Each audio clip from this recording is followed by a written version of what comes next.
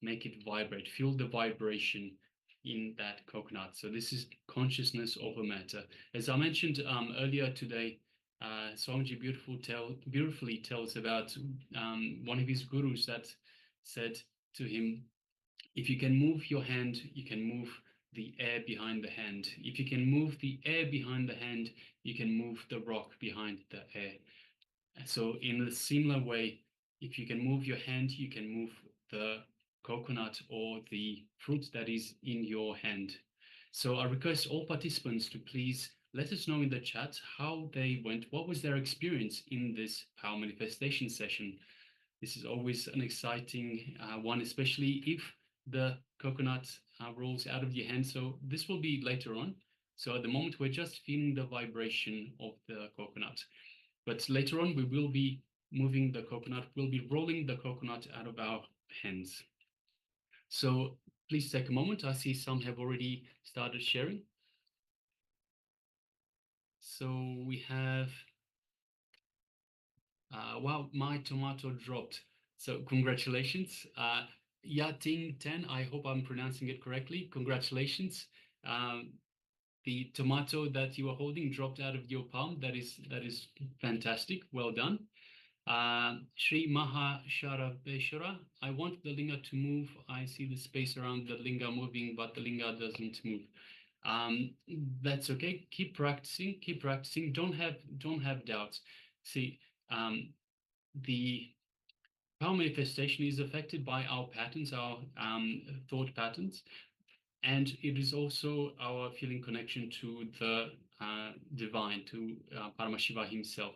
The more you practice power manifestation, the more you are able to manifest, the better you are able to manifest the powers. So don't give up, don't be disheartened.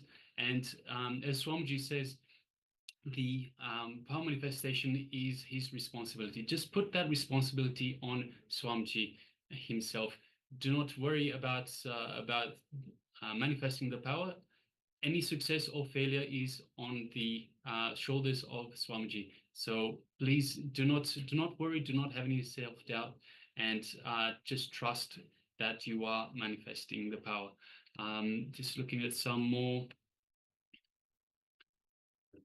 I let the Ma Pinglu says, I let the lemon move. Well done, Ma. Chen Hai Hui, should we use manual or let things move? Just let the manifestation happen. So just let it simply happen. Don't worry about it. Don't judge it. So do not bring your mental, your intelligence into it. Just let it happen. Let's see. I think that's about it. And of course, if there's anything that you're unsure of, if you're unsure of how the manifestation happens, if you're unsure about anything that is, of course, being taught in this program, please feel free. Let us know anything you need clarifications for, any doubts, any queries, questions, anything at all. Please let us know, and we will express them. We'll clarify, demystify, and address them as we can, as soon as we get to them. Okay, now second round. Let's move on to the second round of this power manifestation session. So in the first round, we asked you to feel the vibration in the fruit, in the coconut, or the fruit, or even the tomato that you are holding. In this one, we want you to feel the energy. So just bring your conscious awareness onto the fruit, onto the coconut, and feel the energy inside the coconut, inside the fruit, the tomato, whatever you have, whatever round of fruit or vegetable that you have in your hand. So just feel the energy, bring your awareness, your full consciousness onto the fruit or the coconut, and feel the energy. So again, we'll be playing the oneness capsule, and please, let's take part in this the second round of the power manifestation session.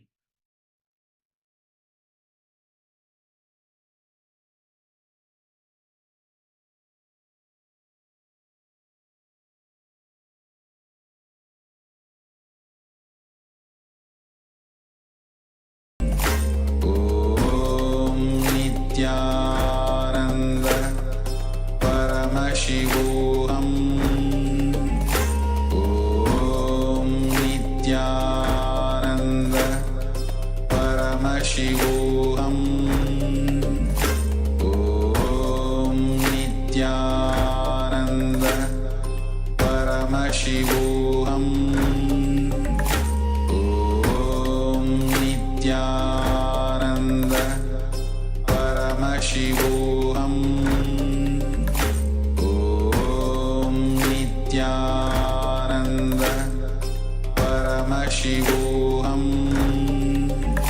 Om Nityananda Paramashivoham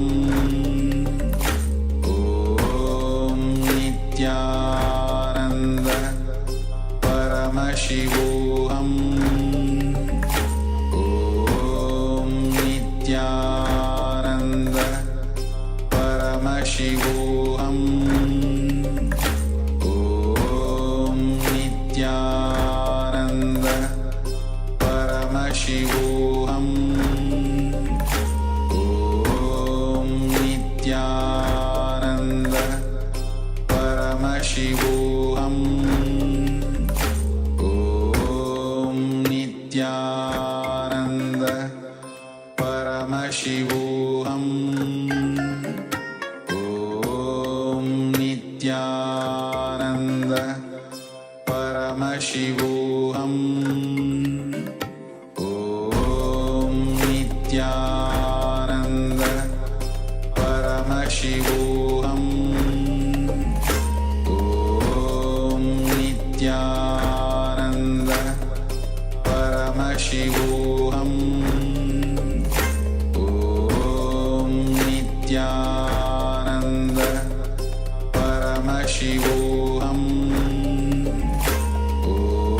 Om Nityananda Paramashivoham Om Nityananda Paramashivoham Om Nityananda Paramashivoham Om Nityananda Paramashivoham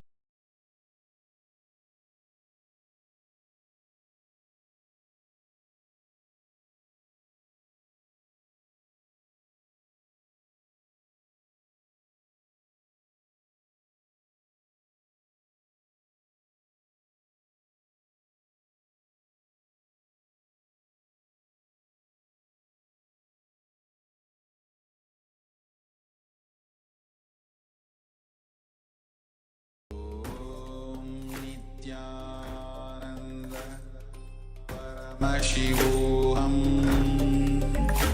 Om Nityananda Paramashivoham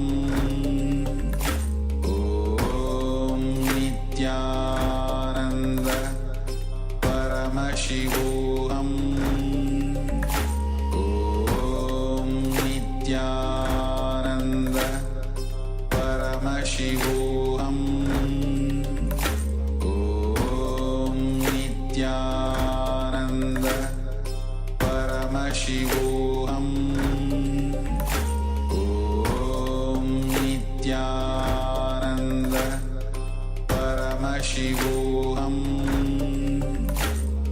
Om Nityananda Paramashivoham Om Nityananda Paramashivoham Om Nityananda Paramashivoham Om Nityananda Paramashivoham Om Nityananda Paramashivoham Om Nityananda Paramashivoham Om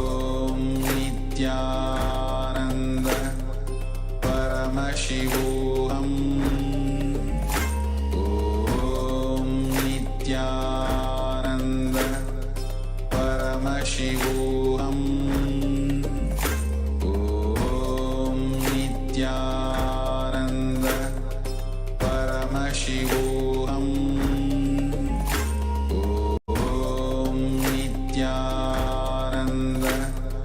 Paramashivoham Om Nityananda Paramashivoham Om Nityananda Paramashivoham Om Nityananda Paramashivoham Om Nityananda Paramashivoham Om Nityananda Paramashivoham Om Nityananda Paramashivoham Om Nityananda Paramashivoham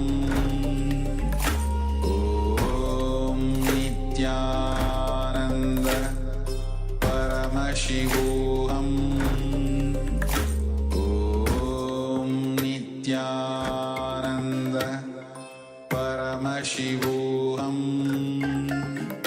Om Nityananda Paramashivoham Om Nityananda Paramashivoham.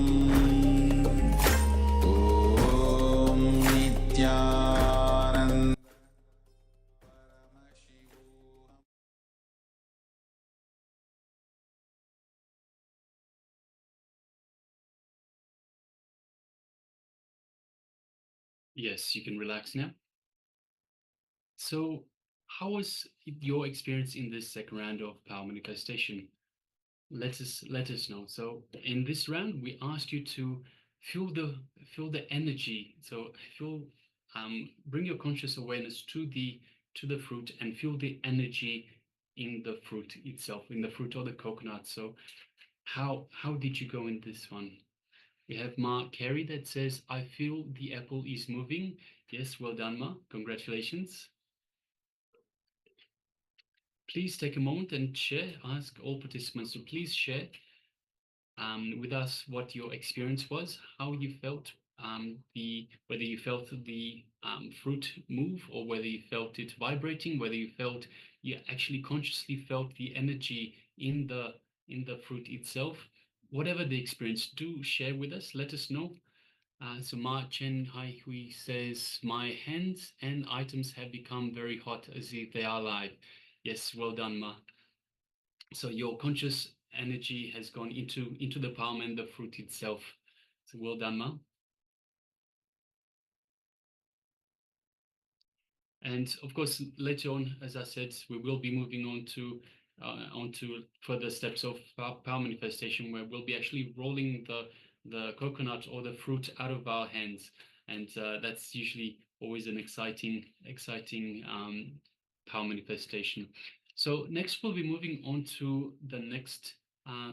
There's one more sharing from Ma. Oh, another one from Ma Elaine. I feel my apple is a bit shaking. Yes, well done, Ma. Congratulations. And from Ma Zhenghui says, I felt the apple vibrate in my hand like a pulse. And for the first time, it fell back. Well done, Ma. Congratulations to everyone.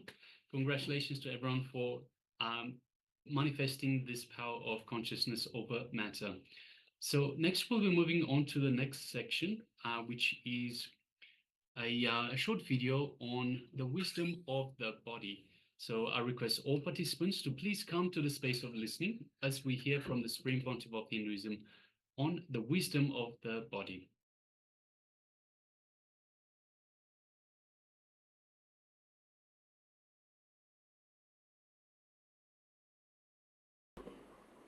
The Mooladhara is situated near where your spinal cord ends. The Swadhisthana is little bit above and below navel. Swadhisthana is little above the Muladhara and below the navel center. And exactly in navel, near navel, the Manipura Chakra is situated. See, the ancient Tantra system says elaborately about these chakras. And today morning, biologists say there are corresponding glands situated in the body. Where we say Amnya, biologists say the pituitary glands is there. Corresponding to each chakra, nearly there is a glands. The glands gives energy through these chakras. What is meant by the word chakra? What is these chakras actually? That is the first thing to be known. We have three bodies. We don't have one body as we think. We have three bodies. The body on which we are using now at present, the body in which you have come to the class, with which you are moving, you are writing, you are talking. This is called Chakra Avastha, the body of Chakra. Another body, Supra Sarira, which you use it in your dream state. If you will be lying down, you will be sleeping in Bangalore, but you will be dreaming as if you have gone to Bombay, as if you have gone to some other place. In dream, you are going to that place. You feel you are going to that place. At that time, which body you are using? Swapna body. Sukshma Sarira. You can use the word Sukshma Sarira also. Swapna Sarira. And another one Sarira, Karana Sarira, it is called. In the deep sleep state, that body you are in that state, that body is called Karana Sarira. Of course, that body doesn't move, it is completely made out of tamas. So that body doesn't move. These three bodies meet in 6 particular centers in our body system. The other two bodies meet this physical body at these particular 6 centers. There are 6 centers. Today we are going to see these 3 centers. In particular 6 centers, all these 3 bodies meet and overlap with each other. When if you know about this chakra science, if we can use the science of these chakras,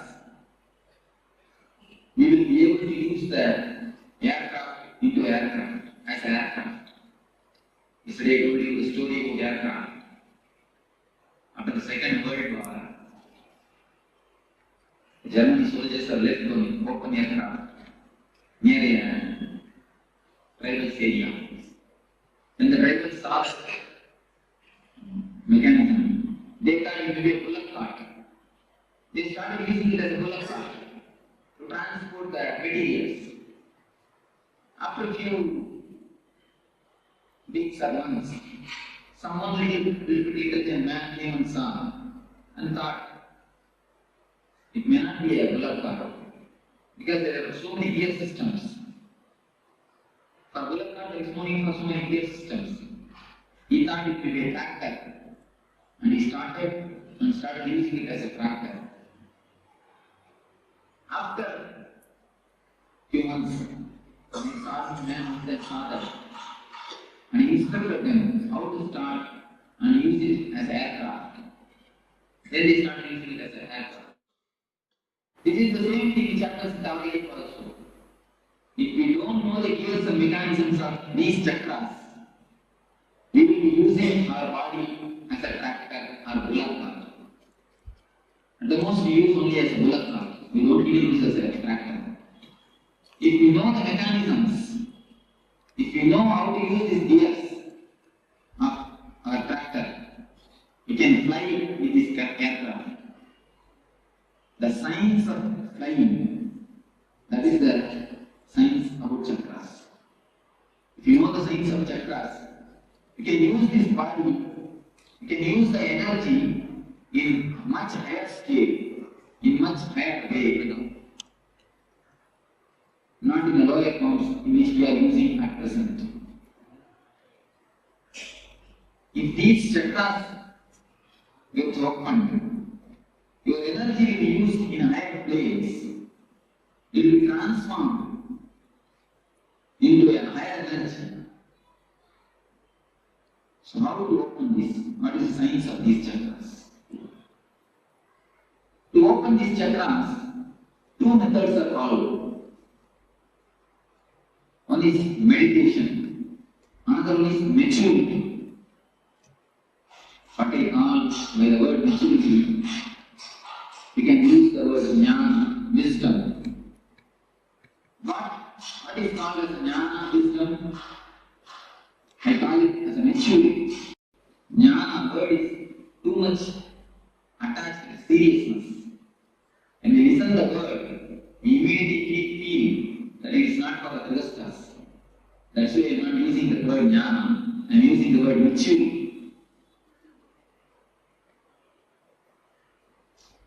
When we are young, when we are a small kid, if some doll or toy is taken away from us, what will happen?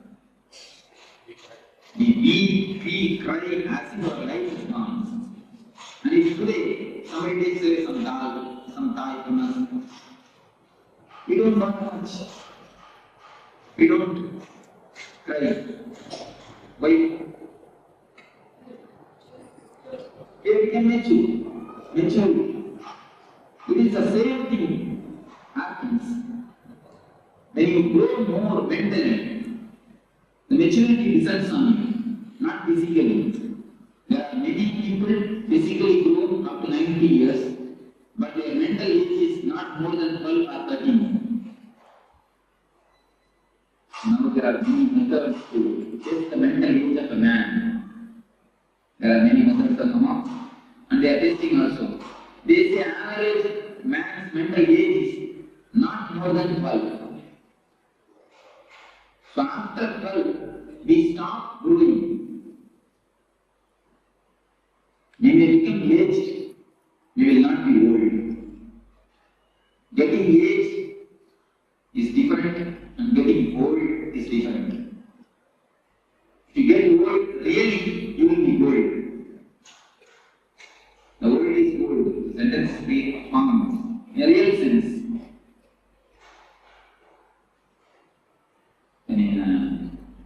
Swami Brahmananda is a Ramakrishna's disciple on Swami.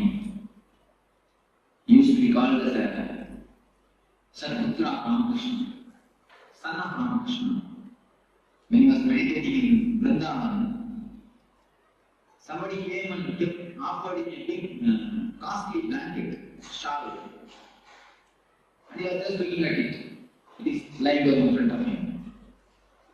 After a few hours, somebody came and took the blanket and carried.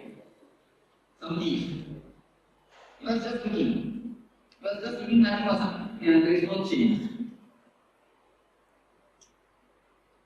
And Maharaj is like this incident. Some robbers came to the ashram. They robbed whatever was in the ashram. And they gave a good blow to him also. Good puja to him also.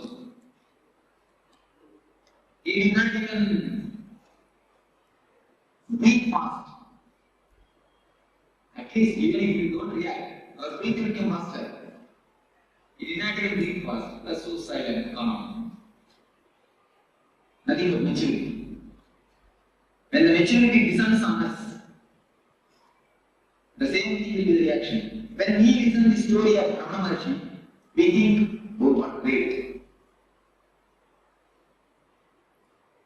But the thing which is happening in Paramashivoham's case, in our case also, both are not the same. When we become mature, when we have grown out of the dal or tie, we don't care much. In the same way, Manish has grown out of the outer belt. We can grow out of the outer belt. At present, we have grown They have not grown mentally. Are you able to understand what I say? Mental age. Mental age in me.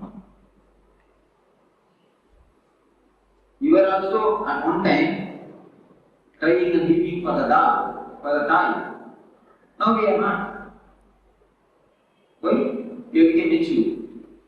The same thing happens when you became mature, when you have seen the wealth, when you have grown out of wealth. You will not be disturbed. You will not be crying with outer things. What has happened in the life of Brahma, what has happened in the life of Brahmananda, can very happen in our life also. Only thing we should know how to start the gears and start using the tracker into aircraft. How to use the aircraft as an aircraft. The mechanisms of the aircraft, we should be able to handle it. So the chakras are the mechanisms which is in our aircraft. Whether we use it as aircraft or a bullock cart is up to us. Whether to be mature or not, whether to live and die with idols and dolls or to grow out of it, it's our decision. It is up to us to decide what to do, what not to do.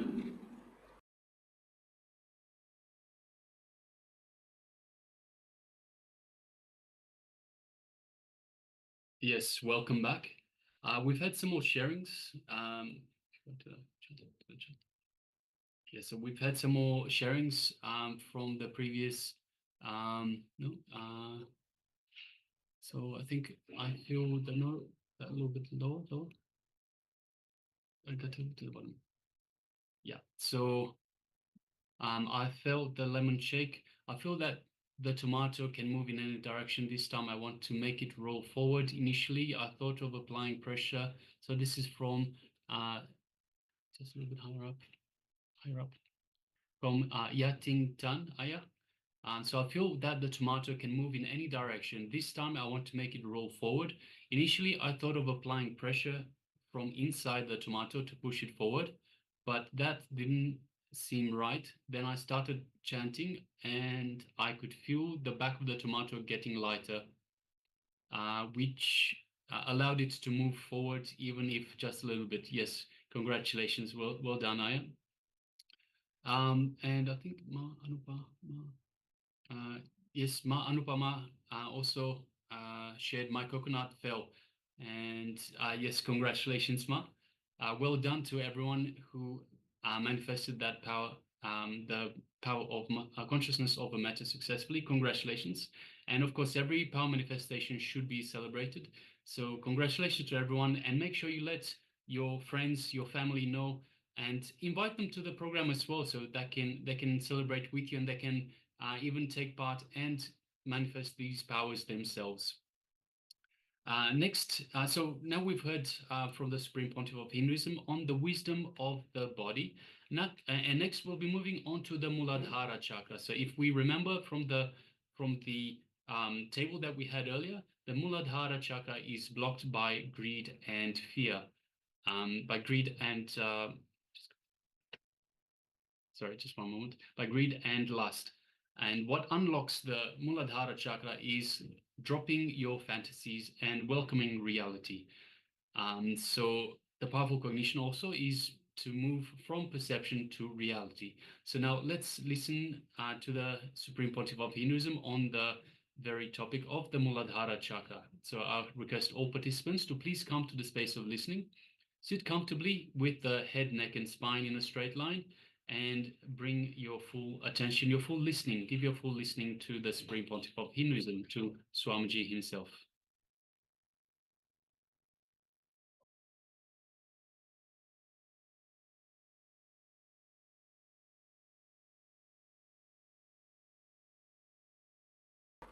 So now we will come to the first chakra.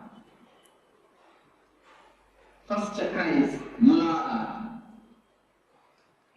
As I told you, there are two ways to open these chakras. One is meditation, and one is maturity. Maturity means just understand in which way these chakras are locked. Get the key and open the chakras. If you know how to open the chakras, you will see the maturity descends on you. This chakra is locked by a particular emotion. Each chakras are locked by a particular emotion. If you know how to unlock it, the chakra energy will be released in you and you can float with the energy of the chakra. The Mooladhara chakra is concerned with the sex.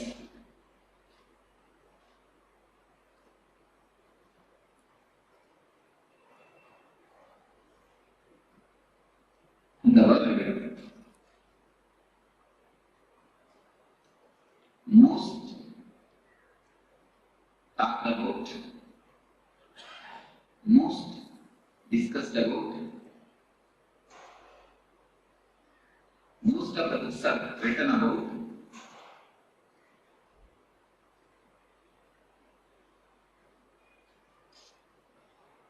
I think on these three sentences, most of the books have been written about, most talked about, and most discussed about.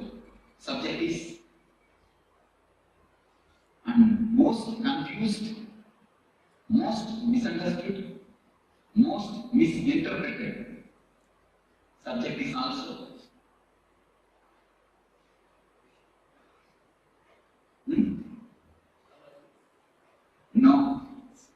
No. Sex. This is the subject. Most talked about, most discussed about, most written about, and most confused, most misunderstood, most misinterpreted. No other subject is talked about so vastly. No other subject is talked about so vastly as this subject. But no other subject is misunderstood as this subject. We try to avoid the subject, we try to indulge in the subject. The man who tries to avoid the subject tries to avoid the big pit in front of him. If he doesn't know the pit is there, how is he going to pass it? Man who tries to indulge in the subject is trying to jump into the pit. So both are not supposed to be done. We should know and pass it. Either we try to avoid or indulge. Do we try to do anything else? What is the reason? Ancient rishis, science give a very beautiful, clear understanding of this subject. The man who wrote the Kama Sutra, the science of this book, of this subject, is a sannyasi like me. Anybody know? He is a rishi, Vatsyayana. He is a rishi, he is a sannyasi like me. He is questioning, what authority do you have to speak about this subject? He is questioning. I think proper question, the right question. Any man who is little bit intelligent will put this question. What authority do you have to speak about this subject? Yes, yes, actually, logically, I have no authority to speak about this subject. Matsuyama very clearly answers in his book. But example he gives, I have modernized and I am giving a modern way. He gives an ancient type of example. In those times, there used to be Ayurvedic system which is used used to use the electricity. Electricity means the bioelectricity. Bioenergy. He used that example. I am giving you the very clear example. Electrician knows how to switch on and off the switches. He knows what is the circuit behind the switches and the instruments.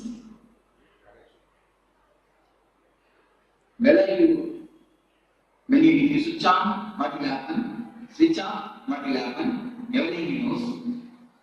He may not have switched it on and off. He may not have directly done it.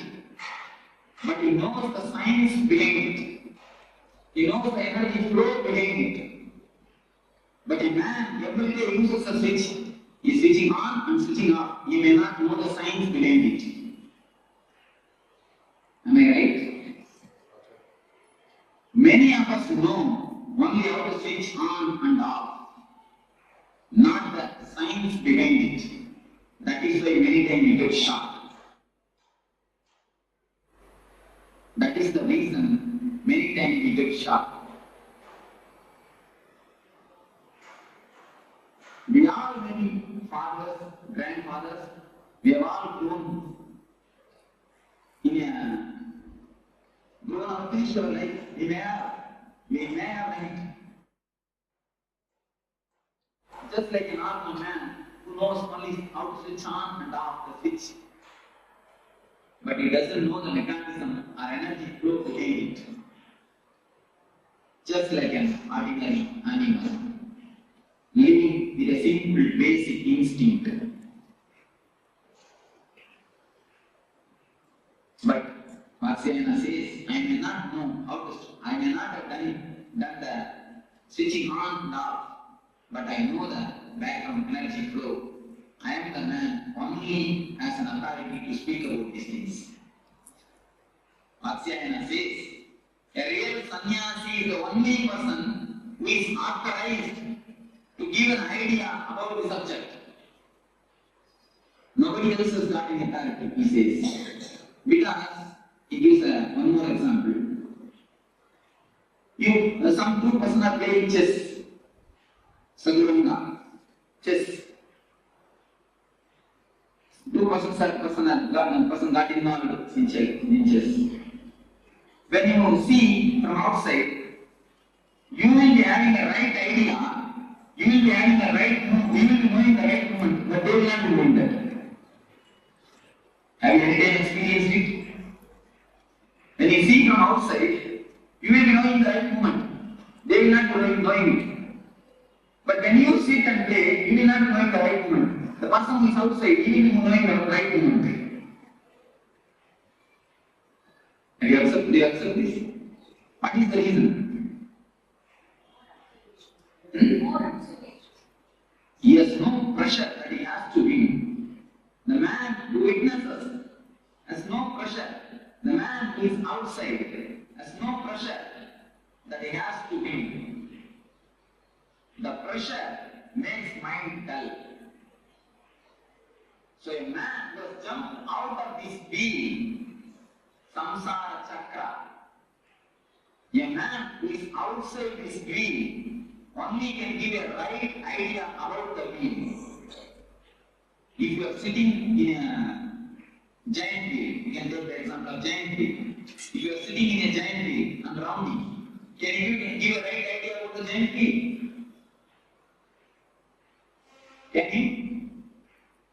When you have jumped out of it, when you are away and looking the things, seeing the things are happening, you can give a right idea about giant wheel. So a man who has come out of it, who is beyond, who has transformed the energy, who has jumped out of the samsara chakra, can only give a right idea about this subject. So we come to the question, what is sex? Today, biology proves all men are 51% men, 49% women. All women are 51% woman, 49% man. Just 1% this way or that way. 1% only, this way or that way. But when we start growing, society doesn't allow the women part of us to express. When we do the meditation, many times I observe, men always cry, women try to laugh. Why the reason you know? The women, feminine part of us has been suppressed. The masculine part of the women has been suppressed by the society continuously.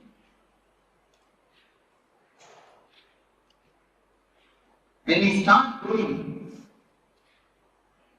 we slowly start collecting the image that 49% in us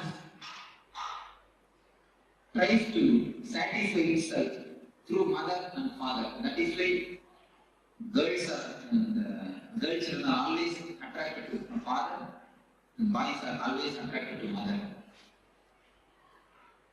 From there, the sex starts. The science starts. We start slowly collecting the images, prints.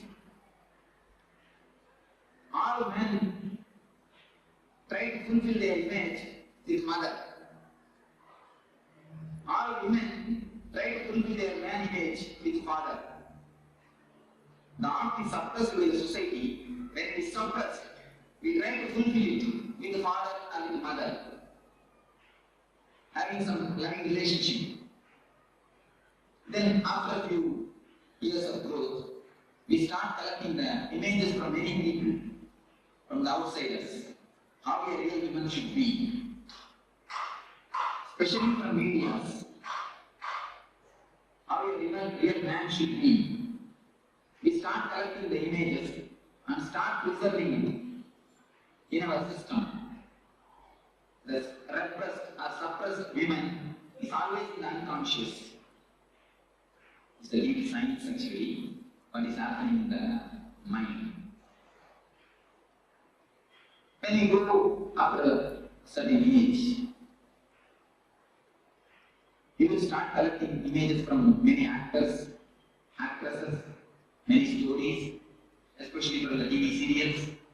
From all these things, we start collecting the images and start preserving it. How a right man should be, how a right woman should be, how a many things, how a husband should be, how a mother should be, how a father should be. Many images we start collecting. We keep the imagination of a woman inside, the ideal woman. Sometimes, rarely, at the age of 15, after 18 to 23, in that age, we see somebody outside, and from distance, it looks like as if they resemble this image, which you have inside. We continuously start searching for this image. We have the copy inside. We start searching this outside. We start searching whether some image will suit with this image, whether some real person will suit with this image, which we have collected and kept it in our mind. So actually, when you see somebody from distance, you feel as if that your image is resembling with that real person. We start falling in love. The falling in love happens in that moment only.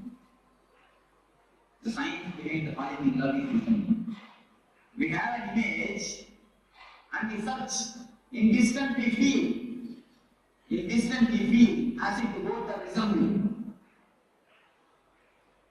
As if the both are looking alike. Then we fall in love. But when you come here, you will immediately find the image is image and the real person is person. You can never find image in a real person because it is image. Not because of anything, because it is image. How can image be a real person? Because it is image. This is the base where we start expecting something from the other. This is the greatest expectation all of us have. We always want the other. Other means either wife or husband should act according to our image. Is it possible? Can it be possible? Dreams can never become true because they are dreams.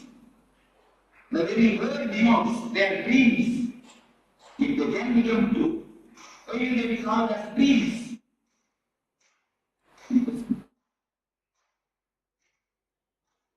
Just me. Very clearly. Please listen with full attention and try to digest what I say. That's why I'm speaking very slowly. If any question, please raise. Now we will come to the clarification. This is the way in which our expectations about others starts. We collect all types of images from media, TV, cinema, wherever we see the ideal person.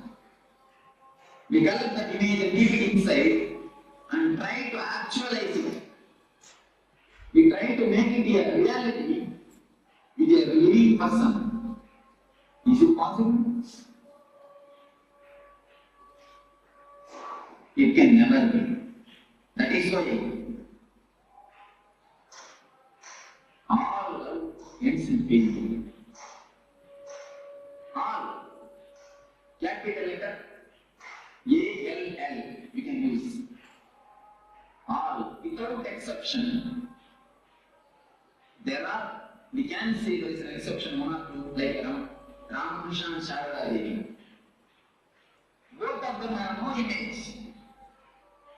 Both of them have no expectation. So something directly happened between them. The pure love transmission, of course, that type of exception is unique. In ordinary plane, all of us feel that we got cheated. Men or women both feel that we got cheated. The reason is the basic science is such, if you don't understand, you will put the blame on others. Other is never to be blamed. Blame is take the blame on you. You expected, you imagined, and you try to force your imagination upon others. Who will be the responsible for the failure? Who can be the responsible? Who has to be the responsible? But do you understand that whatever I say is in a very practical reality? What is happening in our day-to-day life? But we never try to look into it. It is happening in our everyday life. We never try to look into it. Am I right? It always happens. We never look into the breakthroughs.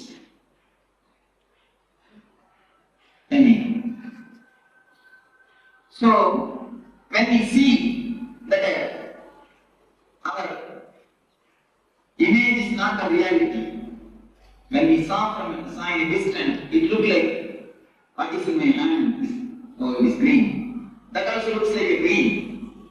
When it comes near, no, it is little yellowish. When it comes more near, no, it is slight white. When it comes near, you will see it is red and it is white, it is green. Totally opposite and totally different. Then you think you have decided wrongly. Then what we do? We don't keep quiet. We start sculpturing the man according to our image.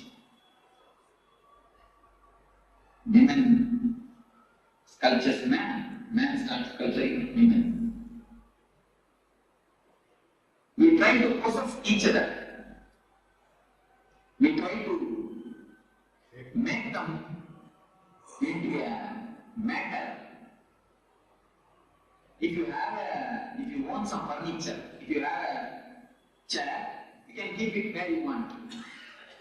It will act as you say. If you keep it there, it will be there. You can give it to somebody else. And if you have wood, you can make furniture according to you and keep it there. But as you possess these furniture, do you think you can possess a live person? If you possess a live person, what you are doing then? You are making a spirit into a matter. You are reducing a man into a matter. You are degrading him or her. When you degrade somebody, do you think she will respect you or he will respect you? No. Problem starts. Problem starts. The unending war starts. Almost I can say unending war. Unending war starts. Our whole life, the so-called life, is nothing but this unending war. Any of you, of course, I can go more deep into this subject. Many of you can raise any questions. Always it goes in such a way. So they have an image and they start carving. The whole day, 24 hours, she is with hammer and chisel, you are also with hammer and chisel. When you find her, you start chiseling. When she finds you, she starts chiseling. The house is continuously completely filled with the sizzling sound. Keep quiet. Don't stand. All these sounds are nothing but sizzling sounds. The continuous sizzling sound is resounding in the house. So, this is the way this chakra is locked. When you expect something from others, when you try to fulfill your imagination by disturbing others, this chakra gets locked. This chakra has nothing to do with sex as you think, as you get the meaning of the word sex. This chakra is something to do with deeply our imagination. This chakra has nothing to do directly with sex. This chakra gets locked or unlocked with the imaginations.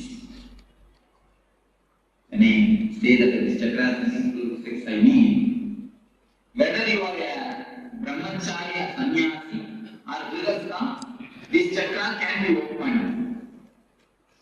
Even for sannyasis, this chakra can be locked. So it has nothing to do with the outer condition of life.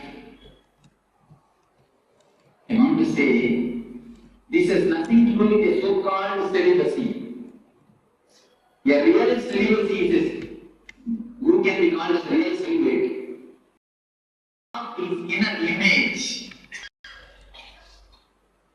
When a man drops image which he preserves in a woman's image, he only sannyasi.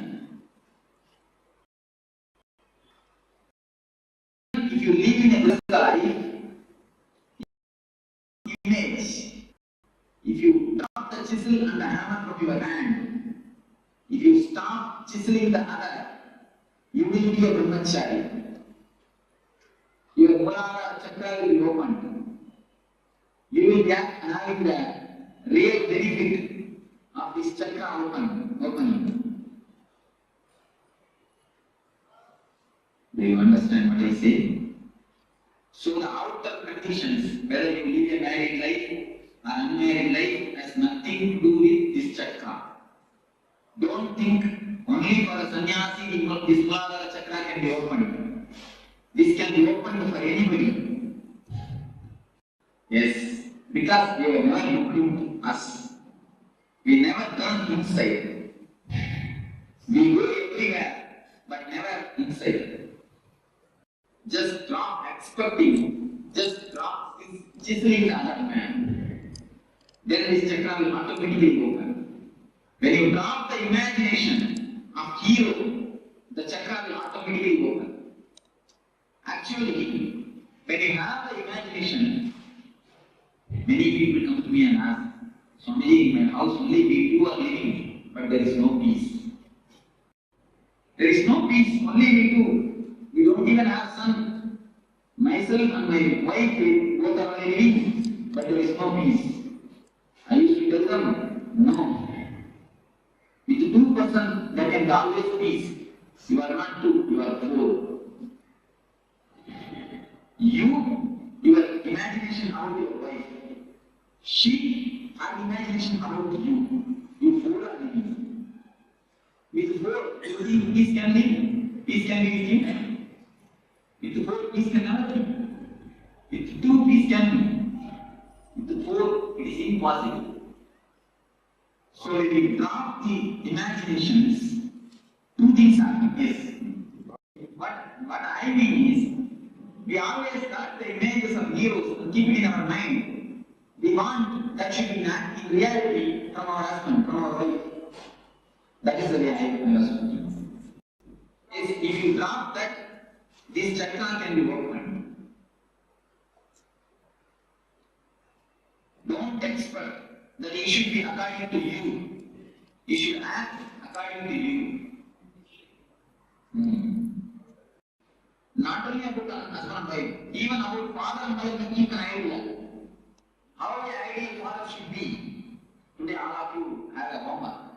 The 5 things you will write. Today please go and write and see. One thing I will just tell them and then you can note down. Father, mother, wife or husband. If you don't have wife or husband, no problem. If you have wife or husband, son and son or daughter. This about some 5 relationships. You write how you expect them to be, how you feel the ideal father will be. You just write down 2-3 points. So with all these 5 relationships, write ideal your vision. The ideal father, ideal mother, or ideal son, or ideal wife, or ideal husband. You will find if you dig down your unconscious, you will find all your ideas are just from the TV serials and cinema. All your ideas you will find. And few times I check with people. I just ask them to write down how your house furniture should be. It will be corresponding to serial. Even the house furniture, we have the imagination. How it should be. We take from the media. Before that, there were dramas. If you live on the dramas, there were uncle images. Even now, even in earlier time, you see, from kings, they torture as best they can. And she tortures as best she can. She tries to make a Rama, we try to make a Sita. But finally what happens? Anjaneyya comes out. We do not know what happens. Anyhow. So the imagination and trying to project it disturbs this chakra. If you can drop the imagination, if you can stop chiseling the others, this chakra will be completely opened. The people whosoever has got a problem with the uterus problems, if you diagnose your mind, you will be having this problem of imagination and trying to project it and forcing upon the others. Of course, women have their own way to force. They don't force with chisel and hammer, they force with tears. They force with tears and crying. So they have their own ways. Apart from the husband and wife, relatives, what happens to the boss asking his employees to be according to what he wants to chisel them? Yes. What about You see, in this, so in business world there is no other way. One thing you can do. You do your all chiseling with consciously. Do all your chiseling and see that it doesn't disturb you. It can be done. Now, if we chisel, afterwards we will come and sit and feel the guilty consciousness. I was scolded, or I have done something wrong. If you do it consciously, you will not give overdose. Even if you are angry, anger is just like a money, because anger is a great energy given to us. It's a great presentation of God. One person came to me that he says, I am not able to control my anger. I told him, you take a photograph when you are angry and keep it in your puja room and do puja every day. He started laughing. Swami, what you are telling? I told him, please do it and then come and tell me. Anger is a great energy given to you by God. When you worship that energy, when you have respect for that energy, you will not misuse it. Lust is also a great energy given to you by God. Kama is a great Shakti given to you by God, which can produce another life. But you are misusing it, dissipating it, because you don't have respect on that energy. You never misuse the money. You never overpay because you have respect for money. But you overpay the anger. If you have done for 5 rupees job, you pay only 5 rupees. But if you have done the 5 rupees only a mistake, you pay 50 rupees anger. If you are conscious at that moment, you will pay only 5 rupees. If you have paid the 5 rupees anger, you will never feel guilty, I assure you, I promise you. Because you pay, you overpay, you come and feel guilty. To compensate that overpayment, you feel guilty. If you pay properly, how much mistake you have done? You just pay that much anger. I don't say don't pay anger. You have to pay anger. After you pay the money, how to pay anger? Pay angry. Be angry. Only that much. If you are conscious, you can maintain it. Yes. With all the people, it works out. You see, all of you can take a photograph when you are angry and worship. Really, you will feel the tremendous respect towards the anger. You will not waste it. Afterwards, the devotee came and really told me, Swami, now I am not able to be angry. Because I started respecting the anger. Once you respect that energy, you will never waste it. We never feel that anger is an energy. When you get angry, just see what happens. A new type of energy flows all over your body. Your eyes are becoming red, and blood started flowing more, and breathing becomes faster. See the difference. See the energy flow. Because we always fight with that energy. If we don't fight with that energy, if we know how to use it consciously, we will never have that. There is no need that other person should know. You can show him the outer result. What you are asking is, if I don't show the enough result, outer result, enough impact, enough punch, he will not respect me next time. That's what you are asking. You can give a good punch, there is nothing wrong. But see that you are not disturbed. That is what I mean by the word consciously angry. If you are angry consciously, you will disturb him enough. You will give him a right dose. But you will not feel that disturbed. Be very clear. This is the situation. I have to handle the situation. This much only.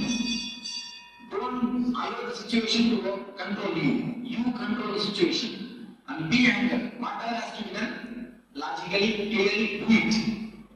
Do it perfectly. Then afterwards, don't feel guilty. If you have done it consciously, you will not feel guilty. Yes, right word. Knowledge of anger reduces anger. Right word.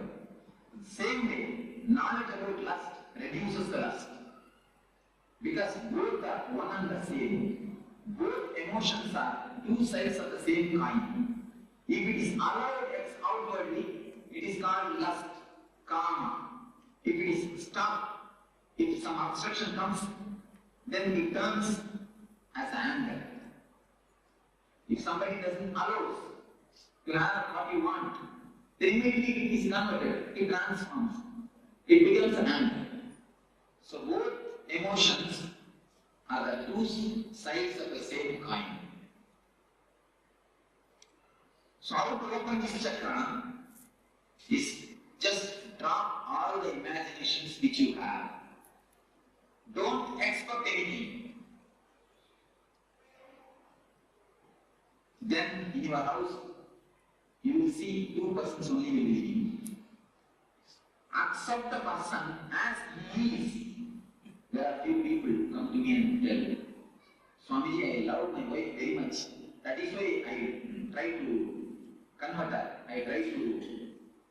I make her as I want to. I want her to be. Am I right? Many people don't tell me. And you also think, because I love him, that is why I force him to do what I want. Is to answer them. You don't love your wife. You love the image which you have in yourself and try to force that image on her. You will love her if she acts according to your image. If she doesn't, you won't be loving her. So your love is not towards her. Your love is towards the image. That's the real truth. Your love is towards the image. How she should be. That is why you force her to be as you want. So, when you drop these imaginations,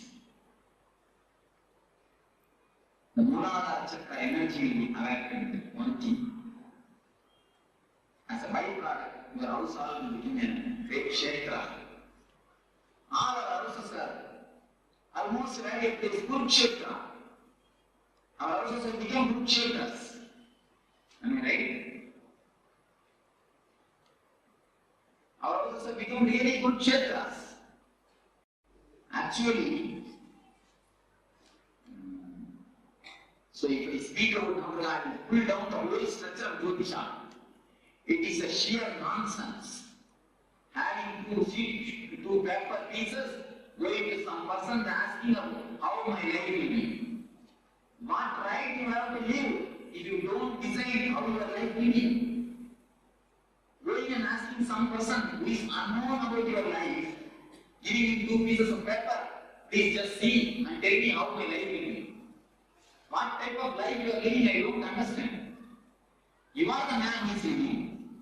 You know the person comes of your life. You are the person who is living. You don't know about your life. You are going and asking him.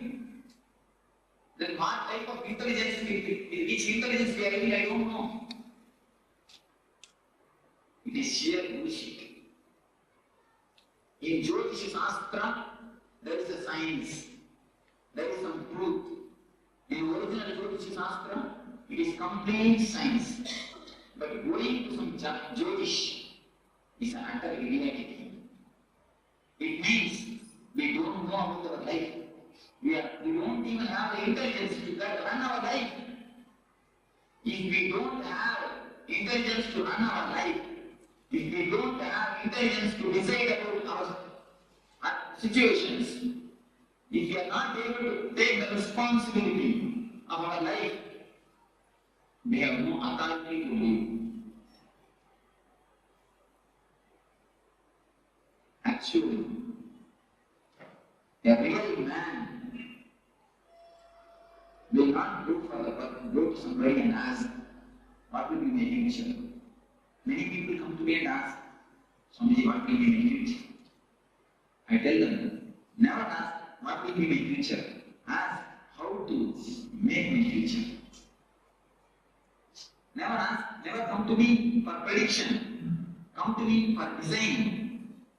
If you come to me for designing, I can help you.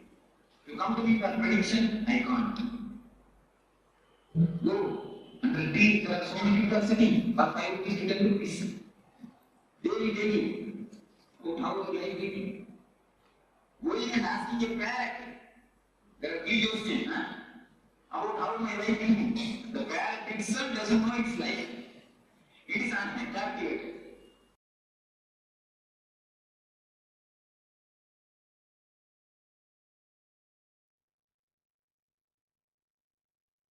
Yes, welcome back. So there was a beautiful discourse by the Supreme Pontiff of Hinduism, an early discourse on the Muladhara chakra, on what affects, what blocks the Muladhara chakra, what gets in the way, how it gets awakened. So with that in mind, we'll be moving on to an internalization exercise, again to do with the Muladhara chakra, to do with the inner and outer images, as Swamiji pointed out. So we have the inner image that we have of ourselves, and we have the outer image that we project to others. So it's whatever, however we see ourselves. So we might see ourselves as fragile, lonely, as powerless, but in the outer image, we always project ourselves as something more, as powerful and loving, and all the great things are usually in the outer image, and they're usually to counteract the powerless that is being displayed, that is being felt in the inner image. So now for this exercise, for this internalization exercise, we'd like to get the participants to grab their notebooks and pens. So we're going to do a little bit of writing. So once you have your pens and notebooks, actually, we'll give it just a few moments to grab your notebooks and pens if you haven't got them with you already. So just take a moment and grab your notepads and your pens. So we'll be writing down. This is an exercise where we'll be writing down. And also I request all participants to please come on camera so we can see where you are with regards to the exercise, so we can guide you appropriately. So I request all participants, please come onto the camera, be visible in the camera, and please take part in the internalization exercise. So asking participants to please grab a notepad and a pen or pencil, and we'll be starting the exercise soon. Okay. So once everyone has a pen and paper, please make 2 columns. So in your workbook, in your notepad, make 2 columns. Give enough space so you can actually write down enough information. So on the page, just split it halfway down the middle and have on the left side your inner image as title. So the title of the column, inner image, and on the other side, the outer image. So inner image on the left, outer image on the right side.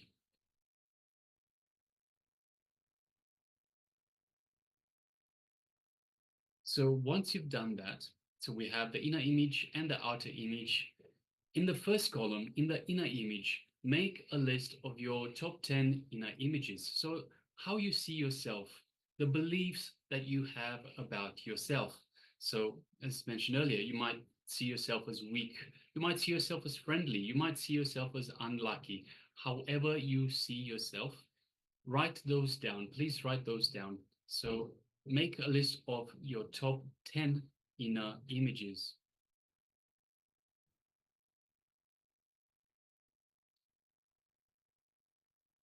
So please go ahead, write those.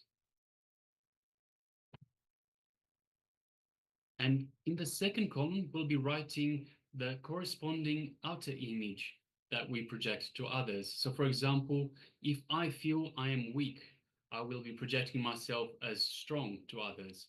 If I feel I am unlucky, I might project myself as being a very lucky person. Of course, if I am friendly, I will still project myself as friendly to the outside world. But please write the corresponding image that you have of yourself according to, so the inner image and the outer image that is corresponding to that. So inner image, outer image. So please go ahead and do that now. We'll give you a few moments, a few minutes. And also, if you have any questions at all, any queries about the process, please let me know. You can ask us at any time during the program in the chat box. Feel free to message us and let us know what your queries are, where you need clarification. Please don't hesitate. We'll address those as soon as possible.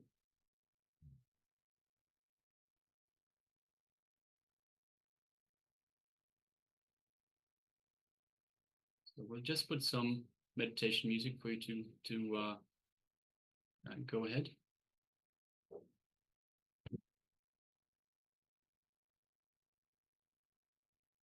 Paramashivoham Om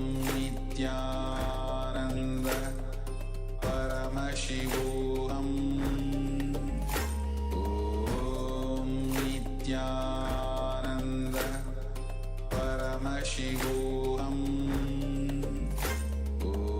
Om Nityananda Paramashivoham Om Nityananda Paramashivoham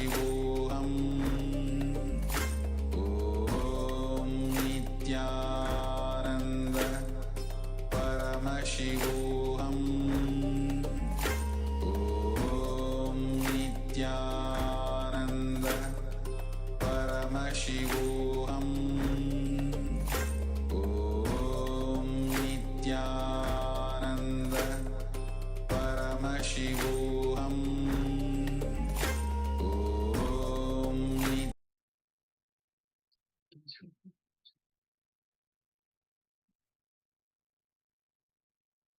So Yuan Chung Aya is asking, does overthinking consider as an outer image?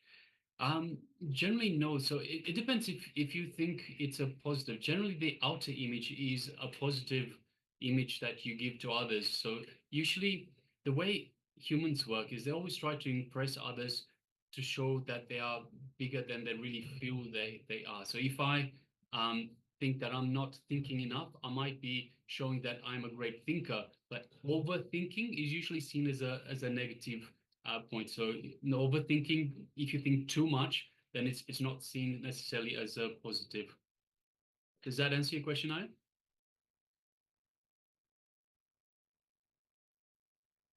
But it's generally, it depends on how you project yourself to others. So this should be how you project, how you want others to see you. So your outer image is how you want others to see you. So if indeed you want others to see you as overthinking, then it would be considered as your outer image. If you just want to see for others to see you as a great thinker, then overthinking is a negative. Okay? Thank you. Please continue.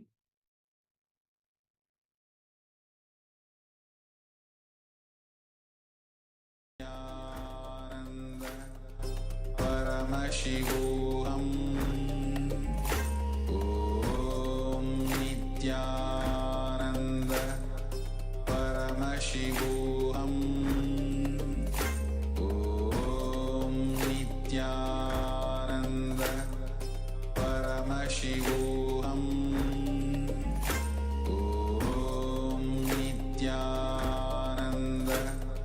Paramashivoham Nityananda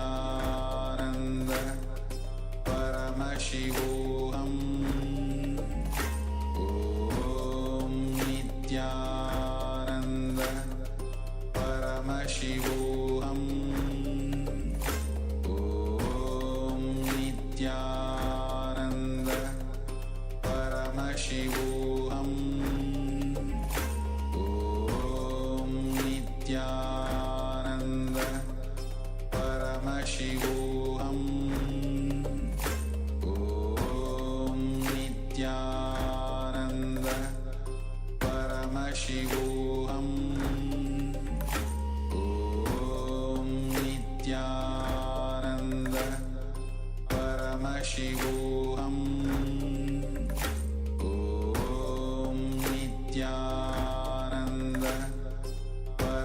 Paramashivoham Om Nityananda Paramashivoham Om Nityananda Paramashivoham Om Nityananda Paramashivoham Om Nityananda Paramashivoham Om Nityananda Paramashivoham Om Nityananda Paramashivoham Om Nityananda Paramashivoham Om Nityananda. Just one moment. So we have another question from Ma Chen Hai Hui. Is it necessary to write corresponding inside and outside? Yes, Ma. So for the next step, we will be comparing. So we'll go through that very shortly. But yes, we need to write the inner image, so the image that we have of ourselves, and the corresponding of the outside, what we project to the outside. So it's very important that we write the corresponding. So then later, actually, in a few seconds, we'll be moving on to the next step, which is comparing the inner and the outer. So we're having a look at, this is how I see myself, this is how I project myself, and understand what the difference is, what the gap is between the two images, the inner and the outer image. So with that, let's move on to the next step.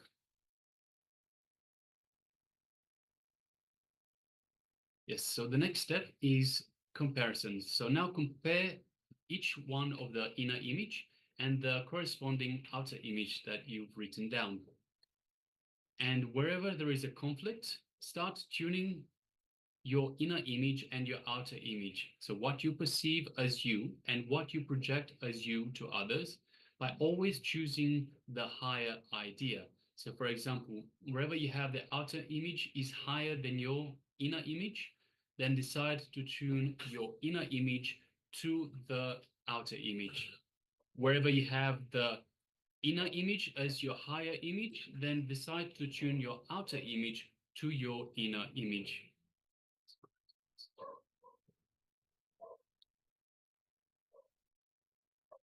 Just go a little bit hard. So, you and Chung Aya, if I can use your example.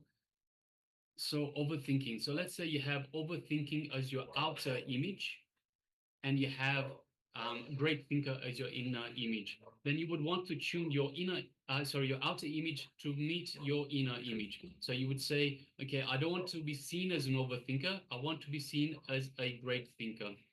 So this is how we compare the inner image and the outer image. Whichever one is higher, we bring the odd one to meet the higher one.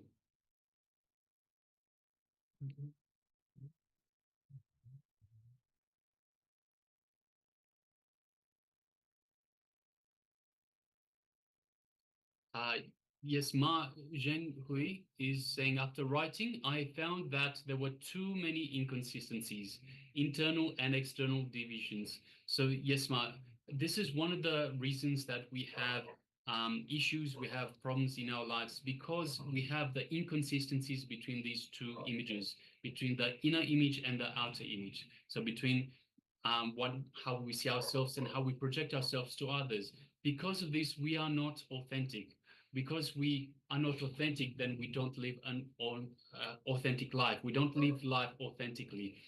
And so this is the root problem of a lot of our problems, a lot of our patterns. So just a reminder, so compare the inner image to the outer image that you have noted down. And wherever there is a conflict, whichever one is higher, so if the inner image is higher than the outer image, shift the outer image to meet the higher one, the inner image. and vice versa. If the outer image is higher, shift the inner image to meet the outer image. So please go ahead now and cognize these. And make this as your reality. Bring this consciously. Bring your lower image to meet your higher image consciously. Please go ahead and do this now.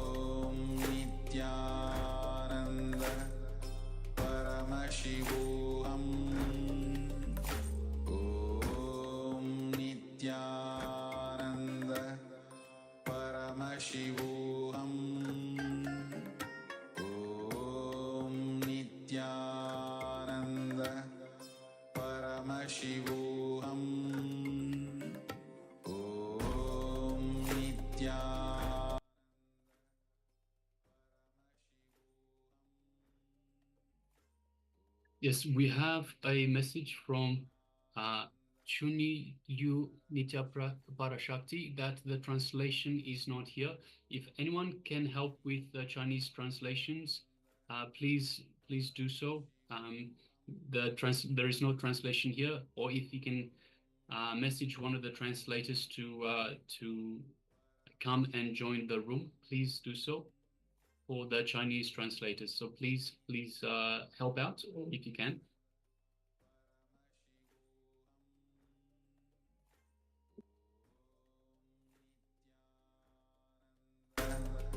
Paramashivoham Om Nityananda Paramashivoham Om Nityananda Paramashivoham Om Nityananda Paramashivoham Paramashivoham Om Nityananda Paramashivoham Om Nityananda Paramashivoham Om Nityananda Paramashivoham Nityananda Paramashivoham Om Nityananda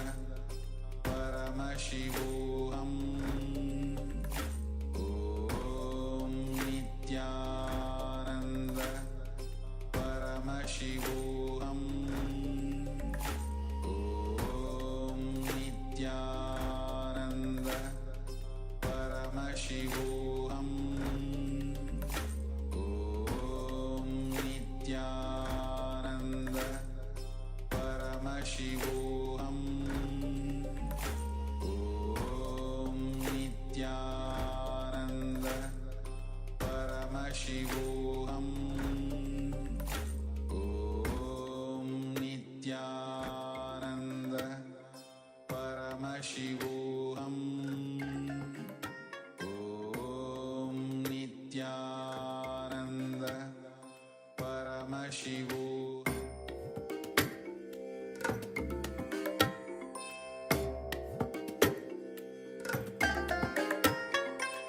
I bless you all.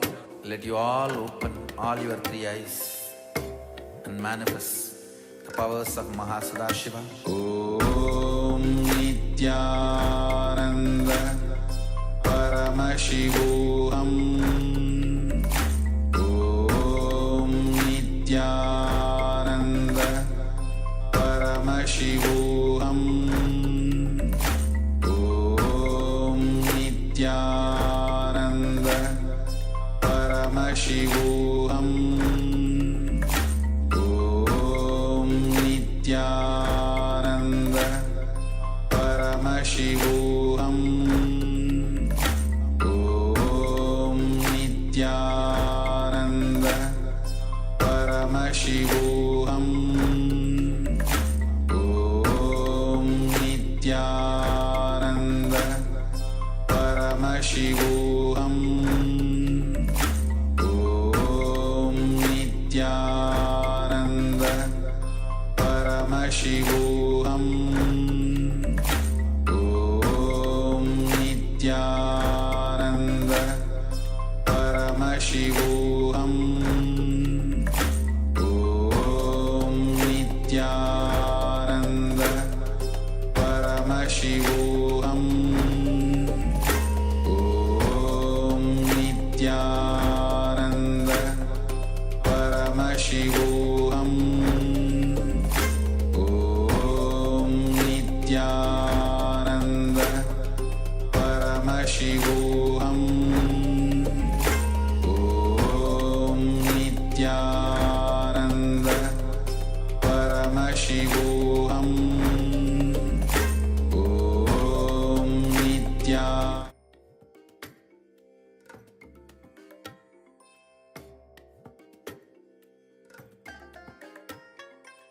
I bless you all. Let you all open all your three eyes and manifest the powers of Mahasudashiva. Om Nityananda Paramashi.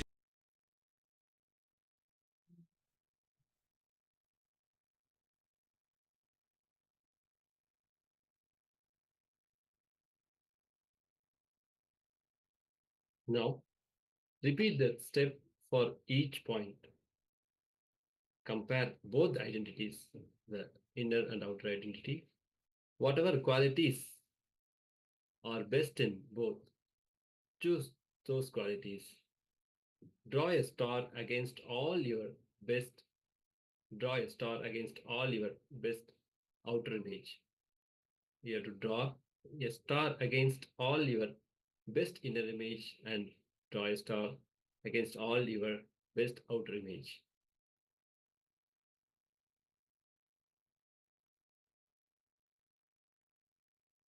If there are some great qualities in your inner image, you need to raise your outer image to match that. If there are great qualities in the outer image you project, you need to raise your inner image to match that which you project as outer image. Continuously tune yourself to your peak image, whichever the image, the best of inner image or the best of outer image. You need to raise yourself to match that image.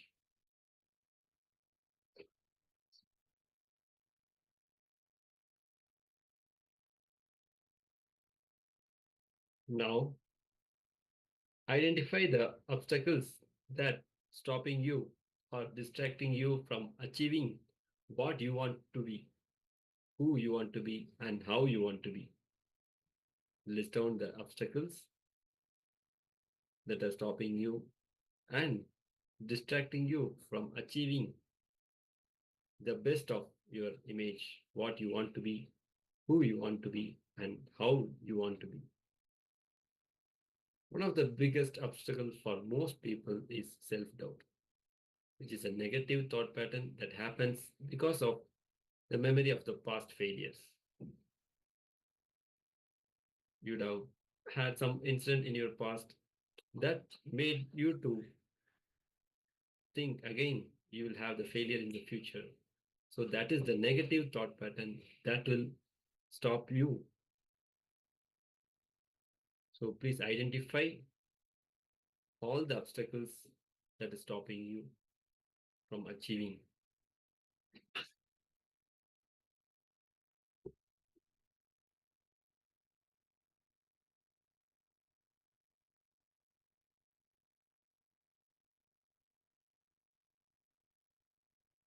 Please start penning down. Please take a moment.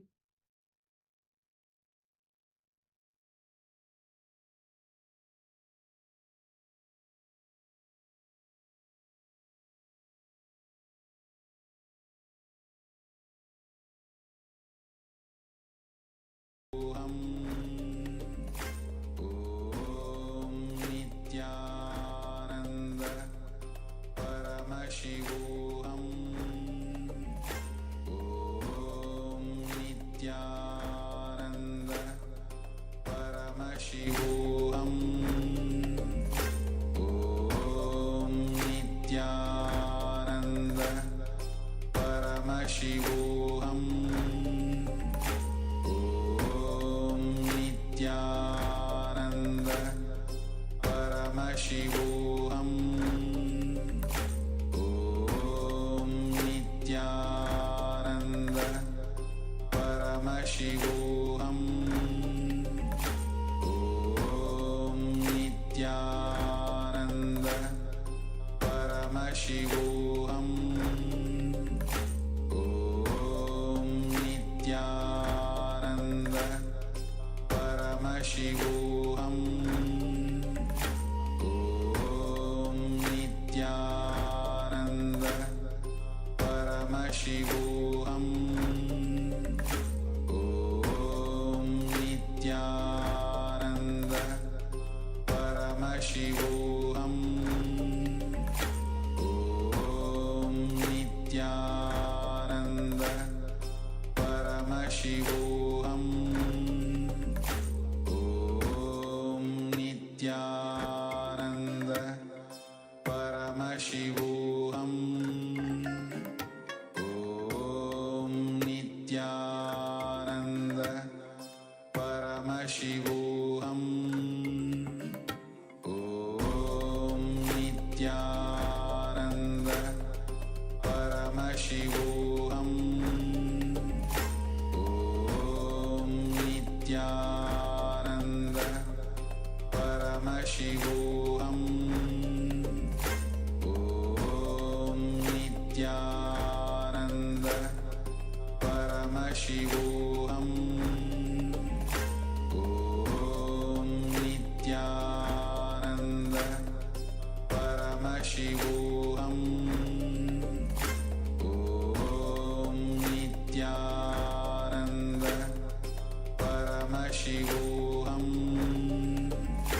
Om Nityananda Paramashivoham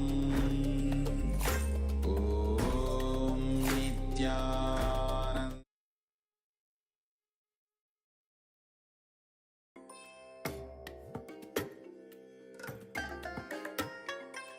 I bless you all.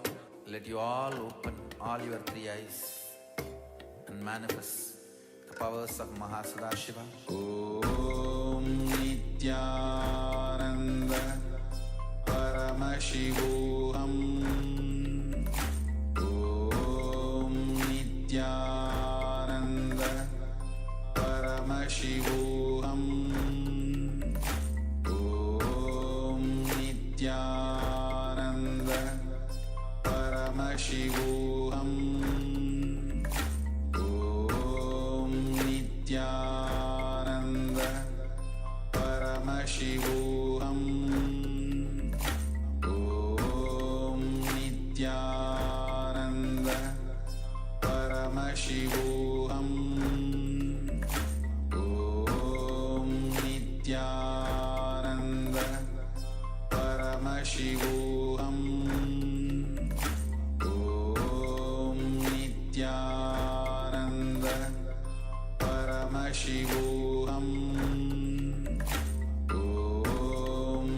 Nityananda Paramashivoham Om Nityananda Paramashivoham Om Nityananda Paramashivoham Om Nityananda Paramashivoham Om Nityananda Paramashivoham Om Nityananda Paramashivoham Om Nityananda Paramashivoham Om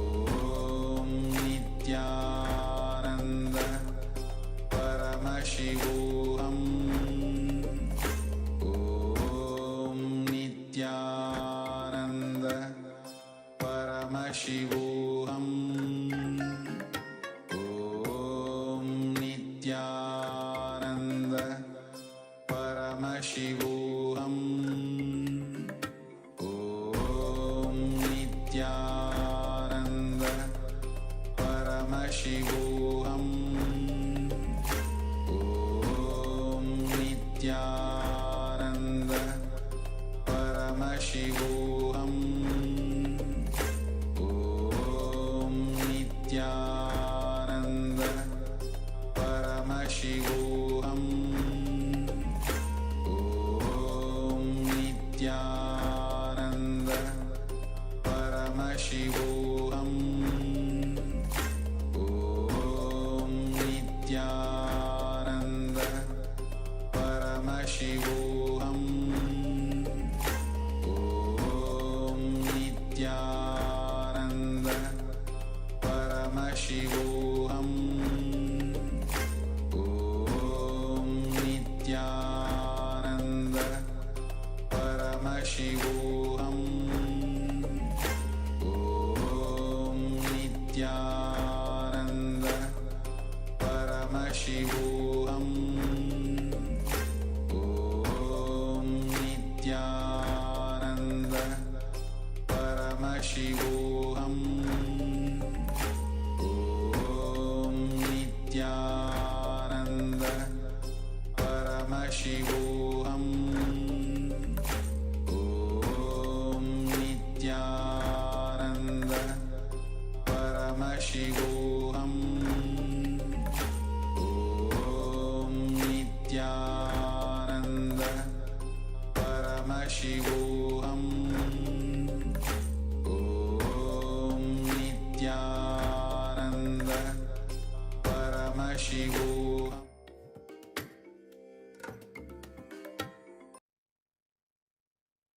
Yes. So let me just address some more comments, some more queries. So Ma Kerry is saying, why my every inner is lower than the outside? So that's generally how it works, Ma. Whatever, see, the image we have of ourselves is always going to be lower than the outside.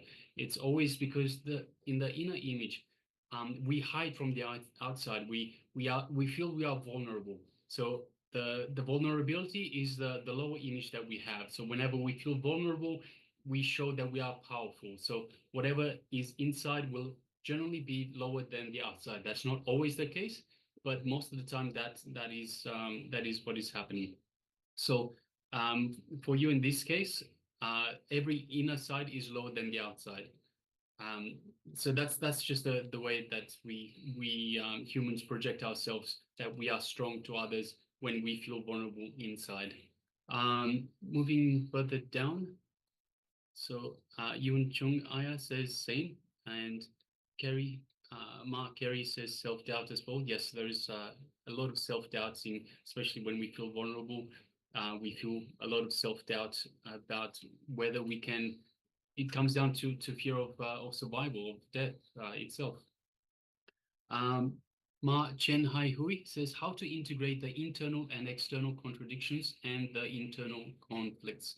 So we don't integrate them. So as we mentioned in the step, whatever is the high image. So you have the lower image, you have the high image. Whichever one is the higher, bring your lower image to meet the higher image. So decide, make a conscious decision on how you want yourself to be. So do you want to be the lower image? Do you want to be the higher image? Generally, we want to be the higher image.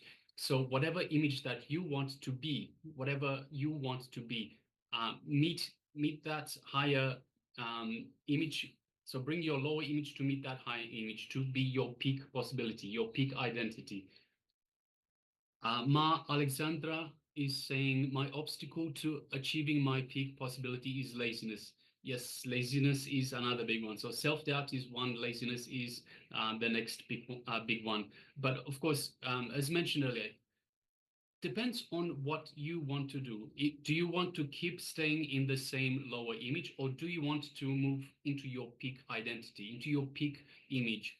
If you want to move into your peak image, then you have to be first of all, you need to be aware that you have the laziness pattern, and you have to move beyond it. So every time you're aware of this difference, this gap between your inner image and your outer image, or your lower image and your higher image, then identify, yes, this is the laziness pattern that is stopping me. Let me get past it. So to start off with, it'll be, it won't happen straight away.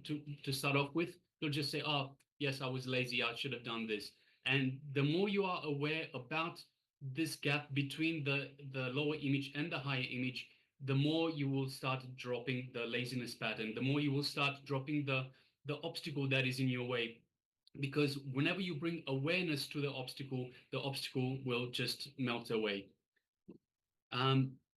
Let's move a little bit further down. We have Mark Carey again saying, we are strong to others but vulnerable to ourselves. Yes, very much so, Mark. Any more messages? Okay. So if you have any more comments, any more queries, anything else, please feel free to share in the chat, and we will have a short discussion and short talk about it. Meanwhile, let's move on a little bit. So we have the evolution of our own images. So whichever thought is in alignment with our peak possibility, we need to encourage it, we need to enrich it, we need to entertain it. So entertain the higher image. Whichever thought is not in alignment, so whichever thought, so if we want to make our conscious decision, I want to be this. So whenever we have a thought that is not in alignment to bring us to this, we must complete with it. We must drop it. We must move it out of the way. And the way to do that is to consciously complete with that thought. So consciously, decisively complete with a pattern, with a thought, with a laziness, with a self-doubt, whatever it might be, whatever that obstacle is to bring you to that peak identity, to that peak possibility. Go on completing every single day. So complete with those patterns that are stopping you from achieving your peak possibility.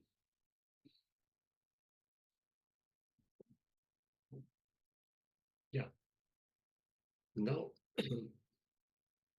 there's another way to come out of this pattern is authentic thinking. When you start thinking authenticity, you know the right way of thinking and will use your thinking to achieve what you want in life.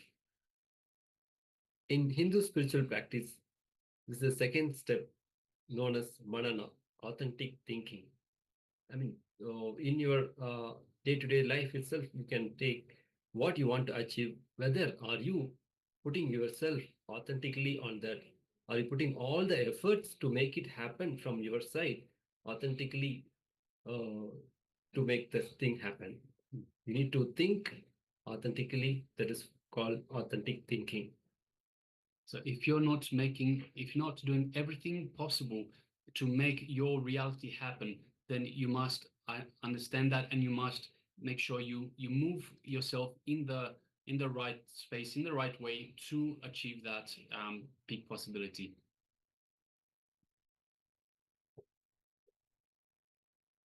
So when we are authentic to our current image we have about ourselves, a new higher image is revealed to us. So when we are authentic, we understand the current inner image that we have of ourselves is low, and the new higher image is revealed to us. This is how we want to be. So when we think authentically, we understand this is the image that we aspire to. And when we start thinking authentically more and more, the higher that image becomes, higher and higher and higher. And we can achieve that higher and higher image. That is the great news. Authenticity will take us progressively to higher and higher peak possibilities.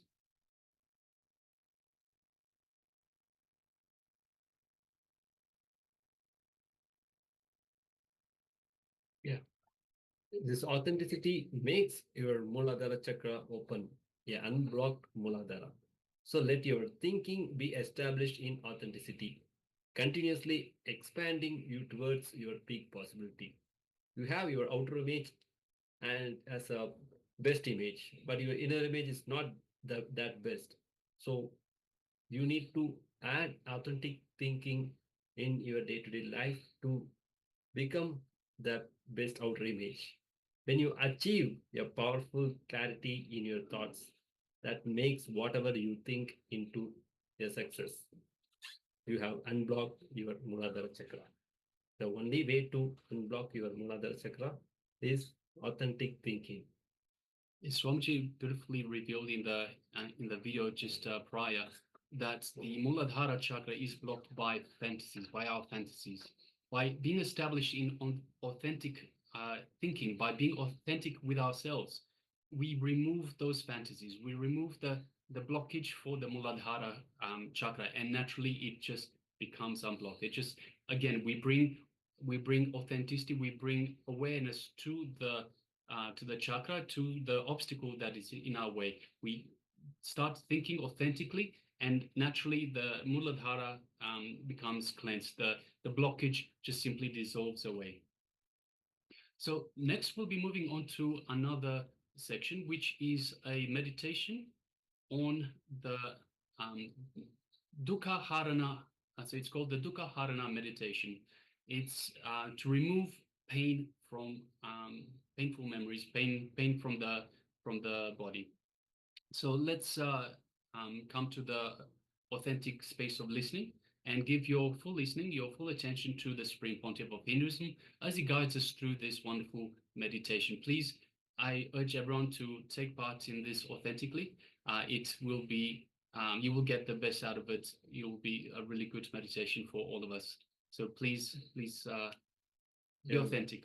We request all the participants to switch on your camera so that this is the meditation, which is guided by Supreme Pontiff of Hinduism, will also to ensure and guide you whether you are doing properly. Please make some space so that you can start the meditation. Okay.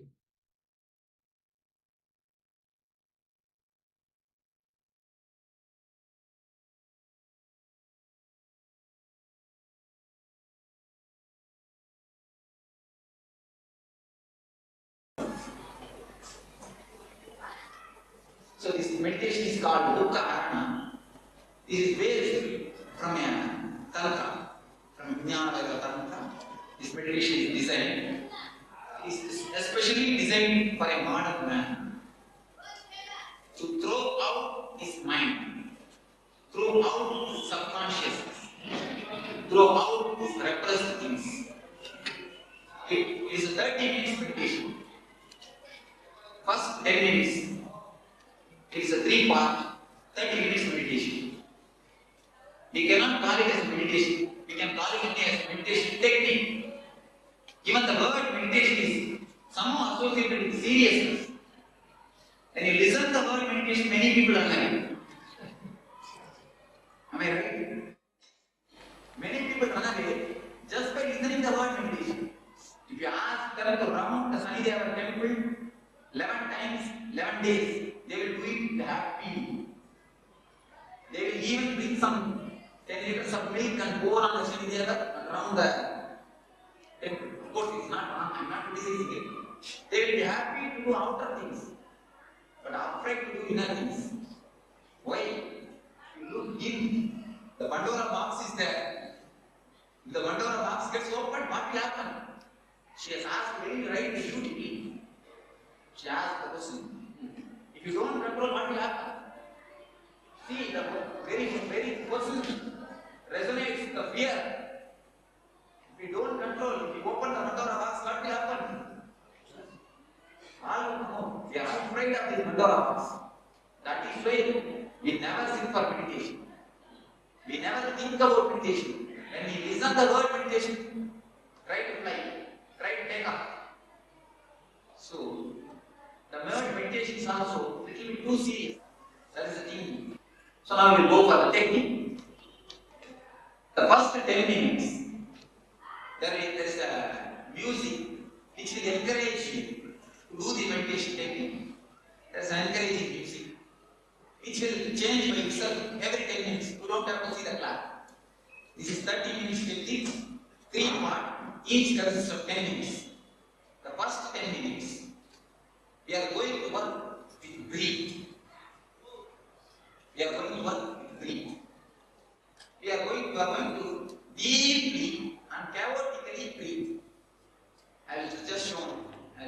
do it and show you. Because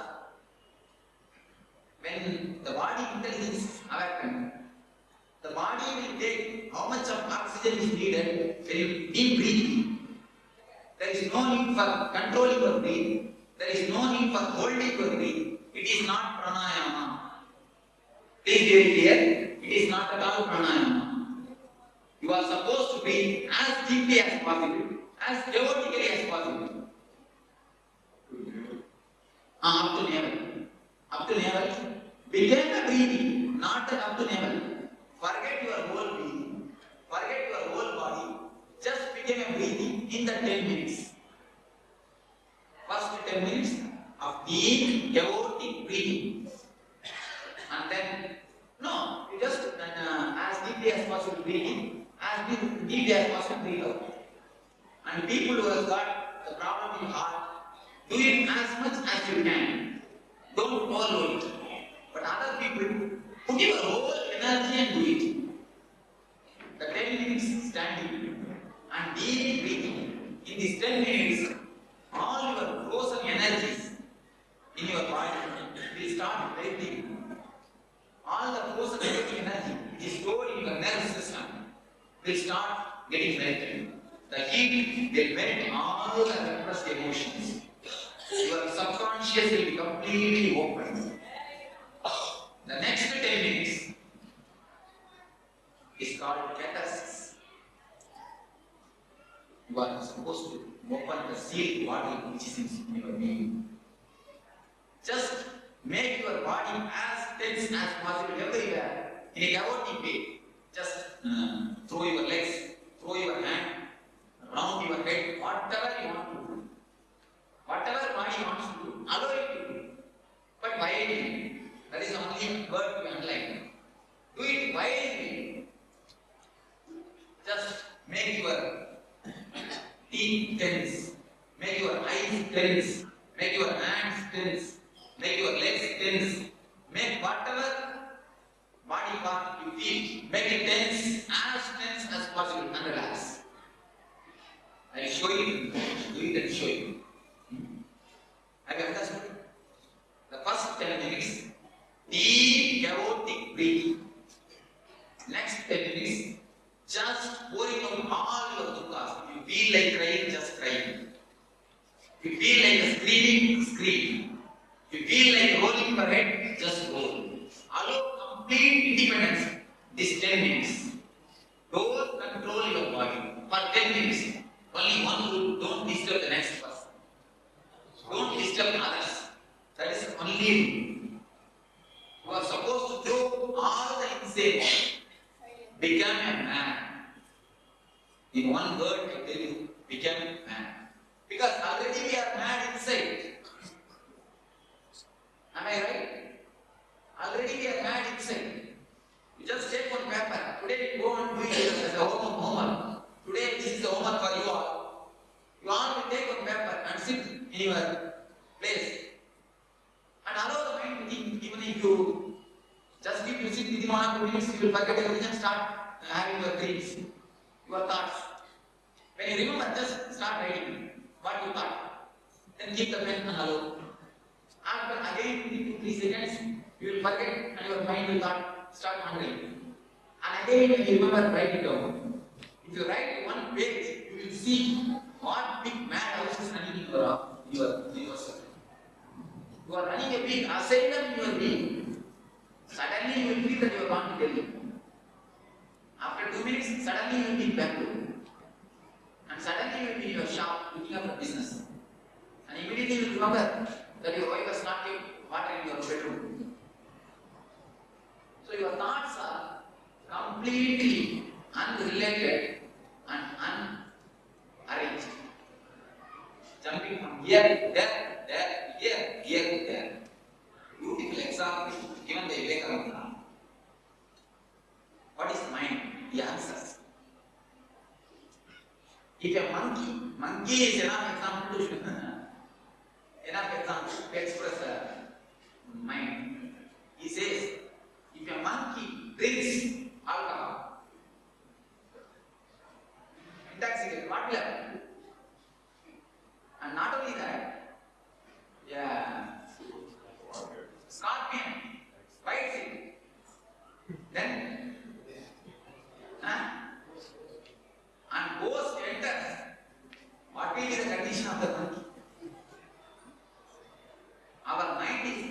actually equal to the mouth.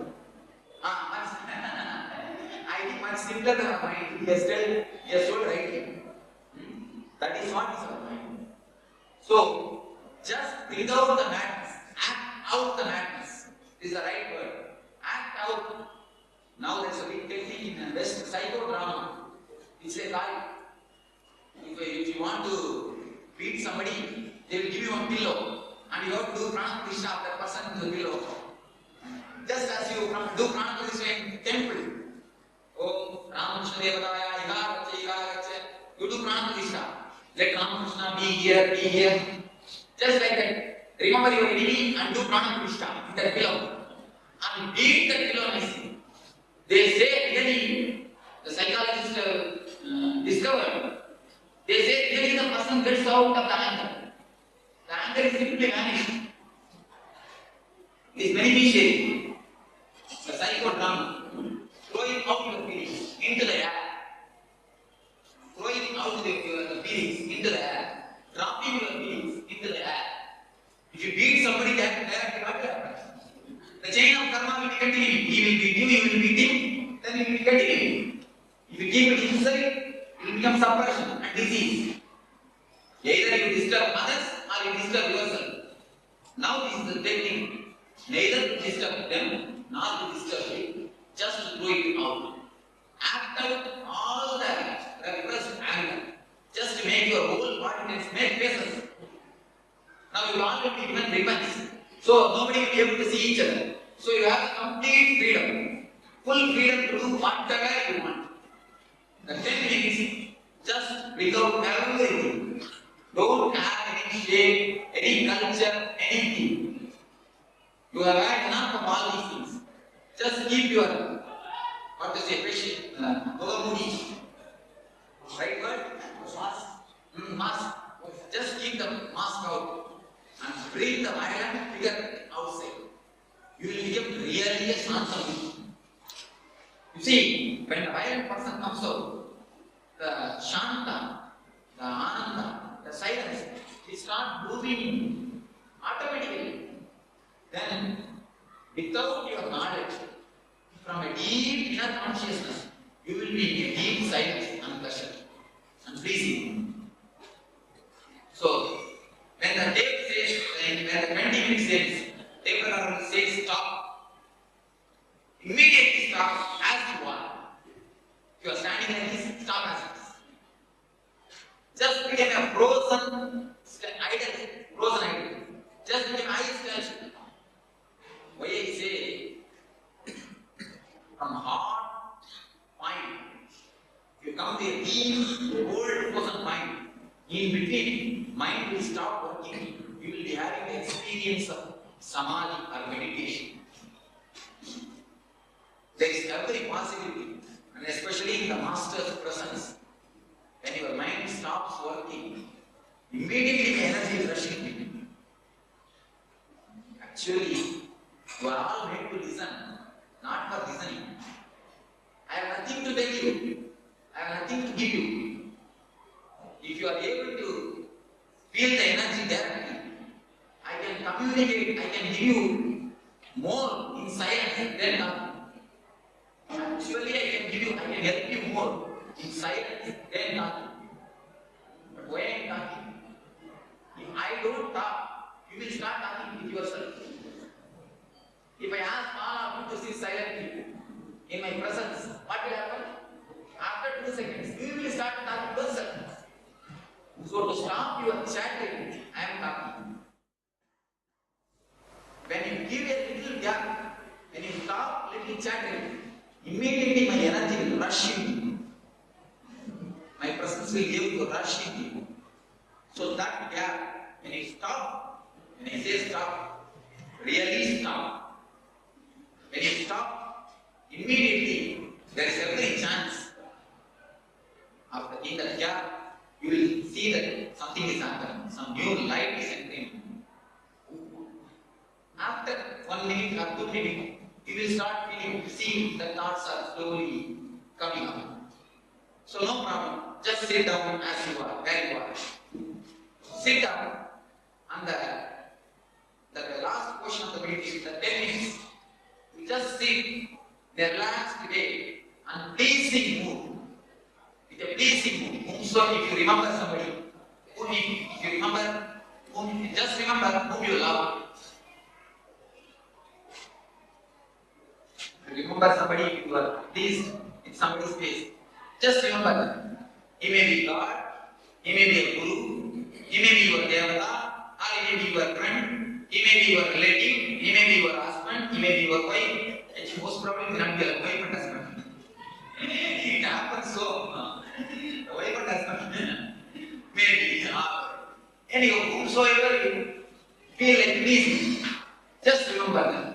Or you can be as you are without even remembering. You can be just sitting in a pleasing mood and witness all your thoughts. Don't condemn your mind. Don't condemn your thoughts. Don't concentrate on anybody. Concentration has nothing to do with meditation. Concentration is not meditation. Meditation is awareness. So just be aware of your thoughts. Whatever thoughts comes, those just allow it. So, do you understand that clearly? First 10 minutes, deep chaotic breathing, standing. Whatever way the body goes, allow it. And next 10 minutes, deep catharsis, acting it out. When catharsis says stop, stop. And other 10 minutes, when slowly thoughts have started coming, just sit in a relaxed way and pleasing mood. Whatever happens inside your body and outside your body, just witness it by closing the eyes. Don't try to force silence in the house when you meditate. There are few people, if they start meditating, they will torture the whole house. You keep silent, they will take out and keep the telephone and giving big commands to the people, I am going to meditate. Before they go to meditate, they will make a big poster and then only they will go to meditate. Don't do that. Whatever happens outside, let it happen. Don't feel anything as disturbance. Don't try to torture anybody in the name of meditation. So, this happens, am I right? Yes. Stand like this and have a free clothing.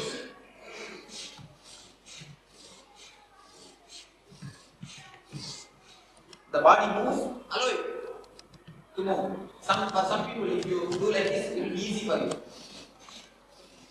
Allow it, no problem. The way in which body moves, allow it.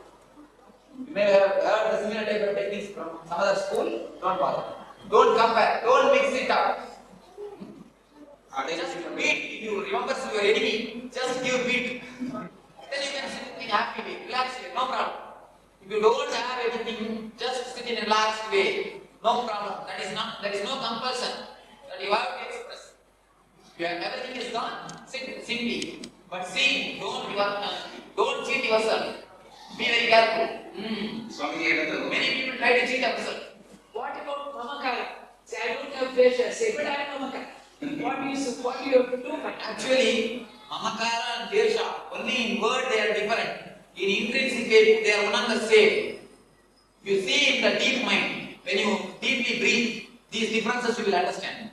That is why the verbal, when I say verbally, you can question Mamakara, Dvesha, all these words. When you have breathed 10 minutes, all the anger will come out. It will simply bubble up. You will not be able to control yourself, you will simply breathe and things will come out. Don't use the words, use the screaming sounds. Ooh, ah, ooh, like this. Don't use words, your mind will come in. Don't allow the mind to come in. When you hear this about this technique, you will not feel like, what is this? This Swami is teaching us to become mad. You will feel, when you do this technique, you will see the benefit. You will be tremendously benefited. When you do this technique, if you want to testify scientifically, all of you go today and have one passport size photograph. Taken. 15 days you do this technique. 15th day you take one passport size photograph. You will see your faces completely become flower. In 15 days, I assure you. In 15 days, your face will completely get changed. you will see that your face, your eyes will become pleasing. Your face has flowered. You will see a tremendous difference in your face. So you can see it in a visible way. After 50 days, you will get filtered water. Yes, rightly told. You will get a filtered water. So this meditation technique, now we are going to start. Just I will show you one or two things. So for breathing, use this. So for making tense, do whatsoever you like. There is no need of steps. Simply do what you want. That is the key. I think there is no need for steps. If he shows something, you will be following the same thing. Don't do according to him, do according to you. So the second step, do whatsoever you want. Feel like whatsoever you feel, you do it. You see, there is no must in this. Do it according to you. No problem. Just do it as you like. Allow the breathing to happen. That's all. Body will take its own posture. You don't have to design any separate posture. Anything? Second 10 minutes, no need for breathing. Let it be normal. Okay. Anything else? Thank you.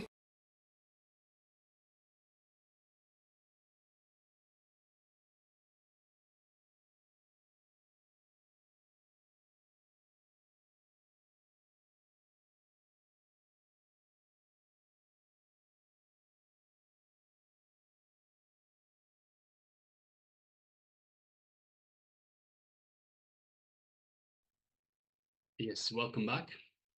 So Swamiji was telling us about the Dukkha Harana meditation there. We didn't actually go through the meditation, and I seen the chat box, people asking what was the second step.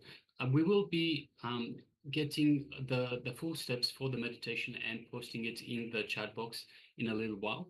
Meanwhile, we'll be moving on to the next step of the program, which is power manifestation. So once again, it is consciousness over matter. So I request everyone to please grab your coconuts, your fruits, whatever you have available.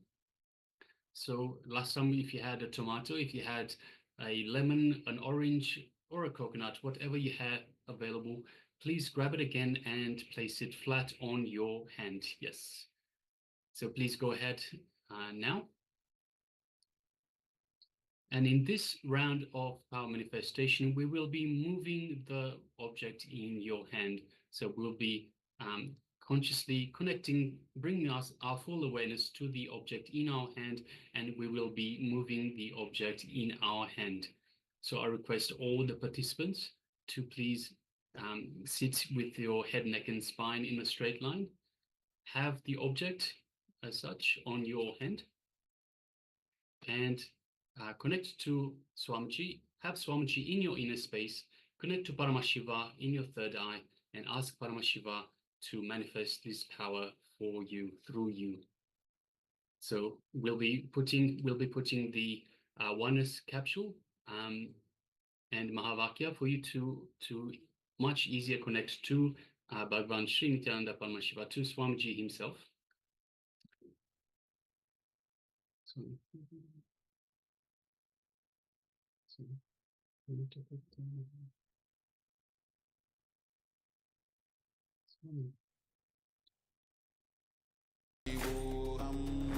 So please start manifesting now. I'll be manifesting along with you. Paramashivoham Om Nityananda Paramashivoham Om Nityananda Paramashivoham Om Nityananda Paramashivoham. Let's keep practicing. Paramashivoham Om Nityananda Paramashivoham Om Nityananda Paramashivoham Om Nityananda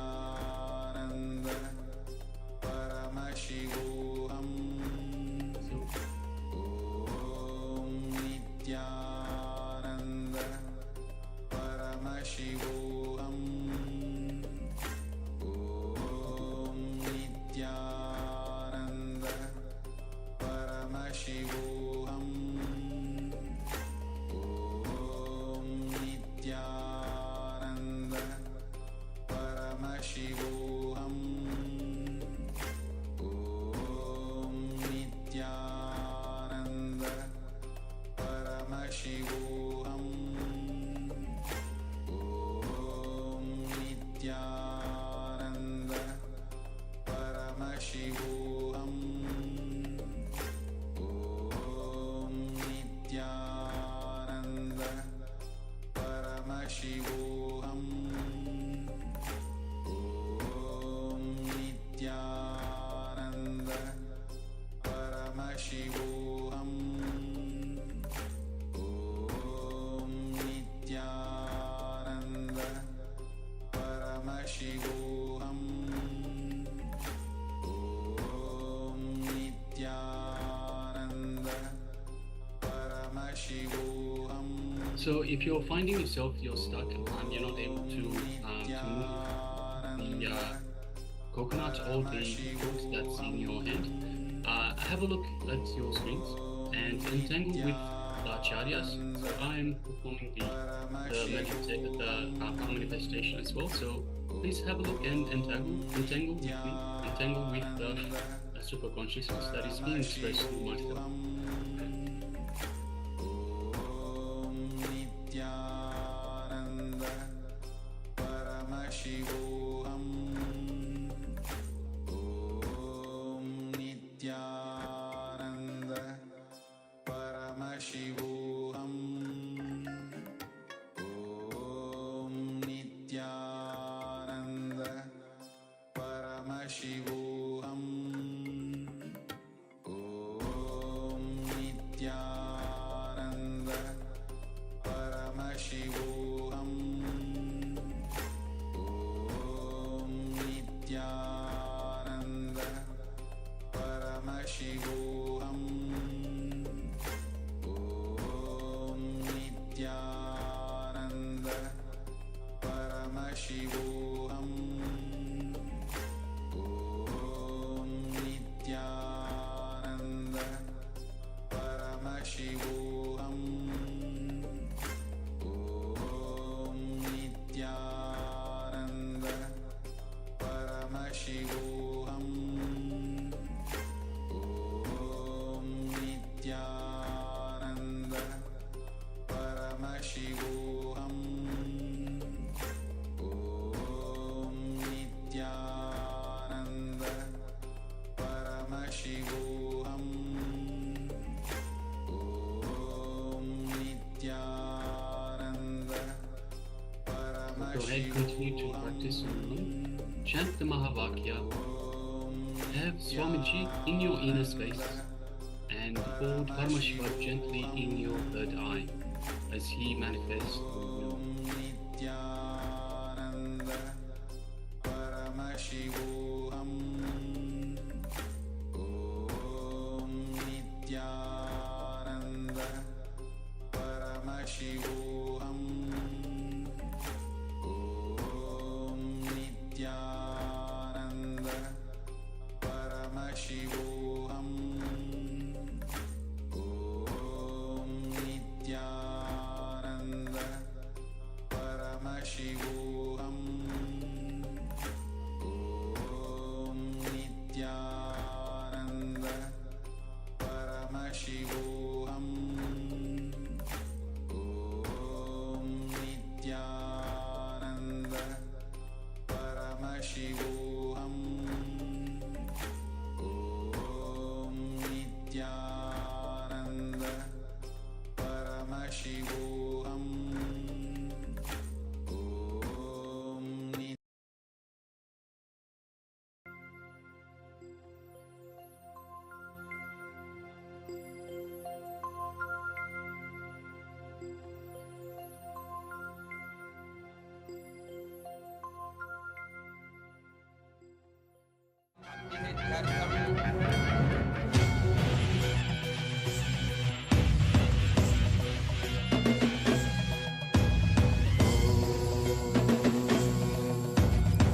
राजाधिराजाय प्रशक्यशालिने नमो वयं वै श्रवणाय कुर्महे श्रमे कामाय मह्यं कामेश्वरो वै श्रवणो ददातु कुबेराय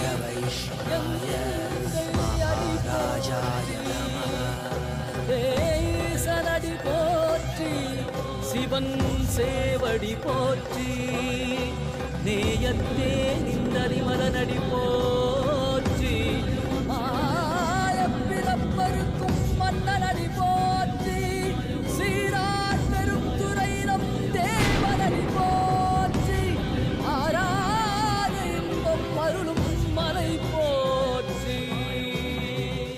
ஈசனே சிந்தை கவர வந்த நேசனே, நீ வருவாய் பூவோடு கனிகளை கொண்டு உன்னை பூஜித்தோ, அருள் தருவாய் கலி என்னும் கடலினில் மூழ்கிட்டையும் இனி கரம் தந்து காத்திட்டு கருணை பொய்கையில் அலர்ந்திட்ட அலபத்மம் போல உன் திருவடியில் வாழ்ந்திட நித்திரின் வாராய் அருணாச்சலனே நீ வாராய், அகண்ட ஜோதியனே வாராய், அல்லல் நீக்கிடவே வாராய், அகிலம் போற்றுகின்ற ஈசனே சிந்தை கவர்ந்த நேசனே, நீ வருவாய் ஒடு கனிகளை கொண்டு பூஜித்தோ அருள் தருவாய்.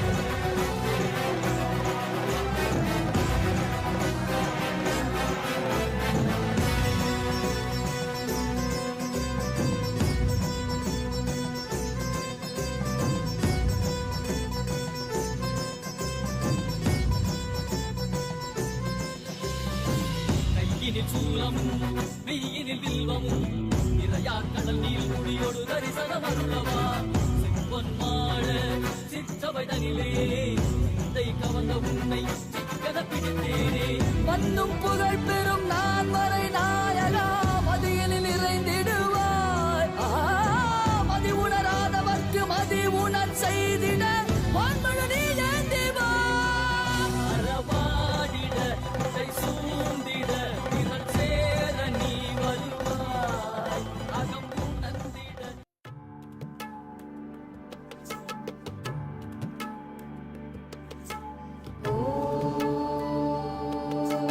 नित्येश्वरी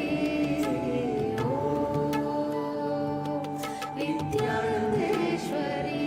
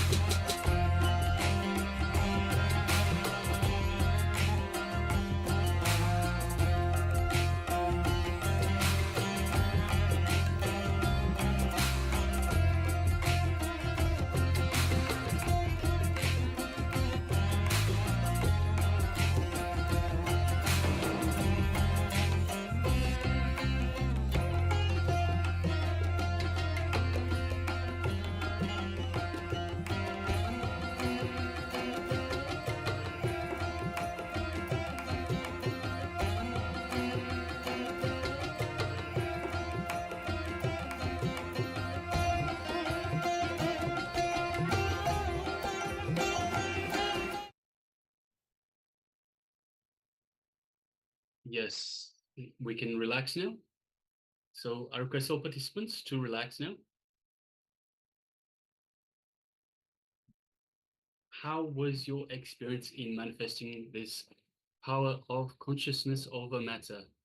Who let us know, show of hands, who manifested this power, who felt the fruit move? Yes, I can see a few hands going up. Yes, well done. Congratulations to all of you. Let us know how you experienced, like what you experienced while going through this meditation. Yes, I can see a lot of you putting your hands up. Yes, thank you very much. Congratulations for manifesting this power of consciousness over matter.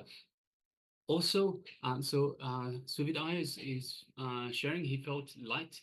Yes, so the energy going through you, the divine energy will make you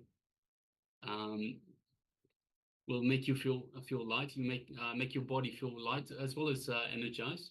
So also I'd like to point out, so the Dukkha Harana meditation that we had, Swamiji had gone through earlier, we had just put the steps in the chat box. So please feel free to have a look, copy it, and make sure you practice it yourself whenever you get the chance. It is a very, very powerful meditation technique.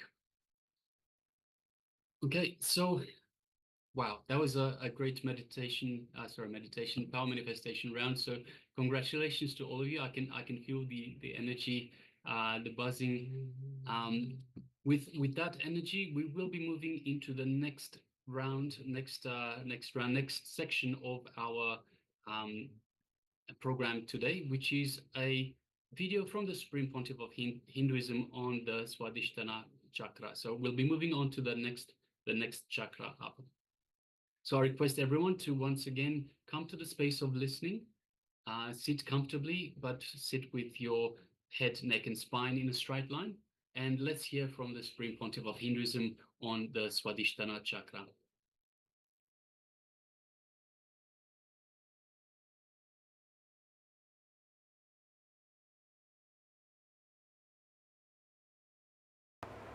Have you heard of the word fear stroke? For example, in the night time, around 9 o'clock, you are taking a small walk in your garden, like this place. In some place there was no light. If you see a coiled rope, what will happen? And the moment you feel it is a snake, you get a shock. Of course, within 1 minute you will understand it is a rope because it is not moving. You will understand it's a rope. Then you will reconcile, you will settle, that is different. But the moment you think it's a snake, you get some shock. If you analyze, you can see very clearly it starts from that point only. From Swadhisthana only the shock will start. That is why any fear stroke will create a feeling of diarrhea in you. It will just churn your stomach. There are so many instances we can say when a flight is caught in turbulence. You get the fear stroke. When the lift stops in between, you get the fear stroke. Many more instances you can tell. Come up with some more instances from your life. When cell phone rings midnight, 12 o'clock. Brake failure. See, mind, because of long time thinking, it gets its own intelligence to survive. It plans anything which is harmful for mind. If it is proposed for you, immediately you get some reason, some logic to avoid it. So it tries its best to escape. That is why many people, I have seen many people, especially in the West, in the East people are not afraid, many people in the West, the moment they see me, they tell me, Swamiji, when I saw you, I felt so joyful, so pleasant, but from inside my being, from some corner, a terrible fear attacked me.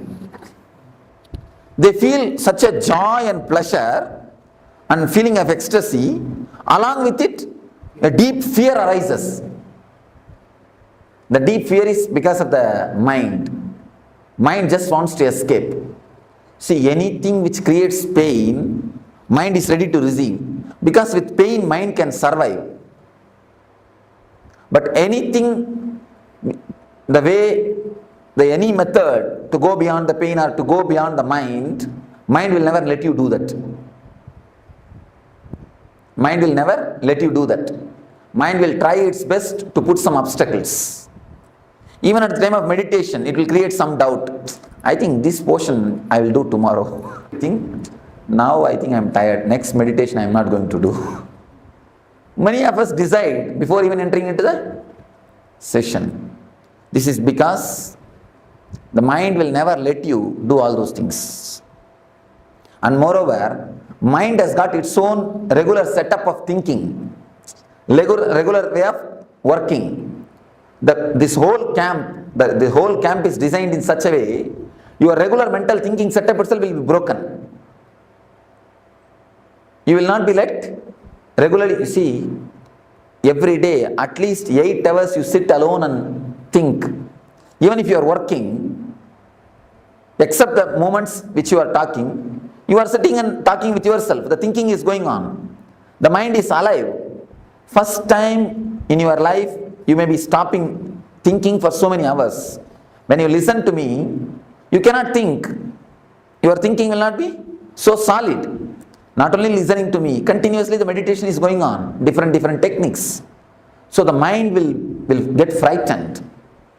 Unconscious can predict the danger. Unconscious has got a intelligence or intuition to predict the danger. So if you totally get involved, you will reach a space, the joy or the bliss, where mind cannot pull you down, where you cannot be same old personality. So naturally mind will create enough of problems. I have seen many people coming and telling me, Swamiji, I don't have time at all for meditation. What I don't know what word to use. Simply cheating themselves. You see, if you say, I can't give so much of preference to meditation, that is okay. But how can you say, I don't have time? Because everybody has got only 24 hours. It is your priorities. For what you want to give priority. For money, if you want to give priority for money, you spend all your time in working. If you want to give priority to the family relationships, you are just continuously around them. You take them out, you spend time with them, you sit and chat with them, like this. For what you want to give priority?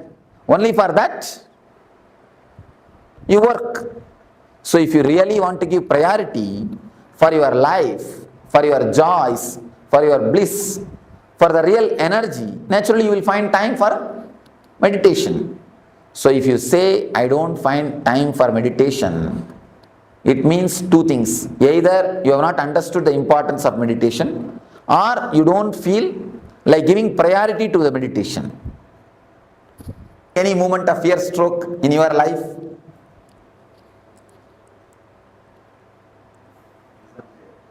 Oh, exam fear. Oh.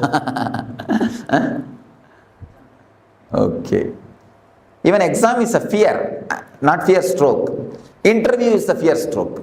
When he asks a question, you do not know the answer, you get that shock, fear stroke. The fear of unknown things. Whenever you see, in the midnight, you feel like having a cup of coffee. You slowly come down from your bedroom to go to the kitchen. Suddenly you see a shadow moving. Then you get the real fear stroke. Instead of boiling the milk, you are boiled. That's right. Some other situations? I have always had, whenever I am planning to leave my home, whether on work or whether on any private journey, immediately I get some churning in my stomach. Yes. Yes. It means in the young age, when you leave the house, mother will warn, hey, be careful, come back properly, don't go here, don't go there. The mother's train, that gets recorded. Actually, the kids' Swadhisthana is very simple, very relaxed, sensitive Swadhisthana. We actually we put lot of inputs, so that gets recorded. That becomes a solid thing. That's why in the young age, I've seen in some houses, they make the kids to sit on the dining table. If they do some mistake, if they do something wrong, if they are too naughty, they make them sit on the dining table. That only creates the height phobia. The height phobia is created if you punish the child, making them sit on the heights. So naturally they get that fear. The fear is recorded inside the Swadhisthana.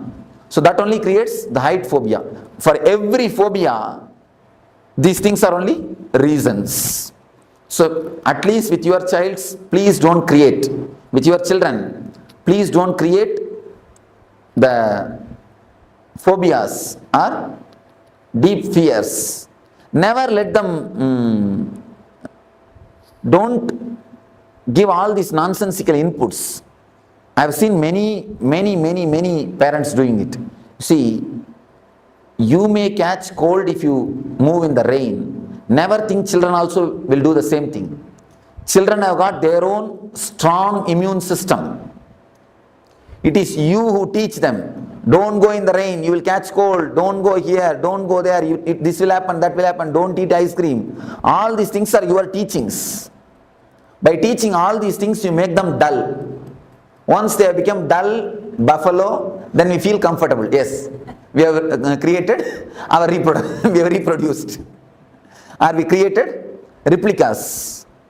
Never create this type of strong imprints, samskaras in the kids' mind.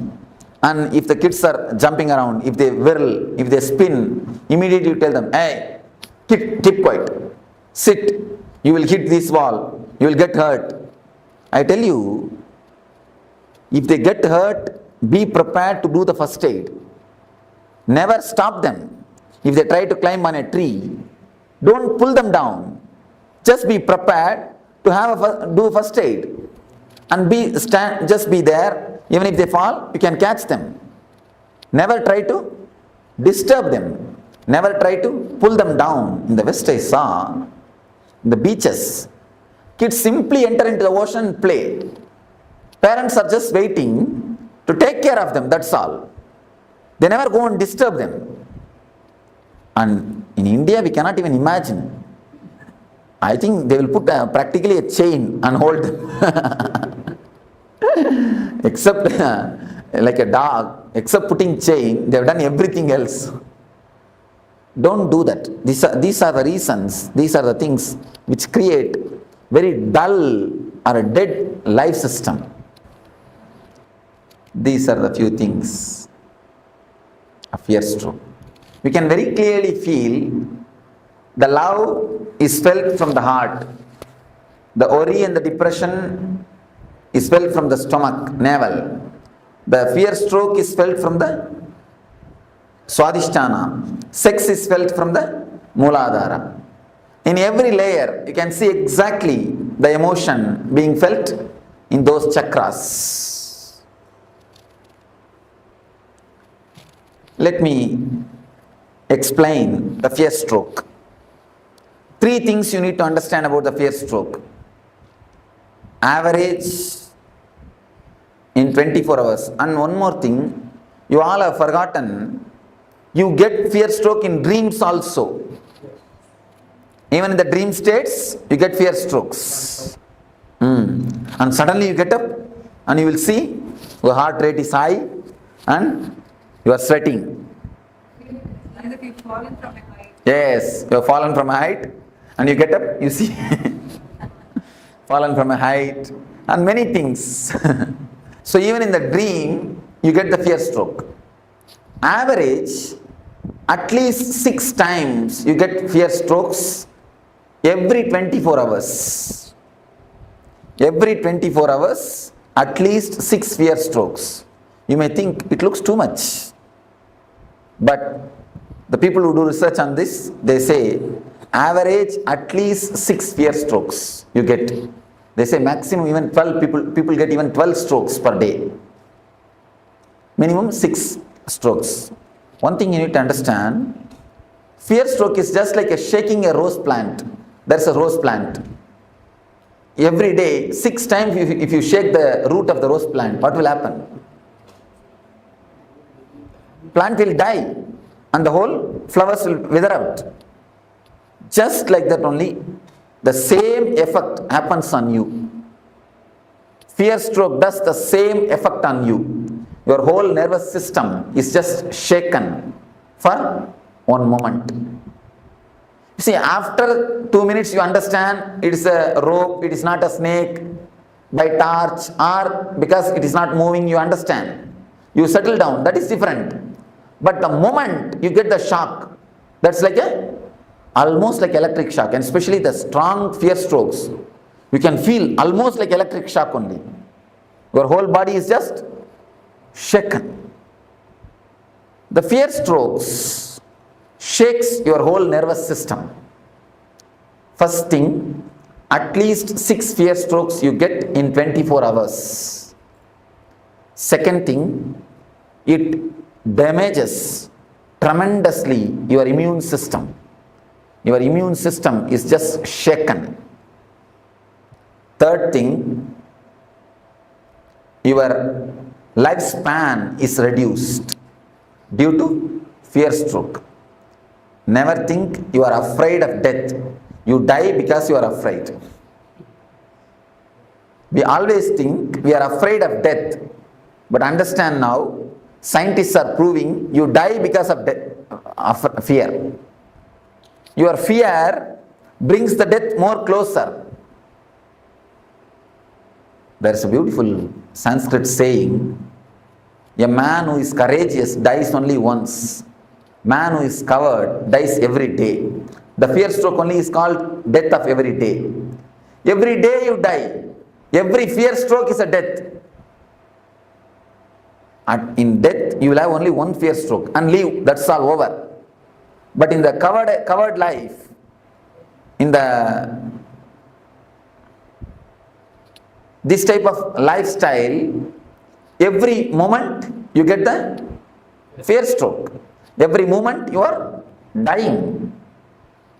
So, the fear stroke is simply an enemy for your life. Simple enemy, a direct enemy for your life. We all know that now the fear stroke is an enemy. How to deal with it? What has to be done?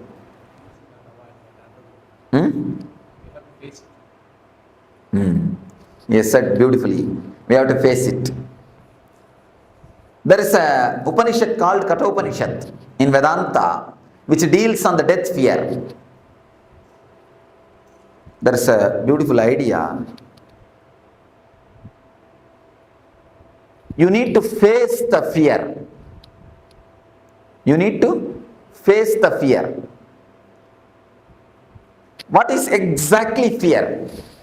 Let us analyze. What is your subjective feeling of fear? Let us reduce everything to words. Don't say, I cannot explain, I cannot express. It's an emotion which paralyzes all thinking. Yes, Scott, beautifully. Then? It's only imagination. You create something. Even the word imagination is not right, ma. You see, he gave a beautiful subjective experience, subjective expression. A special kind of chemicals or hormones are released in your system, which when the feeling is created, you just don't want to live inside your body, you want to jump out. You just don't want to be in that space. In a nutshell form, I will present it to you. Something happens in your system, Your system is not ready to put up with it. You just want to escape from that space. You just want to jump out of your skin. Some uneasy feeling is the tremendous uneasy feeling is created inside your system. That is what we call, see, raising the heartbeat or raising the pulse, raising the BP, all side effect. Basically, an uneasy feeling is created which is not letting you to stay in your body comfortably, which is not letting you to stay in your space comfortably. That is what is fear. What is the exact way to face it? Upanishad says, create the same space consciously and face it. When you create the same space, same hormonal changes, same BP, same heartbeat rate and same pulse rate, same uneasiness, create them consciously and face them. Once you create them consciously and face them, your consciousness gets a deep strength. Even if it happens unconsciously, you will be ready, you will not lose your balance. It's like if you had a deep foundation, even a flood cannot take away your building. If your foundation is not deep, if you have that type of foundation, even a small fear stroke can imbalance you, can put you off. If you have a deep foundation, if you have worked on your fears, if you have a deepest consciousness, even the unconscious strokes can never touch you. Even the unconscious strokes can never touch you. Swadhisthana is the master of paralysis. If this chakra is strong, you will never have the paralysis attack. If this chakra is weak, there is every chance of getting paralysis attack. Paralysis stroke is nothing but the side effect or byproduct of fear stroke.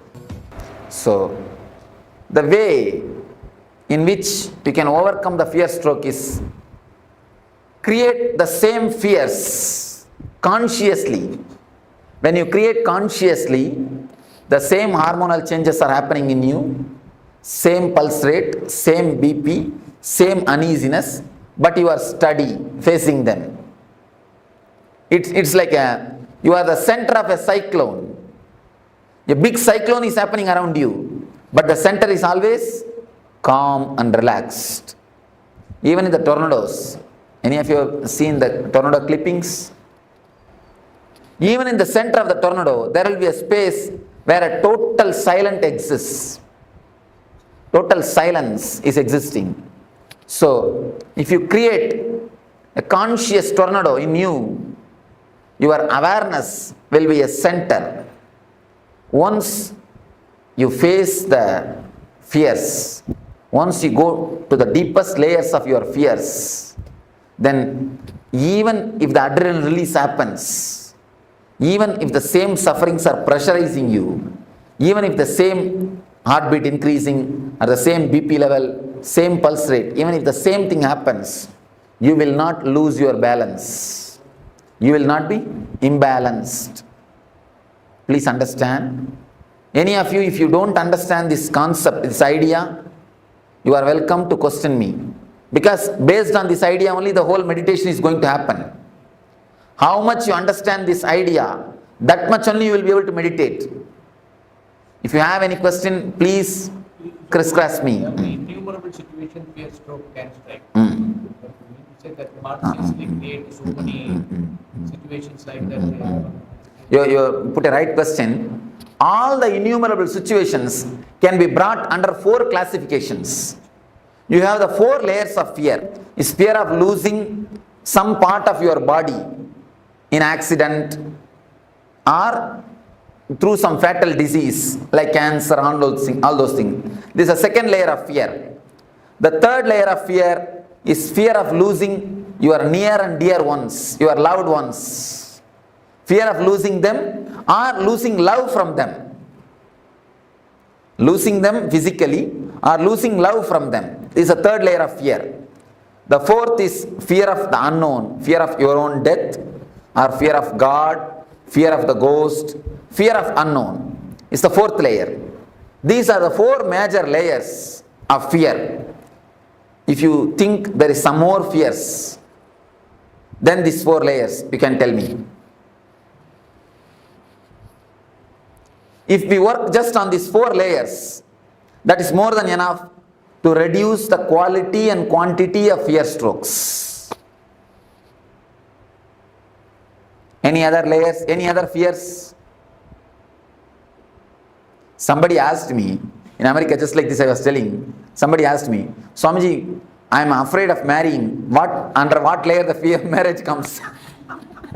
What is the layer under which the marriage comes? I told them, marriage comes under all the four layers. First thing is the fear of losing the status. A small story. Once in the forest, marriage between lion and lioness was happening. Because the marriage was lion's marriage, the whole forest gathered for celebration. Monkey is playing some instrument and fox is playing some instrument. Everybody is playing some instrument and celebrating. Big celebration is going on. Suddenly, a rat jumped in the stage. The center of the stage, it started dancing. A rat started dancing. One lion came and caught the rat and told, hey, it's a lion's marriage. What courage you will have to come and dance here? Fool, who are you to come and dance here? Go outside. Get out. Immediately the rat said, no. Before marriage, I was also lion only. So, first thing, losing the social status. The next thing, of course, don't mind if you are already married. The next thing, the fear of losing the body, some part of some body, or the fatal disease. I was just making fun. In all the four layers, you can bring the marriage. Fear of unknown and fear of losing the love. All the four layers can happen due to marriage. Anyhow, any other? Fear of expression. Fear of expression. Social status. You are afraid that you may fool, you are a fool. You may prove you are a fool. Afraid of being called as a fool. My brother-in-law passed away by accident. Elder son. While I was sleeping, I know that somebody is coming because the bed is facing the door. So while I'm sleeping, I know somebody is coming. I moved myself. Then why this voice is my brother-in-law? And he's already died. Why he can speak to me now? That made me very fierce and started to shivering. I just ran away from the room. Actually, till the 16th day, the hangover will be there. That is why we are expected to keep that place separate and expected to do that regular shraddha and all those rituals to give a send-off, peaceful send-off. Emotionally, when you relax, when you let go them, only then they can carry on their life. Emotionally, when you let go, only then they can let go. They will be able to let go the whole thing. I normally conduct yoga in the morning. That seems a lot of time. Not able to come out of it. Is it the right thing? No, it's a wrong thing. Anything done with a fear cannot be spirituality. That is why I always tell people, never take up Nitya Puja. You see, one day you must have felt so joyful, ecstatic when you did puja. Some one day you will feel so joyful just sitting in front of God and chanting some sloka. Because of that joy, you become greedy of it. Then you start possessing. You wanted to do the same thing every day, but the same feeling will not be there every day. But the fear is there. The fear will start coming. Oh, if I drop one day, what will happen? Will God mistake me? Exactly. Be very clear, God is not waiting for your milk or fruit. He has got enough of work. First thing, and next thing, because you have the fear, first you must come out of it. Simply drop the puja. Don't bother about it. Simply drop it. Face the fear. And I assure you, nothing wrong will happen. Nothing wrong will happen. That's the first thing. Second thing, face the fear. Nothing wrong. Never do anything out of fear. I never prescribe Nitya Puja for anybody. I always tell the people. And one more thing, people who do Nitya Puja, after doing the Nitya Puja, they will never get into the room. You can see them. See, even ordinarily, you get into the puja room, you go there. But people who do Nitya Puja, after that morning puja, you can never see them again in that room. And even when they do puja, they will be just waiting when I can leave the room and go. When I can finish the room, finish the things and go. They will be just waiting to finish and go. I have always seen people who work in the garden, once they finish the work, they will never go and sit in the garden. They just want to get out of it. But people who are working somewhere else, the moment they finish the work, they want to come and sit in the garden. So it is just like that. Same way. If you take up Nitya Puja, it becomes a work, duty. Duty is a 4-letter word. When I say 4-letter word, I mean ugly word. Never, never, never take up any puja as a regular routine. Whenever you feel like, do it. See, puja has to be done out of love and gratitude. Many people ask me, even in the West, many people ask me, Swamiji, please give us a set of puja, Guru Puja. We want to do every day, do puja to you. Do the Guru Puja. I told them, no, never do that. If you want to hate me, start doing puja to me. Then naturally you will get hatred towards me. Then naturally you will never look at my photo after the puja time.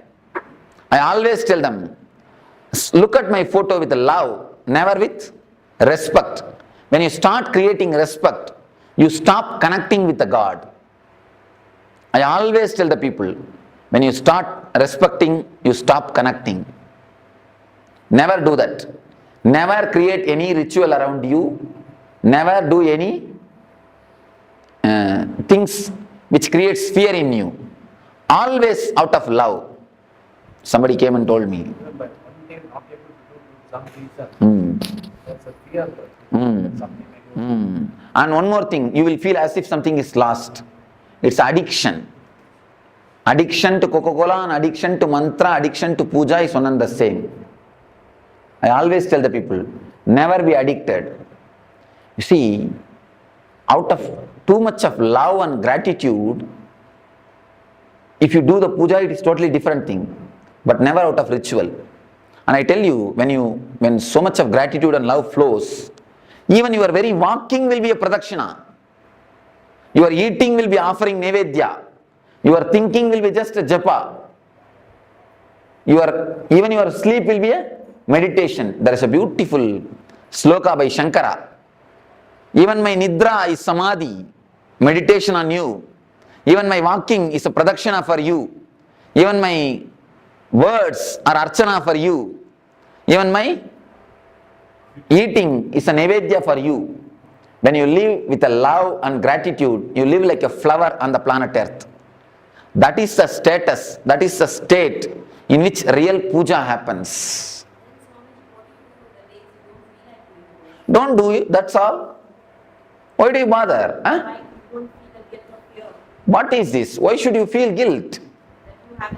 One thing, if you think the God will punish you if you don't do puja, why should we worship him at all? Pull down, he is not God, it means.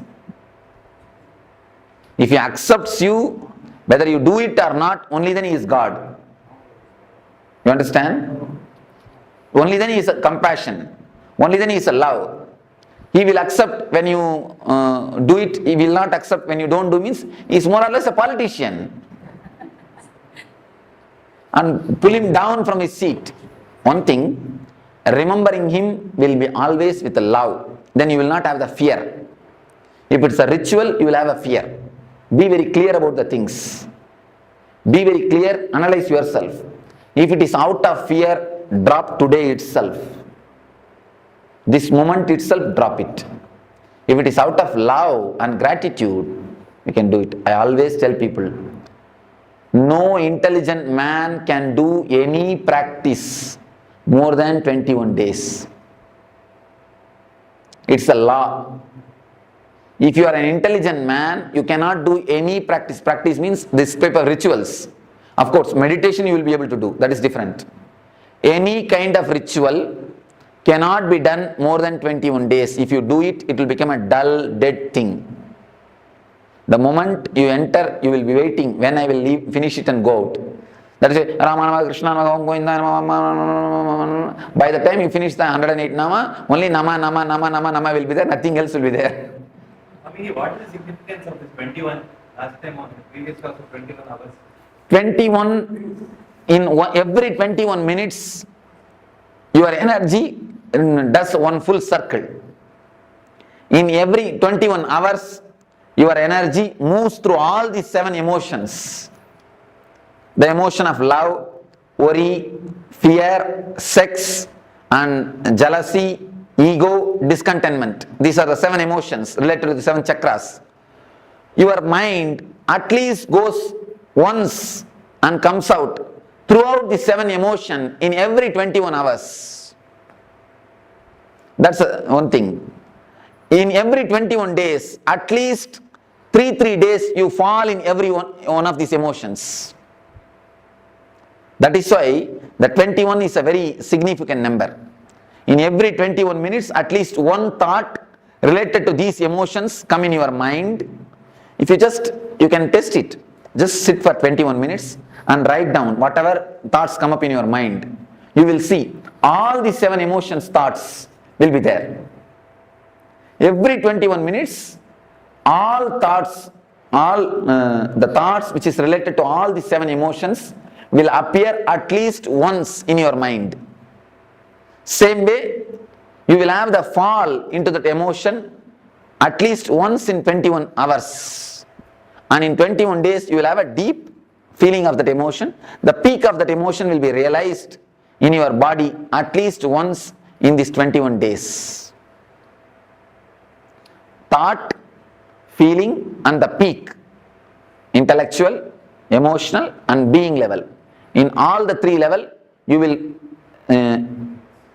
enjoy or you will experience these 7 emotions at least once. In intellectual level, 21 minutes. In emotional level, 21 hours. In being level, 21 days. That's why the 21.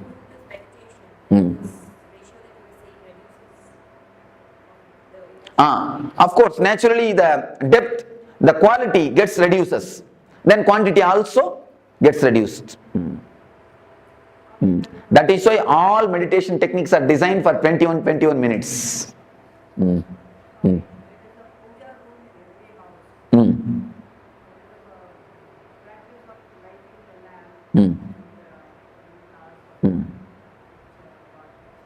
Make it as a small ritual.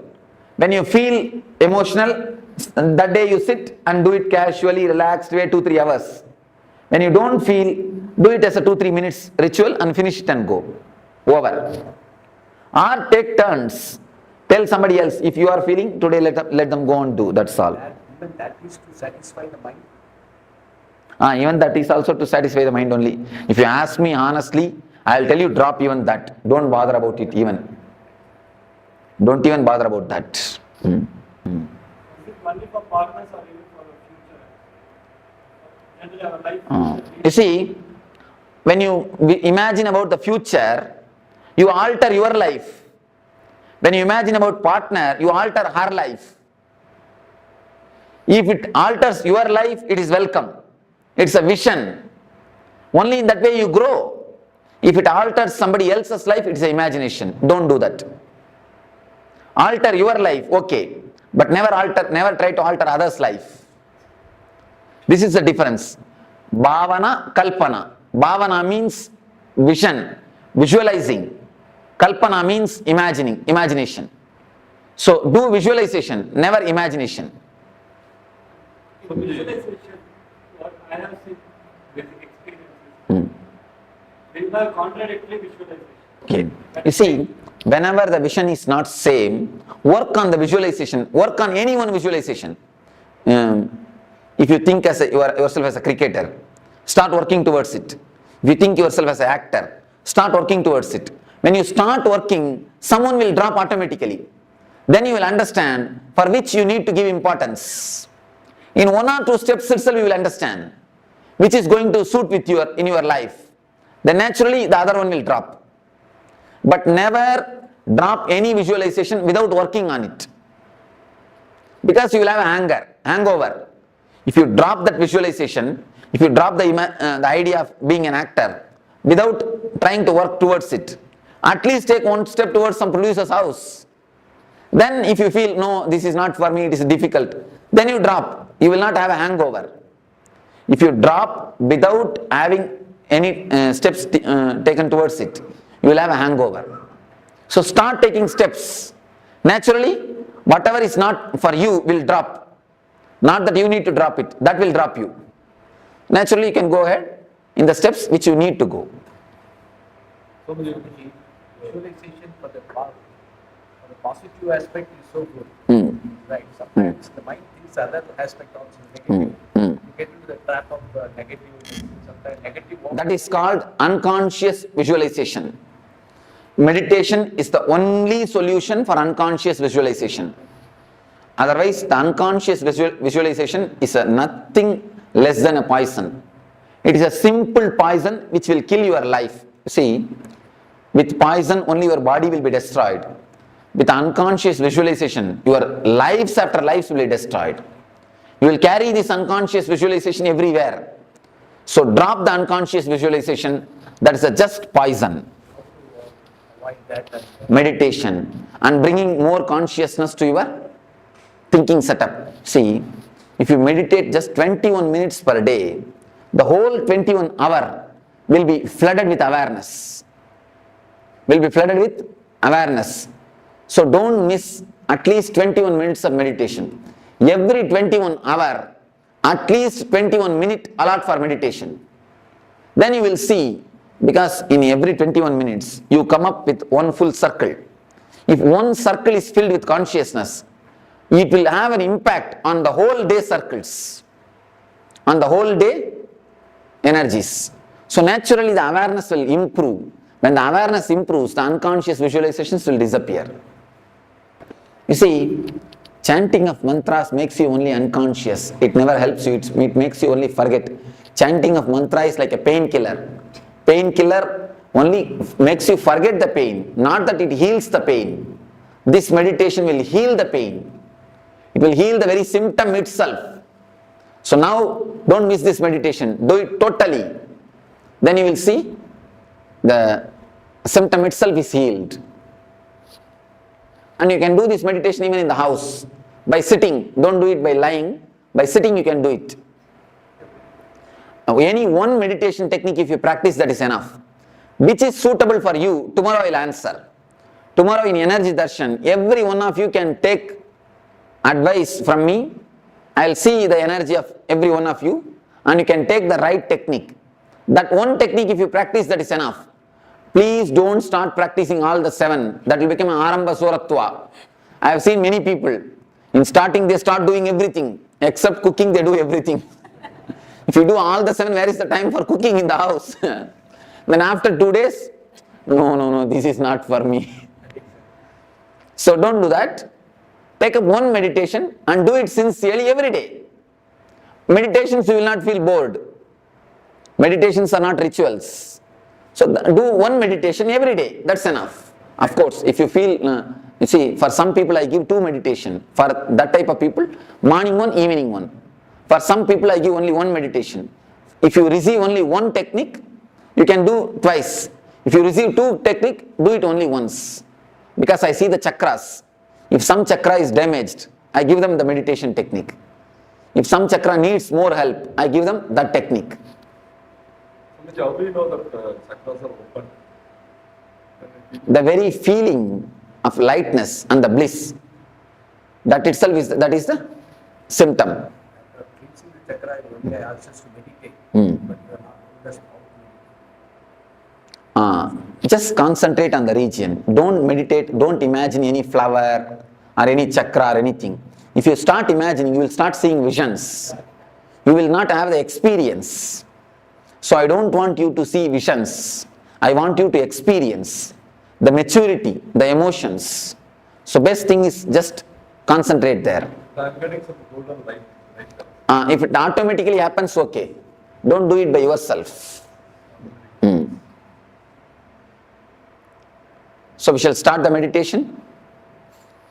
Please sit straight. Let me explain. Sit straight. And now I think you can close your eyes and listen. If you just listen, that's enough. Then when I start the meditation, I'll guide you. If you are not able to sit, no need to tie the ribbon. If you are not able to sit on the ground, you can sit on the chair, nothing wrong. But sit straight and close your eyes.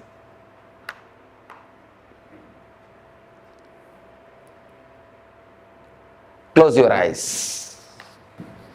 As you are all aware, there are 4 layers of fears.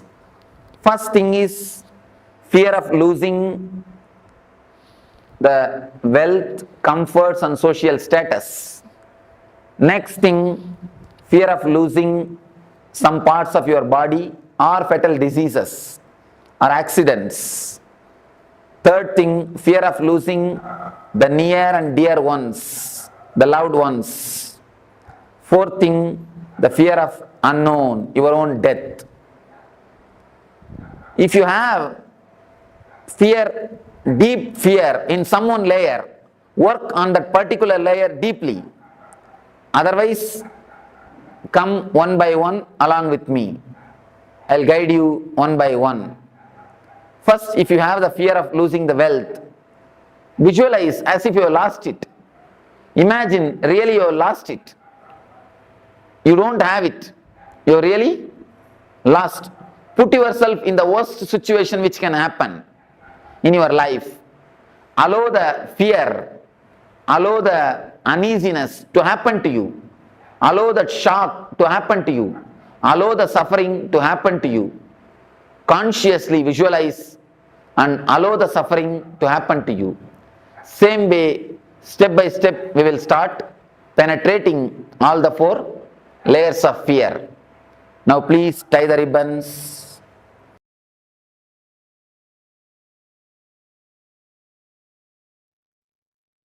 Nityanandam, after the powerful insights, how to enter into this meditation, let us just come back and sit in that space of meditative awareness.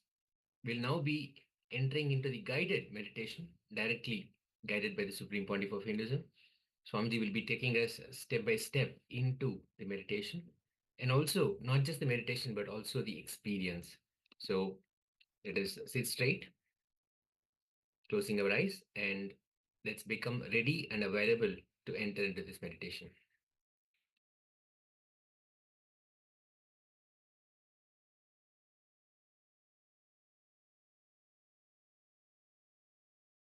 Understand, your system undergoes a hormonal change or chemical change which you are not able to bear.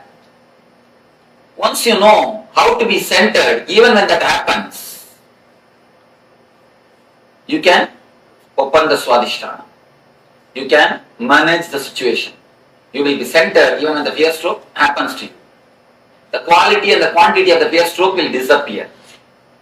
Many people, after doing this meditation, they come and tell me, Swamiji, the total fear stroke itself has disappeared in my life. Even if the same situation raises, I don't get the fear stroke. This will totally heal your Swadhisthana. When the fear stroke happens, you can see the Swadhisthana only will be shaken. That is why immediately you go for 1 or 2. Immediately your Swadhisthana is shaken. Love you can feel from Anagata. Depression you will worry, you will feel from navel, Manipuraga. Fear stroke you will feel from Swadhisthana. Sex you will feel in the Muladhara. The emotions in that space.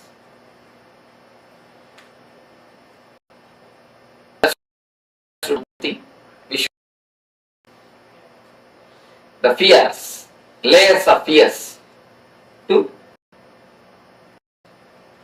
face the stroke or to reduce the quantity and quality. What are all the fears? Okay. Now let us classify all these fears under major 4 layers. If you find, then you can tell me. We will find where it can be placed. First thing, first layer, fear of losing comfort, name and fame, social status. First layer of fear, fear of losing the outer world things. Now, outer world things, that is the first fear. Next, fear of losing your health or accident or losing some parts of your body. Fear of your own health. Third thing, fear of losing the near and dear ones or the love of the near and dear ones. Not only losing them and losing their love. This is the third layer.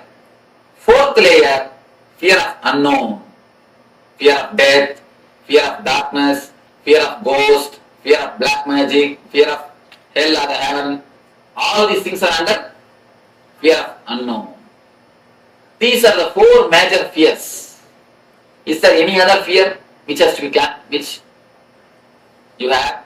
We can classify it. Because you need to understand these 4 layers of fear.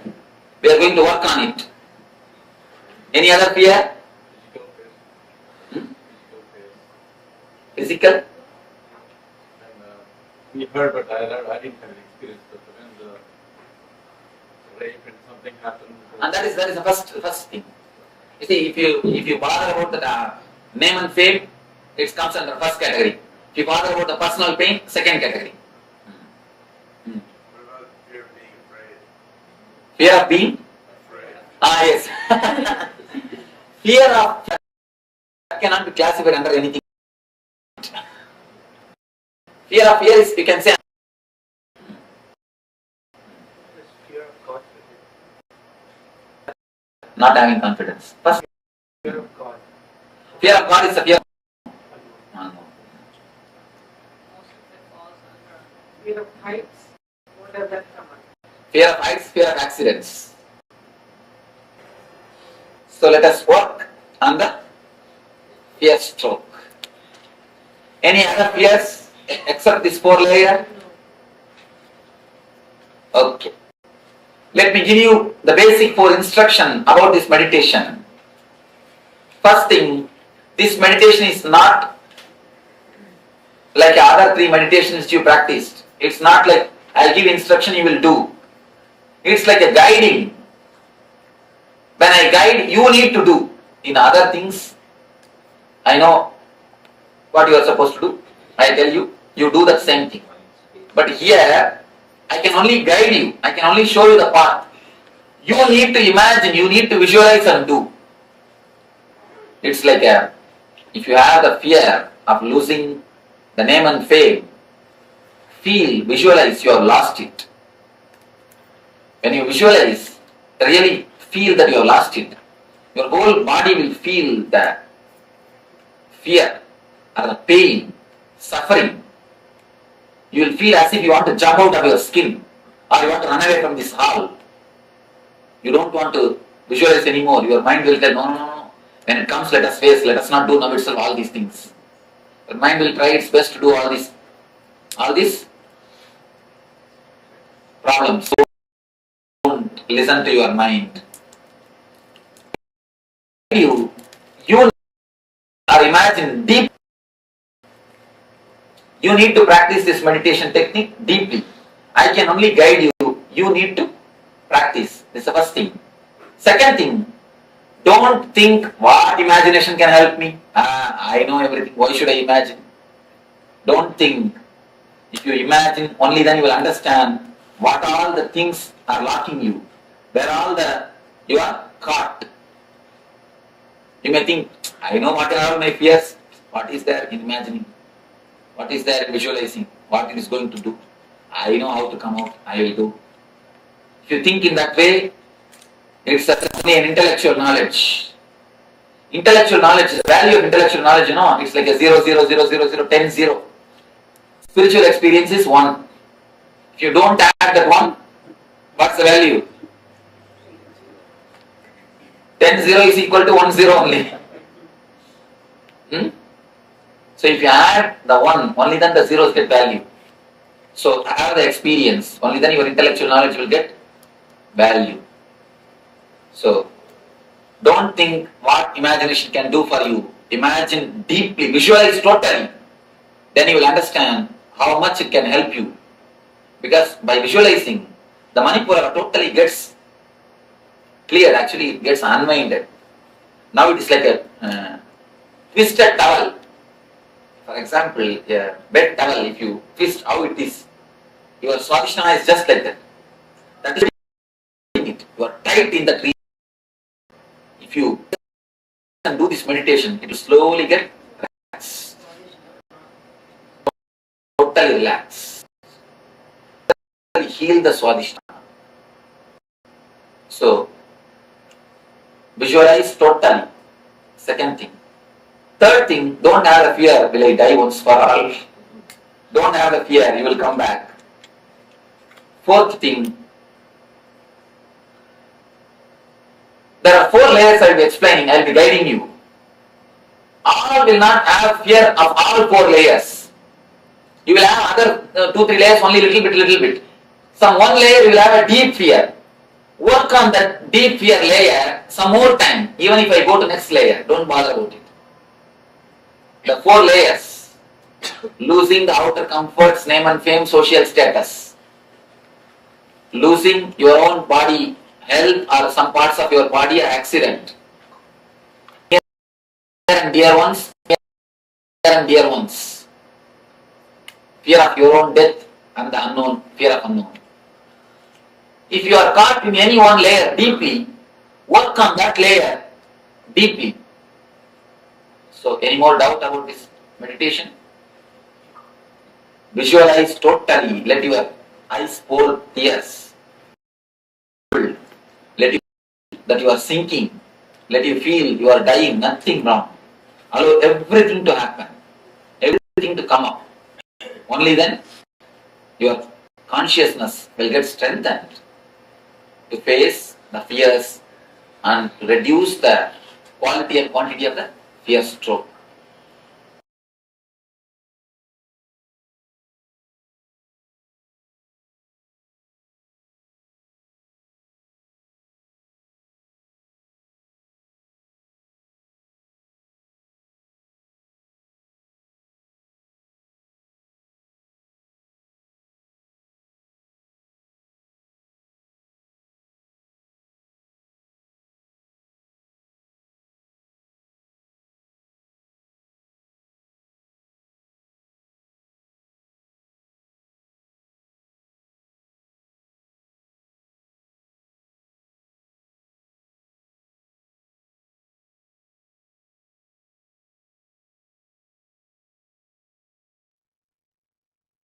Nityananda. So let us now enter into a powerful manifestation session. Now, this meditation, the beautiful meditation that Swamiji gave, is very powerful, and we request all of you to imbibe all the instructions, and the instructions Swamiji laid out very clearly how we can visualize all the fears that come up. Just make a list of all the fears in multiple categories and visualize the fear as if the event or the incident that we are afraid of has already happened. So going through that visualization, it's a very powerful meditation, and with the blessings of Swamiji, this will completely take us out of the fear stroke cycle. So we request everybody to do this meditation at your own time, whenever, preferably in the night before you go to bed, before you sleep. That would be the ideal time for this meditation, as Swamiji said.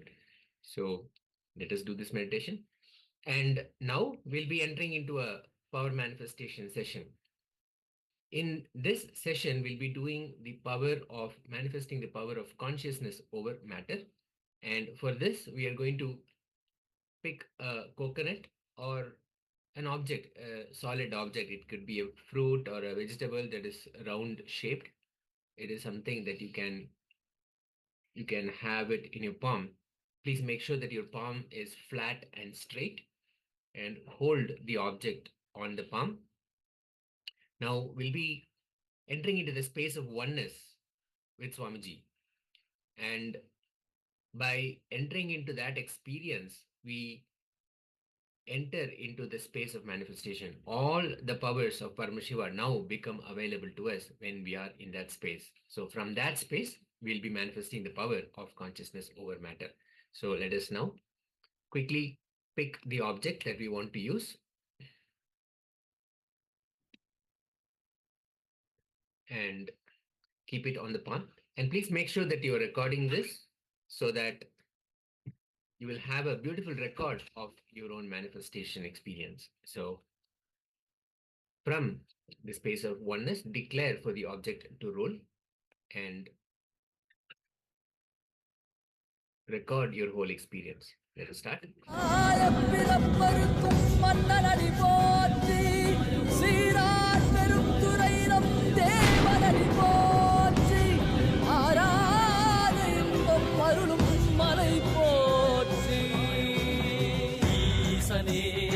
சிந்தை கவலமன்னேசனே நீ வருவாய் பூவோடு கனிகளை கொண்டு உன்னை பூஜித்தோ அருள் தருவாய் கலி என்னும் கடலினில் மூழ்கிட்டையும் இனி கரம் தந்து காத்திட்டு கருணை பொய்கையில் அலர்ந்திட்ட அளவற்றம் போல உன் திருவடியில் வாழ்ந்திட நிற்கிறேன் வாராய் அருணாச்சலனே நீ வாராய் அகண்ட ஜோதியனே வாராய் அல்லல் நீக்கிடவே வாராய் அகிலம் போற்றுகின்ற ஈசனே சிந்தை கவர்ந்த நேசனே நீ வருவாய் பூவோடு கனிகளை கொண்டு பூஜித்தோ அருள் தருவாய்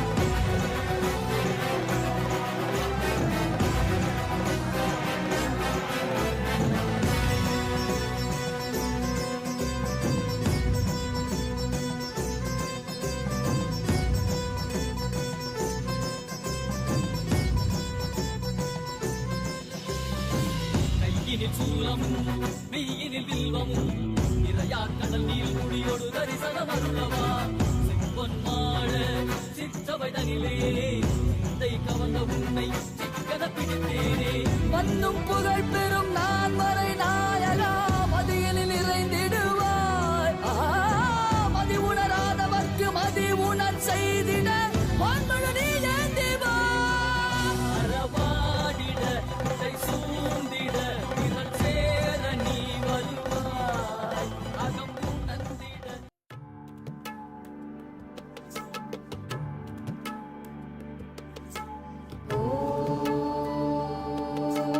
नित्य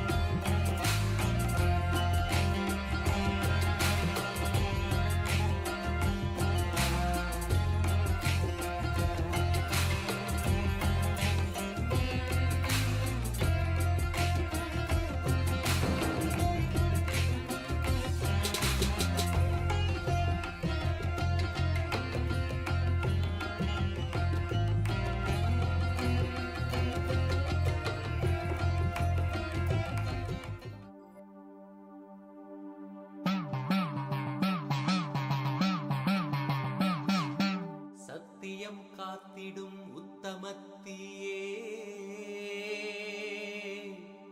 சத்குருவாய் வந்த நித்திய தாயே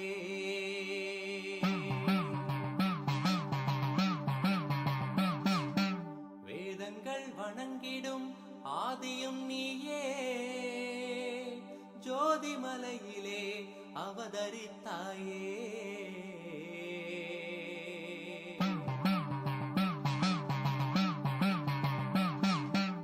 அவனியை பேணும் ஞானமும் நீயே அக்னி வடிவிலே அருள் புரிந்தாயே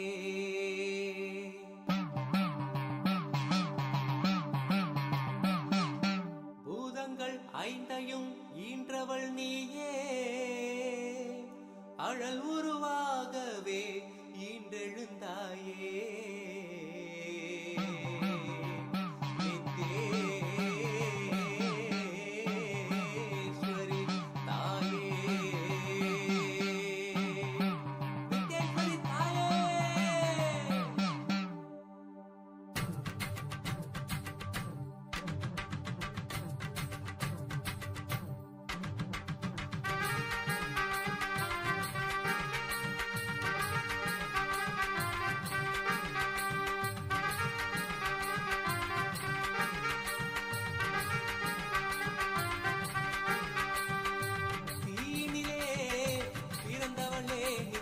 ஆனந்தத்தியே நித்யானந்தேஸ்வரி தீயினிலே பிறந்தவளே நித்ய ஆனந்தத்தியே நித்யானந்தேஸ்வரி கருமங்களை கொன்றிட வந்தாய் நித்யானந்த தர்ம மண்ணில் வென்றிட வந்தாய் கருமங்களை கொன்றிட வந்தாய் நித்யானந்த தர்ம மண்ணில் வென்றிட வந்தாய் தீயினிலே பிறந்தவளே நித்ய ஆனந்தத்தியே நித்யானந்தேஸ்வரி தீயினிலே பிறந்தவளே நித்ய ஆனந்தத்தி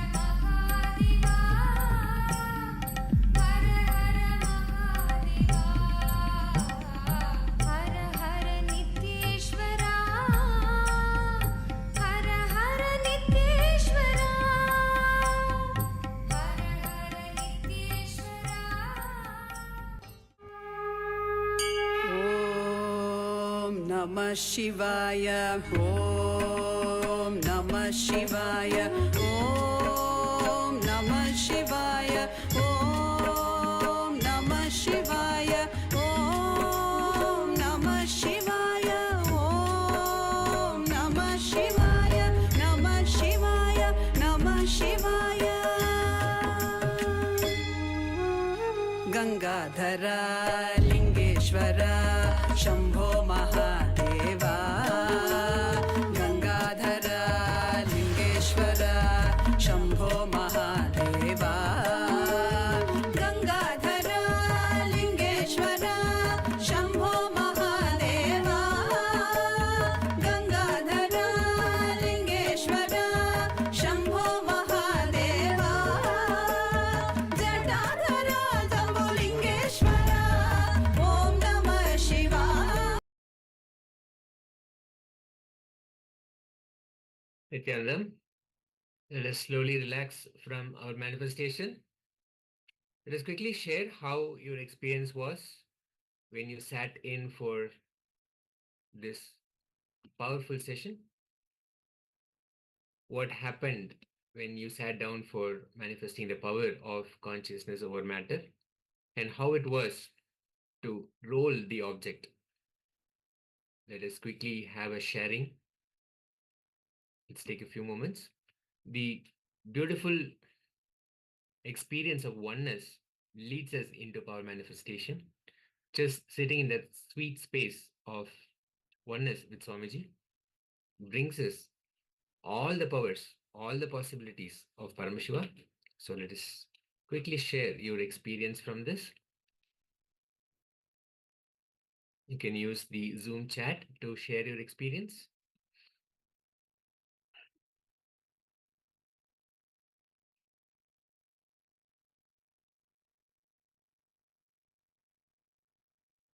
The powerful experience, the powerful oneness experience will directly give us the access to all the powers of Paramashiva. So not just the power that we are manifesting in this session, the consciousness over matter, but all the powers. So quickly share how your experience was while we enter into the next session. In the next segment, we'll be looking at Manipuraka Chakra. We'll be receiving powerful cognitions and cosmic truths directly from Swamiji.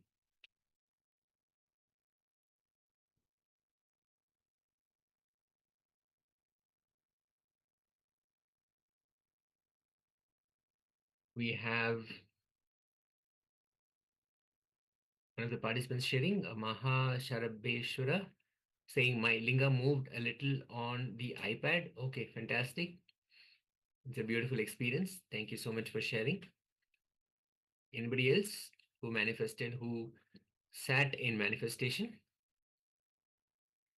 Now, in the next session, Swamiji will be taking us into powerful cognitions, the deeper understanding from the Manipuraka Chakra, how that chakra, that energy center is restricted by thought patterns, and how we can remove all those restrictions, all those constrictions, and come out of it and allow the energy to express without any problems, freely express itself. So let us come back to that space of listening. Let's just take a moment to come back to the listening space. Let us give our authentic listening to Swamiji. Let us start.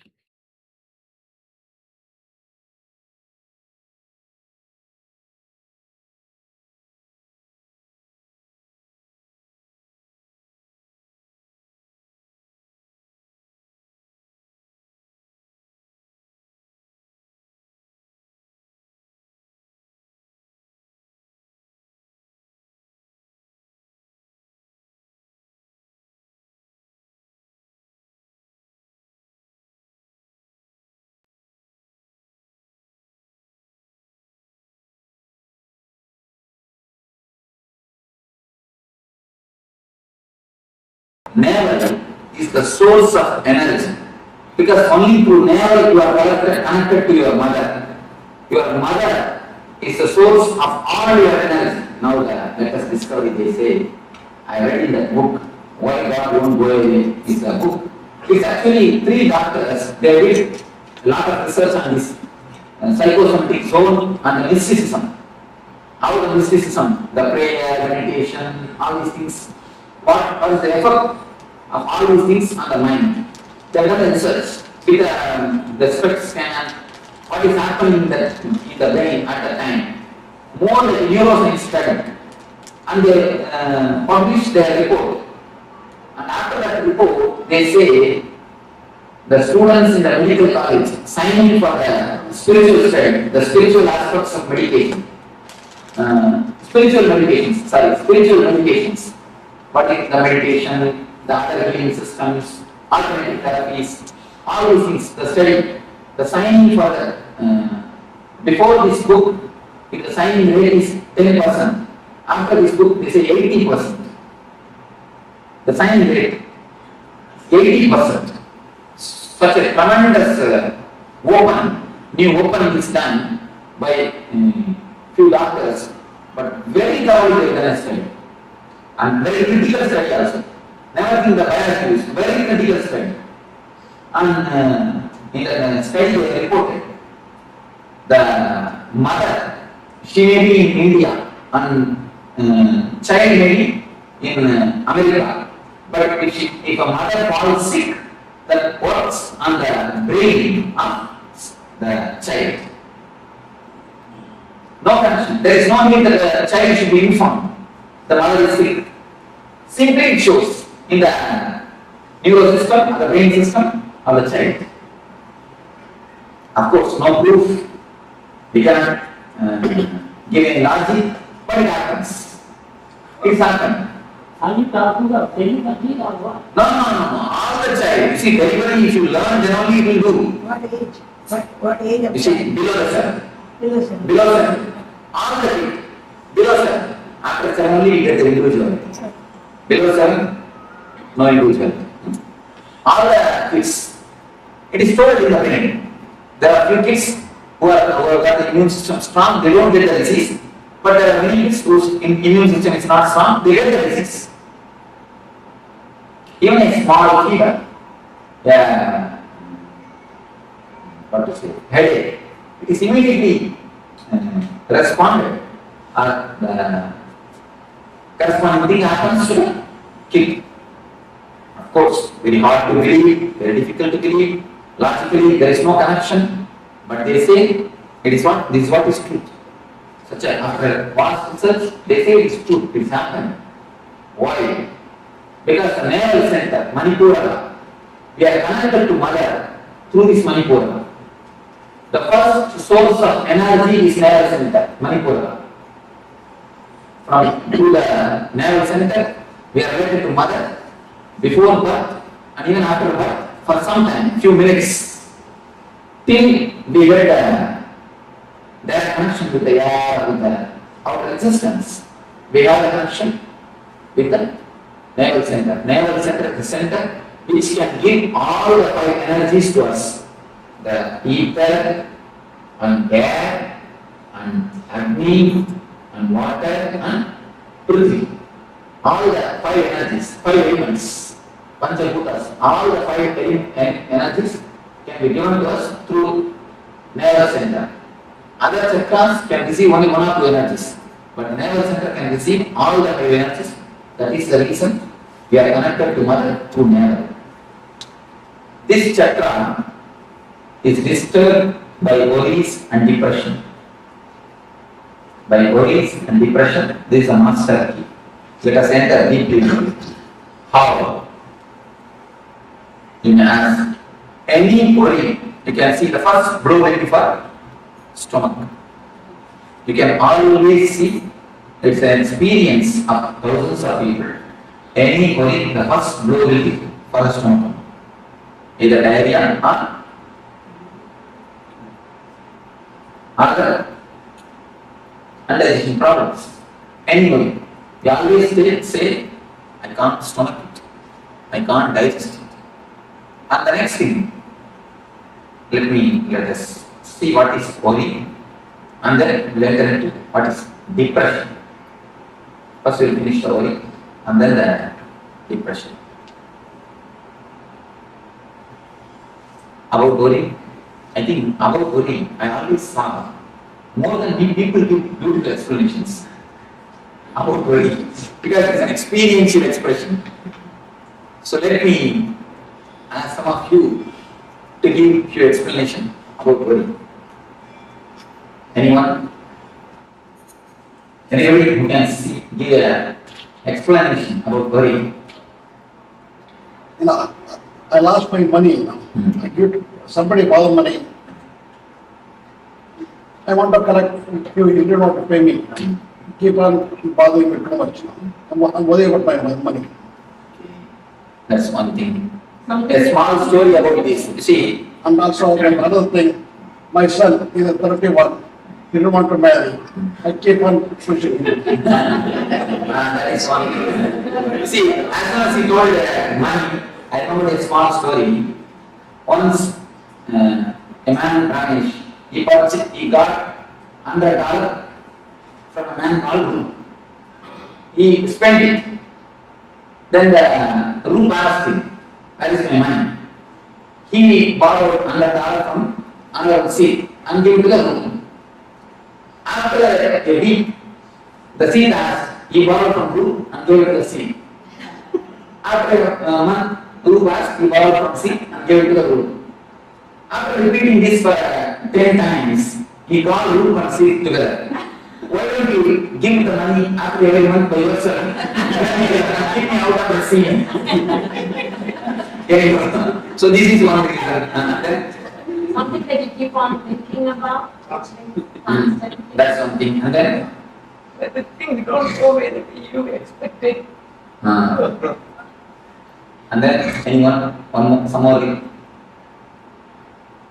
Some more worries? Fear. Fear inside you to prepare for the future. Insecurity. Worry about your patient's health. Each one is telling out their worries. You see, whatever he said is only the reason for worries. Now, what he said is the reason for worry. What you said is the cause for worry. Only is the reason and causes. What is worry itself? Exactly give me the definition.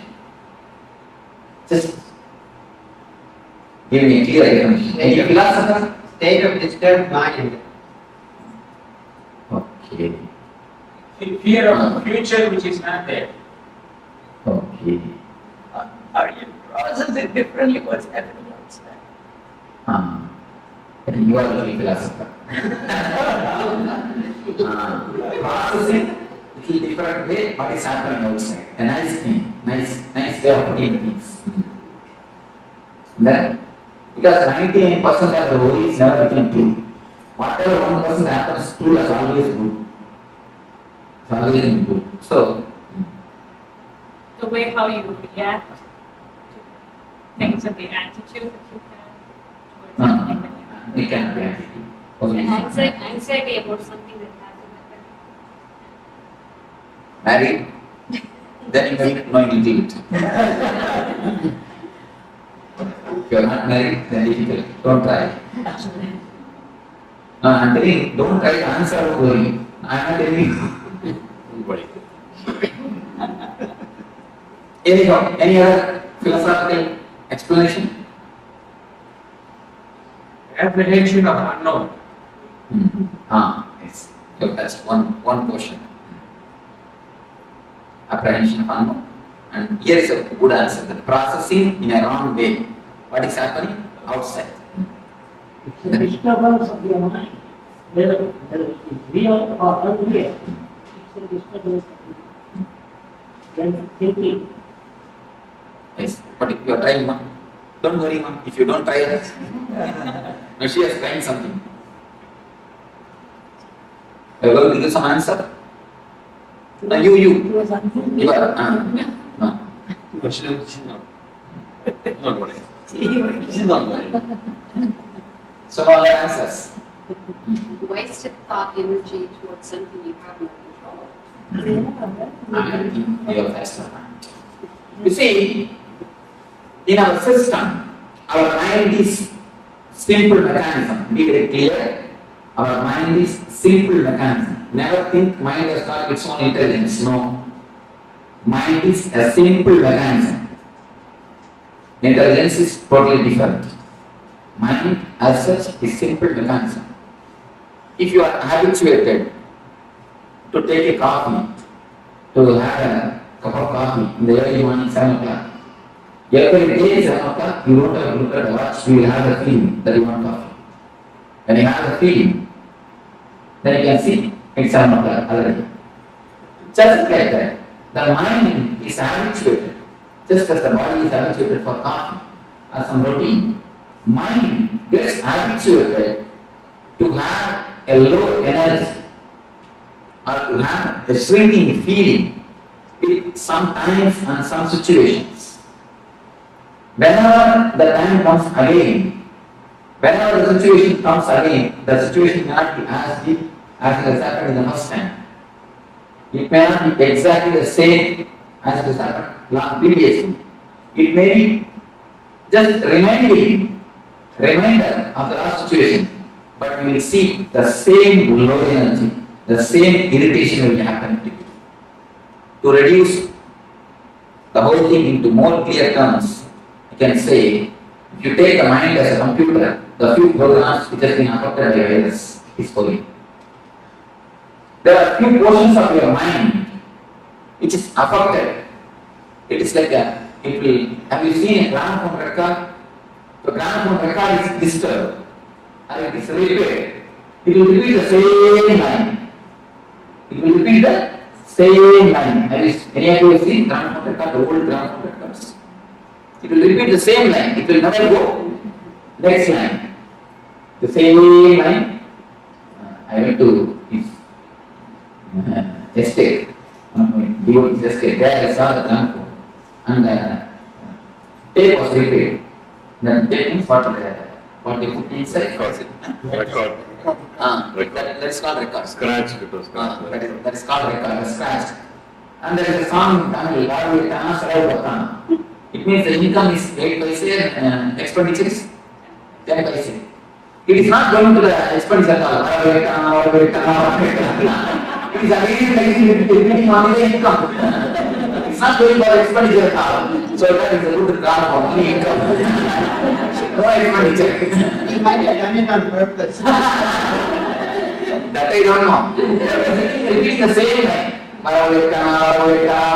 It's not going to the next line. So, then I think you have to do expand.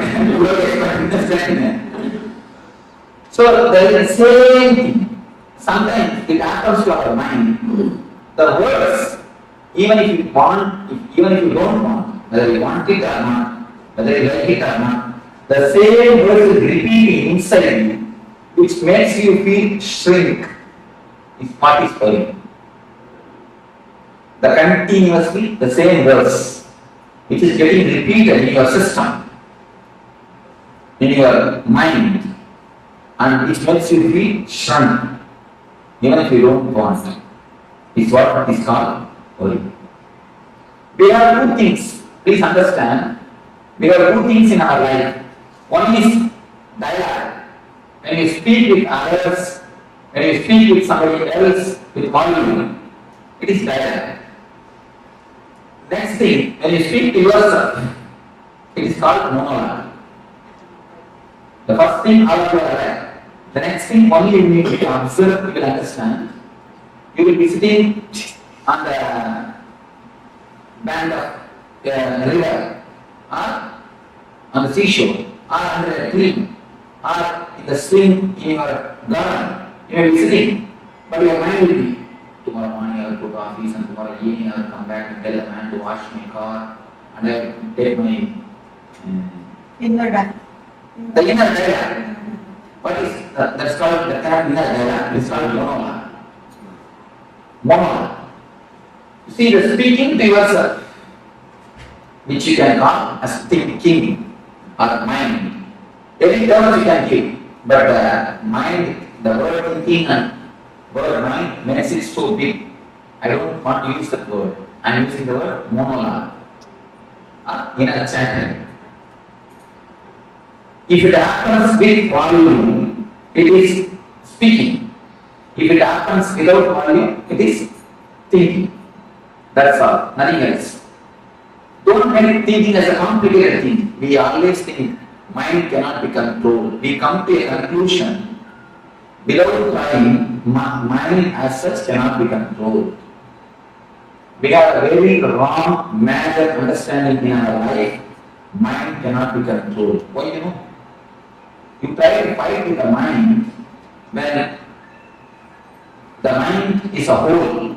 You take the mind as all the thoughts. If you think of the mind is something like all the thoughts together.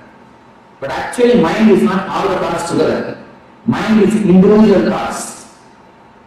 But you make all the thoughts together and then you name that bunch of thoughts as a mind. Then you can never break. See, if you put all the sticks together, you can never break. If you have an individual sticks, you can always break. What you do, you put all your thoughts together and label that as a mind, and then you finish, you will decide that mind cannot be controlled. And then you never try. Once you come to the conclusion, how will you try? Once you start believing, how will you try? Never. But mind is not everything put together. It is an individual small sticks. It is individual thoughts. As long as you deal with thoughts, you can simply transform. When you start dealing it as a mind, you can never change it. The problem is how you are looking. See, first understanding you need to understand this. Mind can be transformed. Mind can be controlled. How? You can ask. When you can control your words with volume, you see, with volume, whatever you speak, you control it. Am I right? Am I right? You are controlling it. When you can control with volume, can't you control without volume? You can vary. Only think a little bit of awareness, nothing else. Just see the logic. With volume, when you can control. Without volume, can't you control? You can vary. First thing, we have not tried. Next thing, you have tried from the wrong corner. From the wrong side. Whenever you look at your enemy, you look at him as a whole. Just like that. Whenever you look at your mind, you look at it as a whole. He is not whole. Never think he is a whole. He is a small parts. If you know the mechanism where to touch, you can simply come over it. The habit. The worrying is a completely habit. It's like a more recorded program. You see, in the starting only, you need some reason to worry. In starting, some reason, something happens outside, you start worrying. After some time, you become such great masters of the art of worrying. You master the art of worrying. After some time, you don't need any reason after reason for worrying. You find some reason. Or even if you fail, if you can't find any reason, you see, I have seen some people, if they can't find any reason, they will come and tell me, Swamiji, today things are going so well. I think tomorrow something bad is going to happen. Tomorrow something very big is going to happen. We go to the next step. Tomorrow something big is going to happen. If you can't find even that reason also, even without any reason, you know how to worry. Because the way becomes habit. Your system completely gets habituated to worrying. See, the word habit is a beautiful word. You should understand that word. You should understand that word, worry, the habit. If you drop H, your bit will be there. If you drop A, bit will be there. If you drop B, it will be there. Only when you drop the I, it will die. The very word has got a beautiful meaning, habit. Drop H, your bit will be there. Drop A, bit will be there. Drop B, it will be there. Only when you drop I, it will die. The meaning can be understood by the word itself. A beautiful word. Worry becomes just an habit in your system. Worry has become part or a portion in your system. The feeling which makes you shrink and which gets continuously repeated by itself, whether you want it or not, whether you accept it or not, is what is called worry. Next, let us see what is depression. The circuit or the way how the depression is created.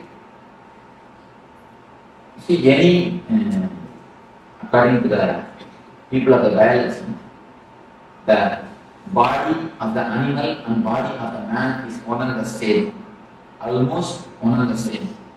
Only mentally we are something higher than animals.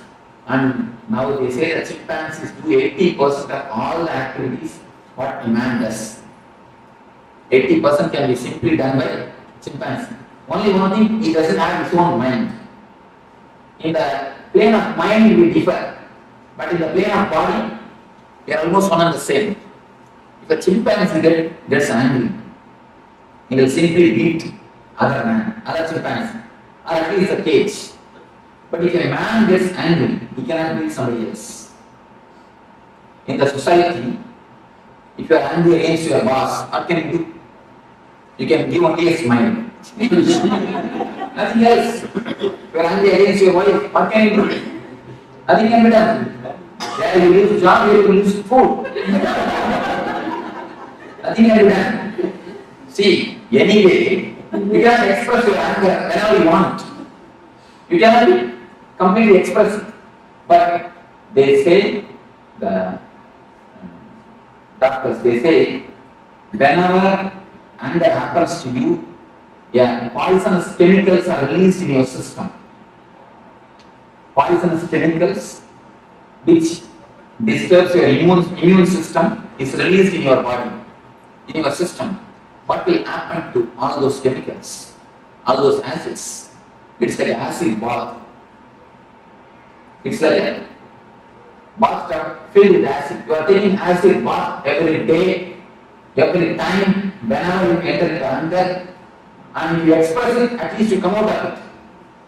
The chemical is worked out. When it is not expressed, it is completely, totally suppressed, and just it gets deposited in Manipura Chakra.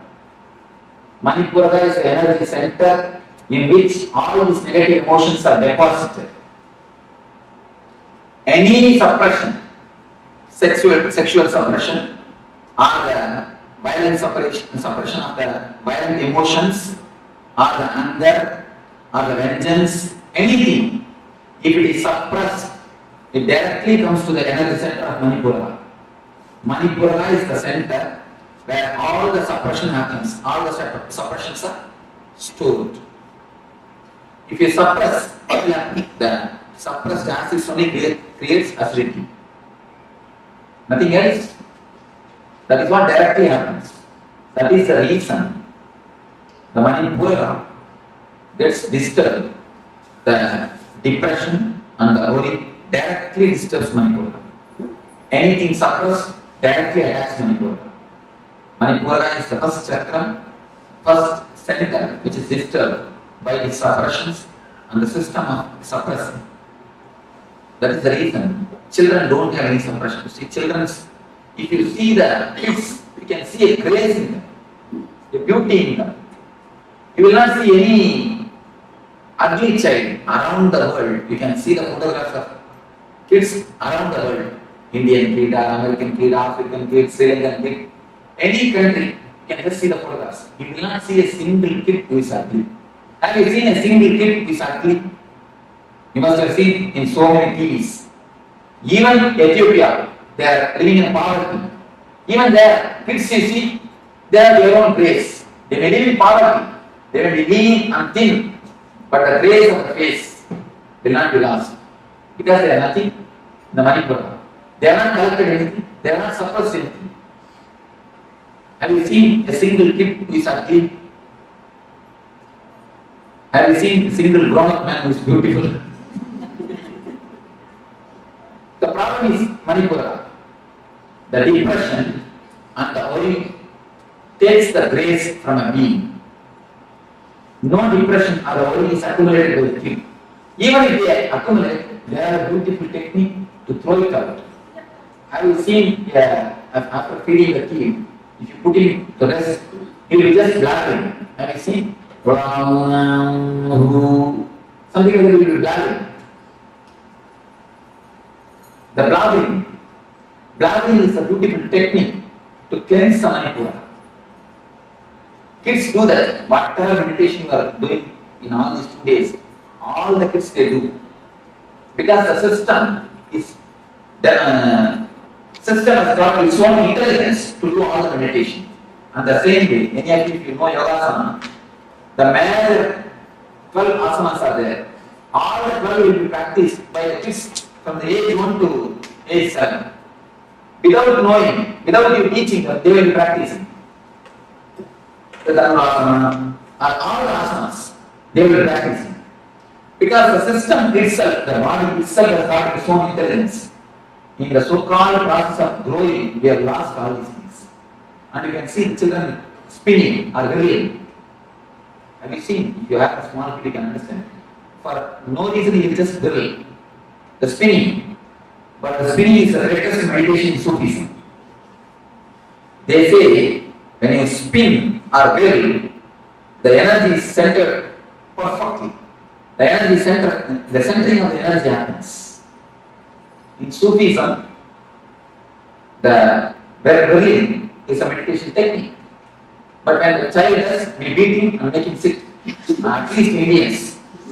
I went to the Santa Cruz beach. I saw small kids. They are just entering the water and playing. The parents are also very relaxed and they just let the children go. And I can't see the scene in Marina Beach. In India, first thing they won't let. And even if they let, how so many rules and regulations they will put up. Child will hate playing itself. Will drop the idea of play. Of course, anyhow. Whatever the kid does, we don't encourage it. We don't allow it. The so-called process, the process of growing, we lose everything. Blocking is a beautiful technique. You may ask how. How can it be a technique? See, whatever you say as a mind is nothing but the languages which you know. You can tell me what are the languages you know? English and Tamil, that's all. Not even 2-3 words in other languages. Bagunana, Kuchundi. No. 2-3 words in Telugu. Huh? No, Malayalam. I can understand. I can understand. That's nothing. I see, if you know even a few words, add in the list. Okay.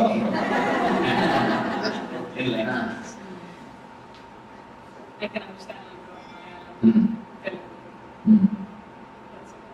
Karakata. Gottilla. I can understand. And then Hindi. Thoda. And then Hindi. Any other language? That's all.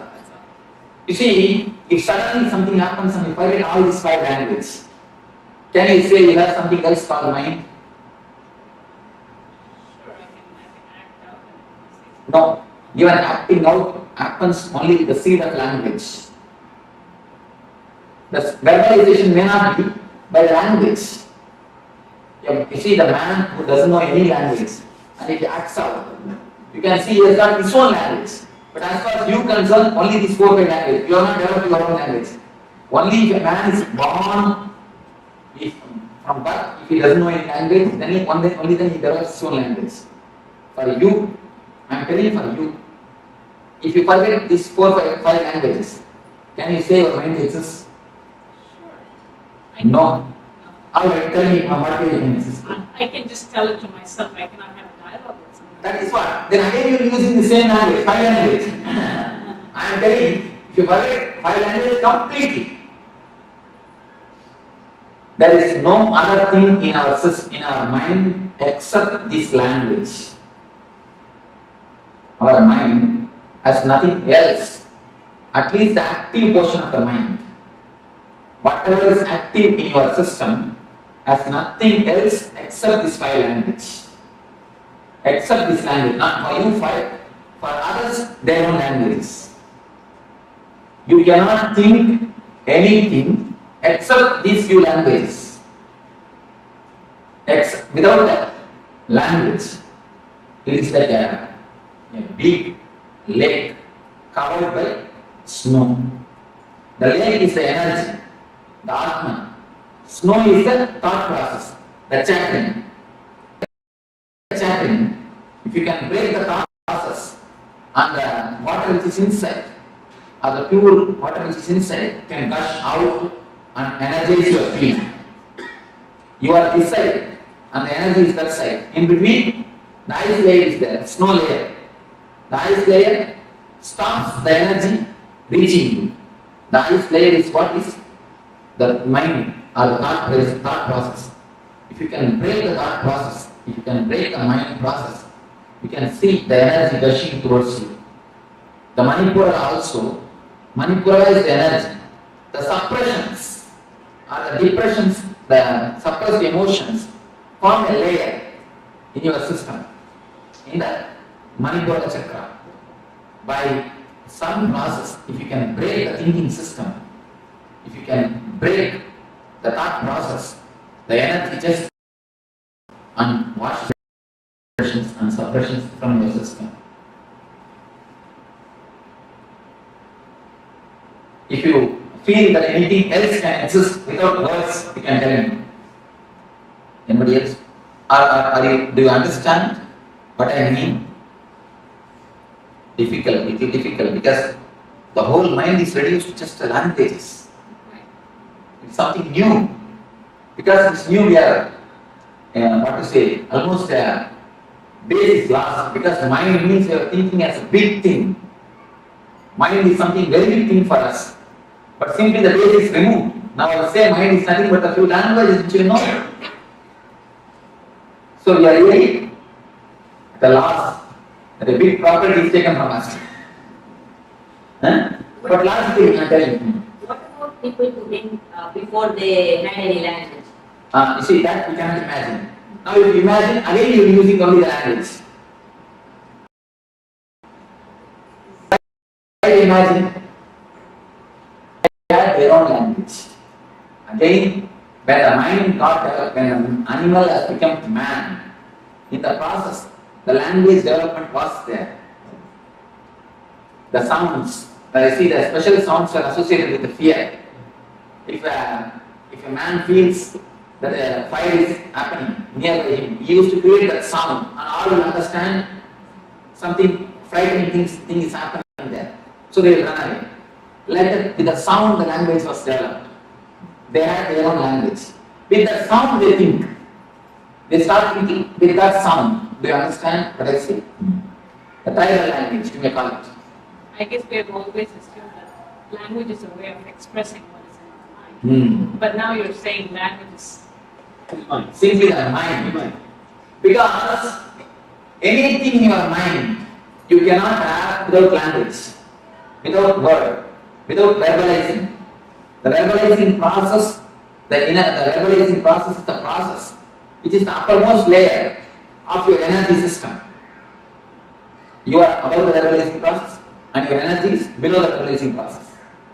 That is the reason the connection between you and the energy never happens. So any logical thinking is lost without language. There cannot be there cannot be any logical thinking. There cannot be any logical thinking. You see, when you use your logical mind itself, you are not using your whole energy. Please be aware. When you use your intelligence, you are putting all your energy to use. When you use your logic, you are not putting all your energy to use. You can always see the decisions of women is very sharp because they think more with intelligence, not with intellect. The decisions of the men, maybe immediate, they will give an immediate result, but for long run, the decisions of the women are sharp because they think with intuition. Any decision with intuition or intelligence Any decision with logic has no intuition. I always seen the decision taken by logic gives immediate result, but for not for long run. Decision which is taken with intelligence and the intuition, which may not be directly, you cannot directly give a reason, but you will see, for a long run, for the whole life, it will give a tremendous effort. Swami, I have to thank you for telling this to all the men over here. Swami, to give me some examples. You are See, if you can question me, I am ready for argument. I'm just like, figure out in my mind, please give me some examples. You see, there are few conclusions. I am not able to give you directly example because of whom I have seen all those whole examples I may not be able to give. But you take this conclusion and scan your life and see. For a long run, any great logic man, a man is excellent in logic and a great professor, he will be giving lectures and convincing thousands of people. He will come to the house and a small problem. He will convince his wife for half an hour. After the half an hour, she will start from the first step. You see, she will start from the first step. What do you know? Because the conclusion structure is by intuition, by intelligence. They don't have thinking. You see, I have always seen women doesn't think much. Proper results. Because most of the energy is stored in the seed form itself. Whenever it is necessary, it gives out the result. In the nature, women are counselors. Any problem in the evening will come and tell the problems, she will do the counseling, and tomorrow morning they will execute it. More they are treated as counselors, and not only that, the techniques to keep the intuition awakened is practiced by women. The dot itself is a technique to keep the intuition awakened. Tomorrow we will be using the technique with the dot, with the Anya Chakra. The techniques to keep awakened is always women, but you cannot see any women logically. How much you try to convince by logic, nothing like that. Is it that they think through the heart more? No, they think through Manipura. They think through Manipura, not through heart, but through. Are they more emotional? No. They think through intuition. The Manipura is the center. You see, Manipura is the center, very active in women. That is the reason only women could give birth. And not only that, Manipura is active in women. One more reason, they need to give birth. They need to give a whole body to one more life. For that, by nature, Manipura is strong for women. They need to give a full structure. Practically, the work of Brahman needs to be done in that energy. So that Manipura is more strong. That is the reason. And this, I have seen the intuition counselors. They are in that also. Women are more successful. Even in India, the Ayurveda Swaran, have you heard of this? Intuition counseling. Even in that field, women are more successful because the Manipura is very strong for them. The intuition or the conclusions will be more strong because the layer will be very thick. The thinking layer is not deep in women. Only the conclusion layer, the energy layer, high and the strong for the women. Just the proportion between men and women here says we're smarter. That cannot be the publicity. No, that cannot be the solid reason. I want a solid reason. No, we have the intuition that we're going to be enriched in our power by attending your course.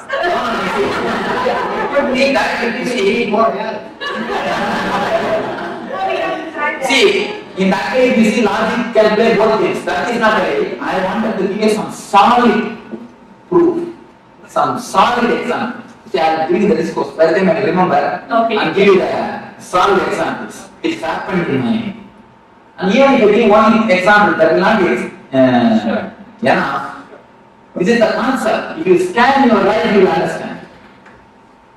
This is the idea. you just go through your thing, you will understand. Whenever everyone decides it's for long run, it is always good for a long run because she doesn't have much of energy wasted in aggressive. What is that? Immediate. No, not only that. The aggressive joys. You see, any joy which comes to you by aggressiveness, but outgoing things. She doesn't have our system itself, the joy of passiveness. The very system is more passive. Energy is wasted only in aggressiveness. Okay, The very system is a passive. women being nurturing, because they nurture, they have to use a lot more common sense and intuition rather than logic. That's something. Why it happens, how it happens, they ask. I am trying to give them some visible examples. I'm giving only the reasons. Reasons from all the energy sources or the books. Only I'm giving the reasons. I'll give you an example and I remember. Manipura is, you see this basic understanding. The Manipura is the master of intuition, the master of the energy, master of this chakra for you because you need to give birth. You need to supply tremendous energy to the other life. That is the basic logic why the Manipura of the women is more strong.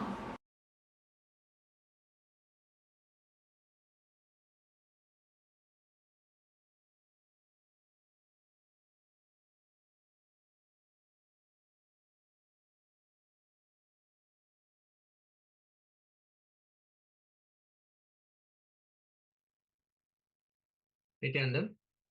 So after this powerful session with Swamiji, receiving the cognitions and the thought currents, how we can go beyond the worry that happens within us. Now let us enter into internalizing the powerful truths, the cognitions that Swamiji has given. Let us now go through how each of these can actually have a direct impact on the Manipuraka chakra.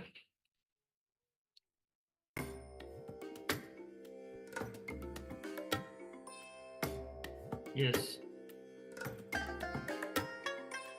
I bless you all. Let you all open all your three eyes. Sorry about that. So we'll continue. So Manipuraka chakra, the navel center.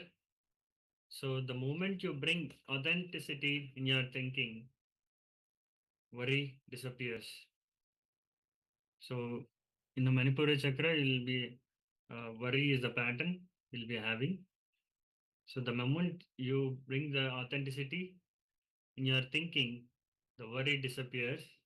As long as you don't bring authenticity in your thinking, integrity in your thinking, worry continues to rule you.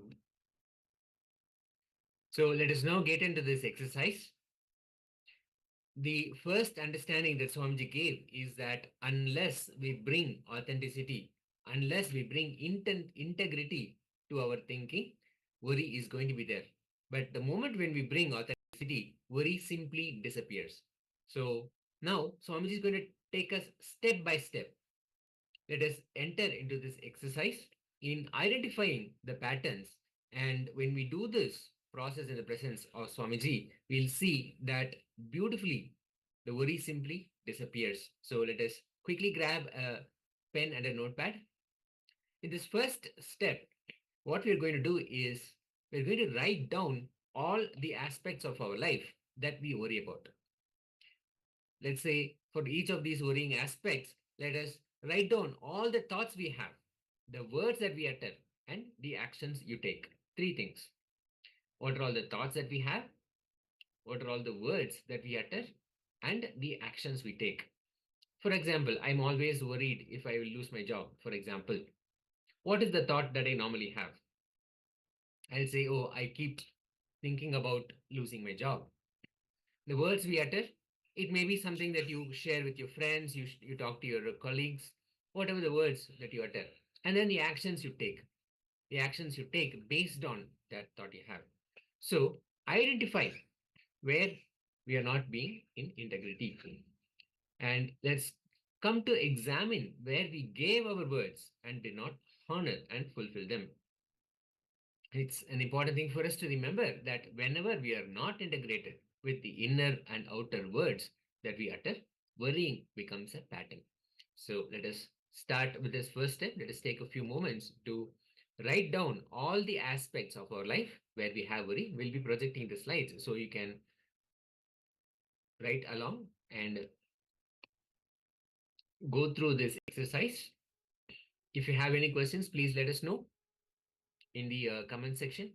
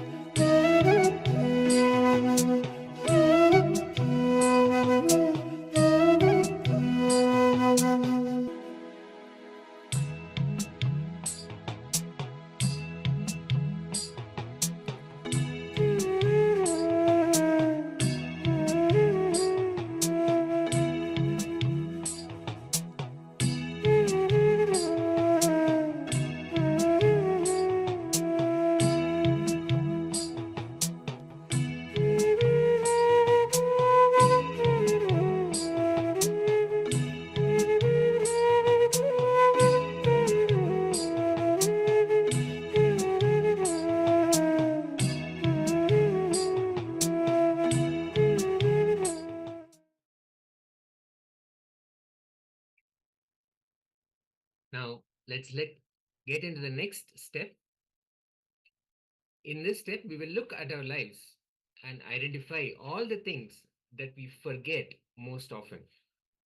For example, we regularly forget to take our medicine, or we forget where we keep our car keys or the TV remote, something like that.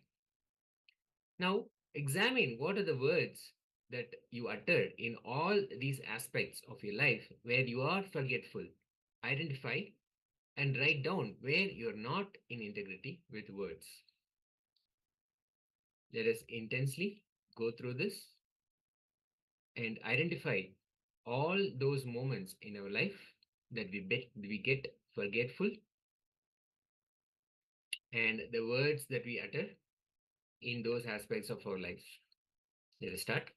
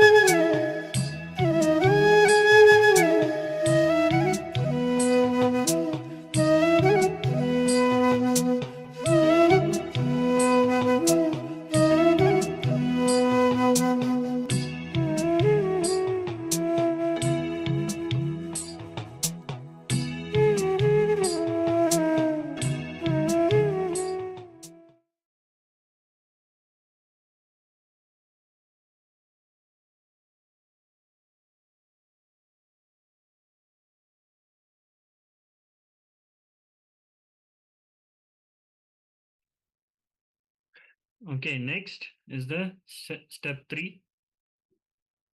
So, for each of these worrying aspects of your life, write down the thoughts you have, the words you utter, and the actions you take. So, identify where you are not being in integrity authenticity, and where you are ignorant and unaware, and bring awareness into it. So now examine where you gave your words and did not honor or fulfill them. Let us do this, enter into this sincerely. For all the worrying aspects that we have identified, let's write down the thoughts, the words, and the actions that we carry, and where we are not being in integrity and authenticity. Let's start.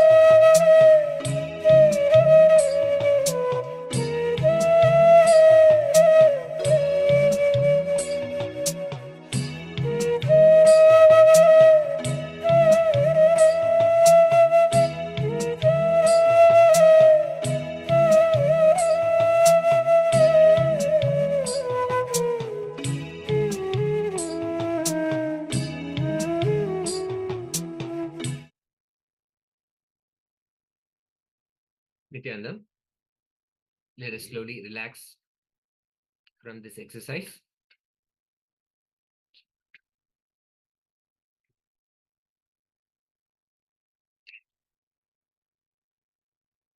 So let us come back to the space of listening. Quickly want to share how the experience has been when you sat to write down these cognitions, these clicks, the aspects of worry in your life. What clicked with you? Any cognitions that you had, or any powerful revelations, anything at all that you had, please share with us. Let us take a quick moment to share this. In the next session, we are actually going to look at a very powerful detox technique. It's a simple detox technique. It's just a small and powerful technique to detox ourselves. So we'll just wait for a quick sharing from all the participants before we enter into that. We see that Ma Alexandra is sharing about the kind of worry that she is carrying about the rent in her apartment. Thank you so much for sharing. I hope you were able to write down all the aspects of your life where you have worry and all the areas where the integrity is lacking. When you analyze your thoughts and it bring integrity, then worry simply disappears. So thank you so much for sharing. Now let us quickly enter into this detox technique. This is a very simple technique. We're just going to project the slides because it has a very simple technique that can help us really detox.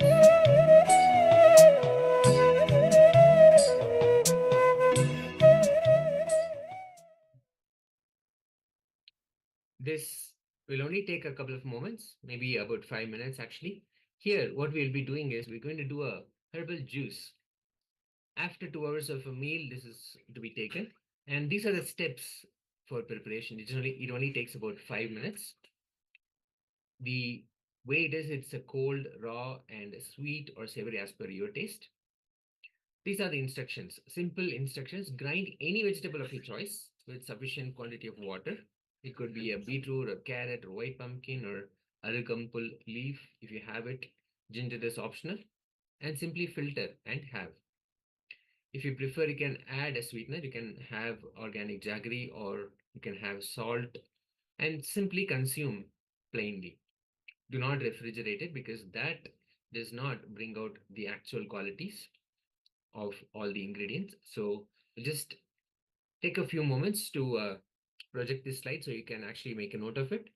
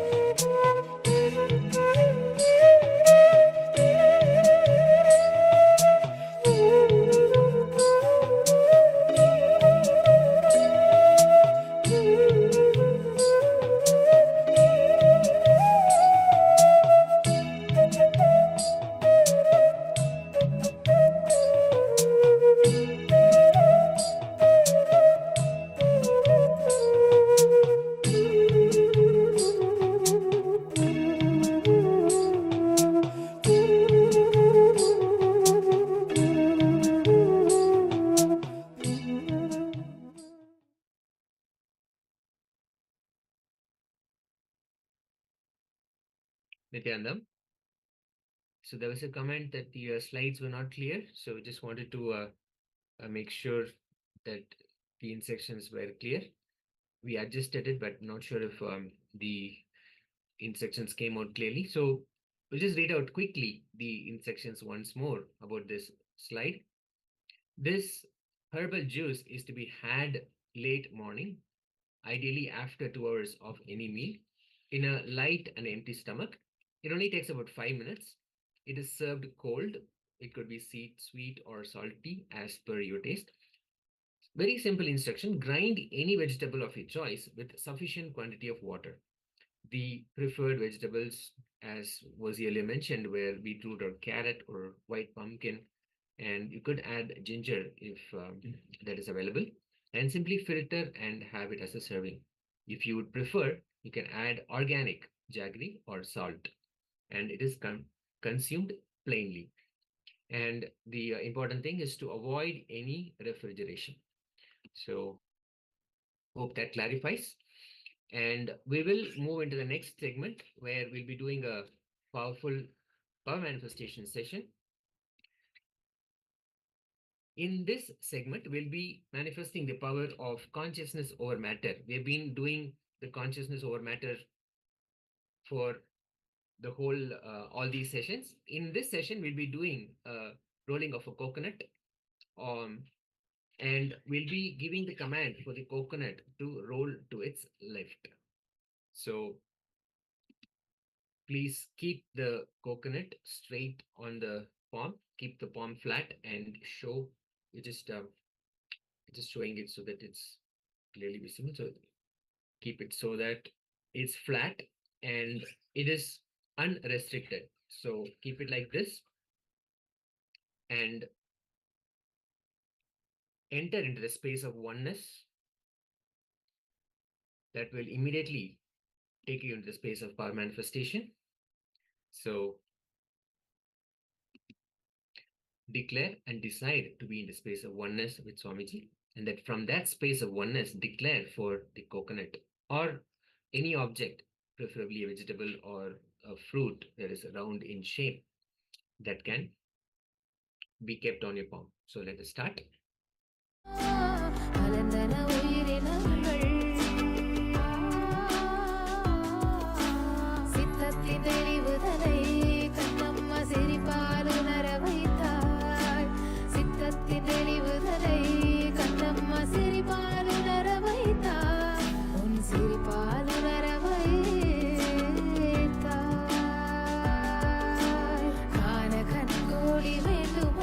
Kannamma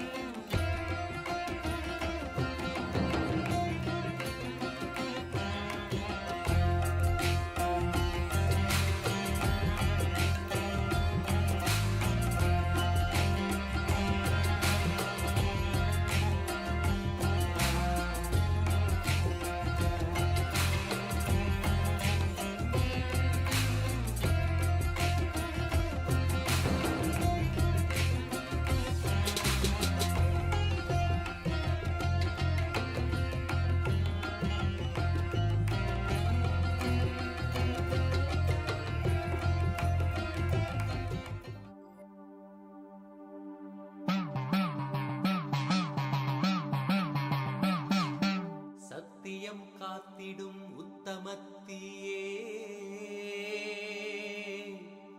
சத்குருவாய் வந்த நித்திய தாயே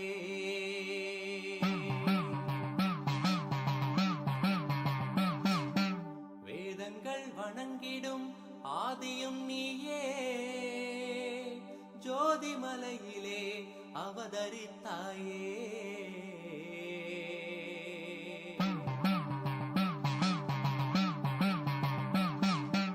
அவனியை பேணும் ஞானமும் நீயே அக்னி வடிவிலே அருள் புரிந்தாயே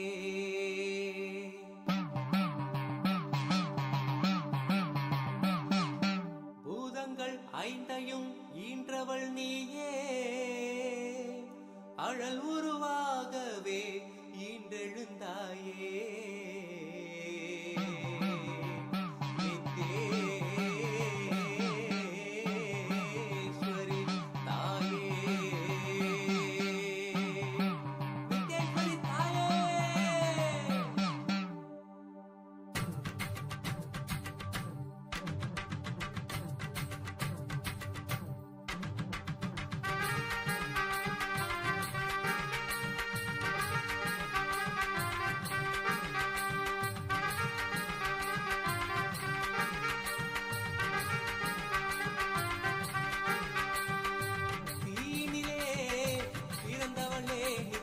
ஆனந்தத்தியே நித்யானந்தேஸ்வரி தீனிலே பிறந்தவளே நித்ய ஆனந்தத்தியே நித்யானந்தேஸ்வரி கருமங்களை கொன்றிட வந்தாய் நித்யானந்த தர்ம மண்ணில் வென்றிட வந்தாய் கருமங்களை கொன்றிட வந்தாய் நித்யானந்த தர்ம மண்ணில் வென்றிட வந்தாய் தீனிலே பிறந்தவளே நித்ய ஆனந்தத்தியே நித்யானந்தேஸ்வரி தீனிலே பிறந்தவளே நித்ய ஆனந்தத்தியே நித்யானந்தேஸ்வரி நித்யானந்தத்தியே நித்யானந்தேஸ்வரி நித்யானந்தத்தியே நித்யானந்தேஸ்வரி நித்யானந்தத்தியே நித்யானந்தேஸ்வரி நித்யானந்தத்தியே நித்யானந்தேஸ்வரி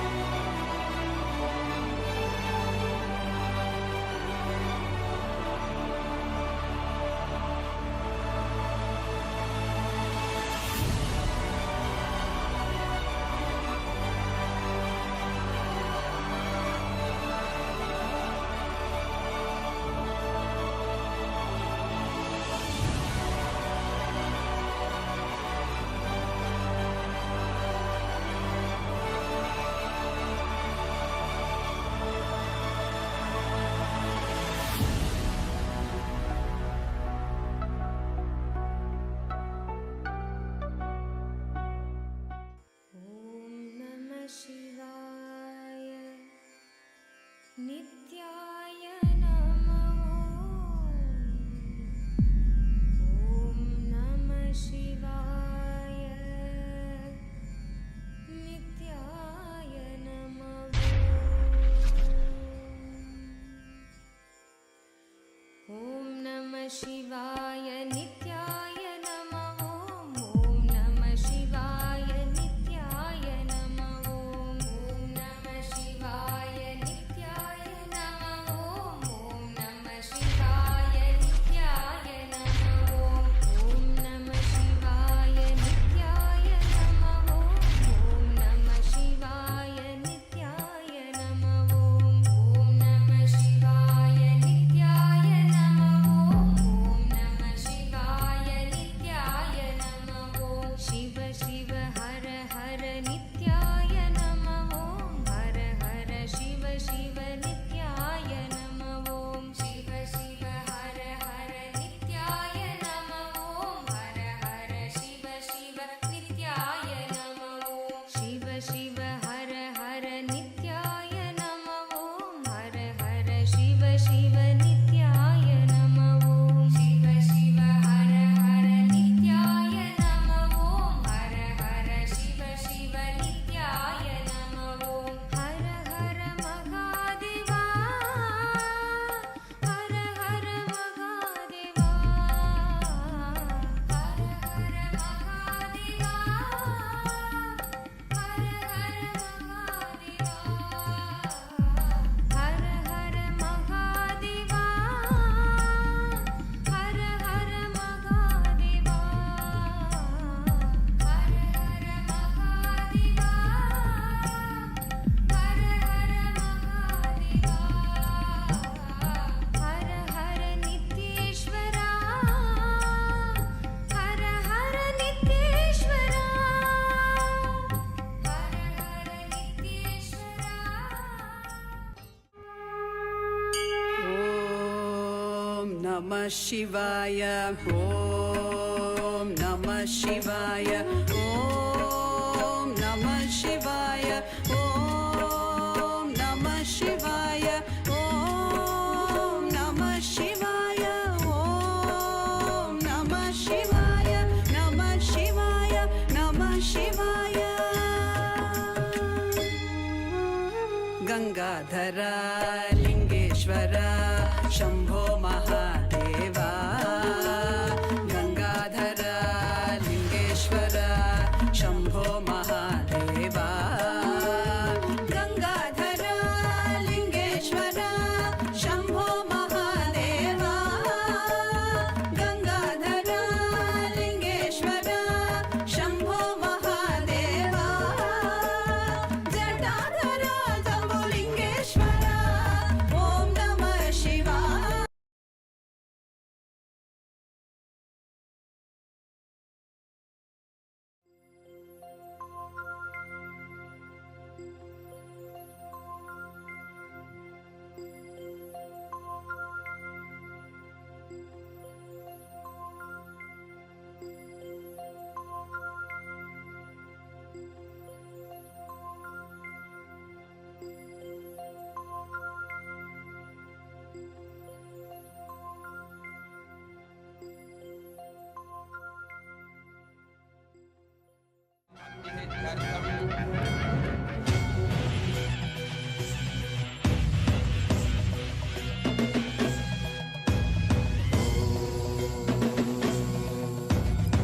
राजाधिराजाय प्रशक्यशालिने नमो वयं वै श्रवणाय कुर्महे श्रमे कामान् कामकामाय मह्यं कामेश्वरो वै श्रवणो ददातु कुबेराय वैश्रवणाय महाराजाय नमः சனடி போற்றி சிவன் சேவடி போற்றி நேயத்தே நின்றடி மலனடி போற்றி மாயப்பிறப்பருக்கும் மன்னனடி போற்றி சீரார் பெருந்துரையினம் தேவனடி போற்றி ஆராத இன்பம் அருளும் மலை போற்றி ஈசனே சிந்தை கவல நேசனே தருவாய் பூவோடு கனிகளை கொண்டு உன்னை பூஜித்தோ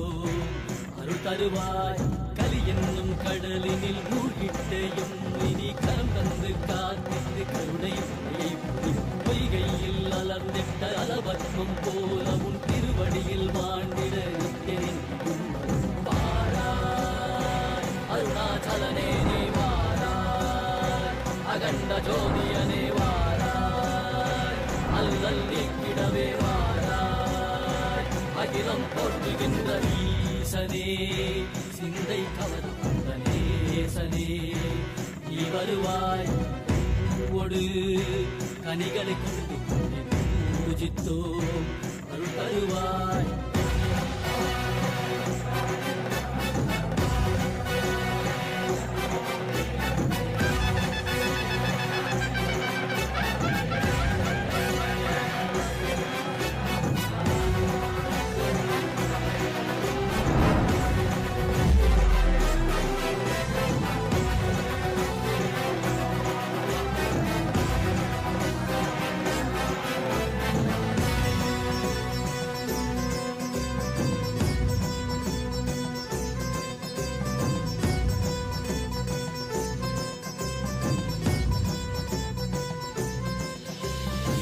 கையினில் சூலமும் மெய்யினில் வில்வமும் நிறையா கடல் நீர் குடியோடு தரிசனம் அருளவா செம்பொன் மாட சிற்றவை தனிலே சிந்தை கவர்ந்த உன்னை சிக்கன பிடித்தேனே வந்தும் புகழ் பெறும் நான் வரை நாயகா மதியினில் நிறைந்திடுவாய் மதி உணராதவர்க்கு மதி உணர் செய்திட வான்மழு நீ ஏந்திவா அறவாடிட இதை சூழ்ந்திட திரள் சேர நீ வருவாய் அகம் உணர்ந்திட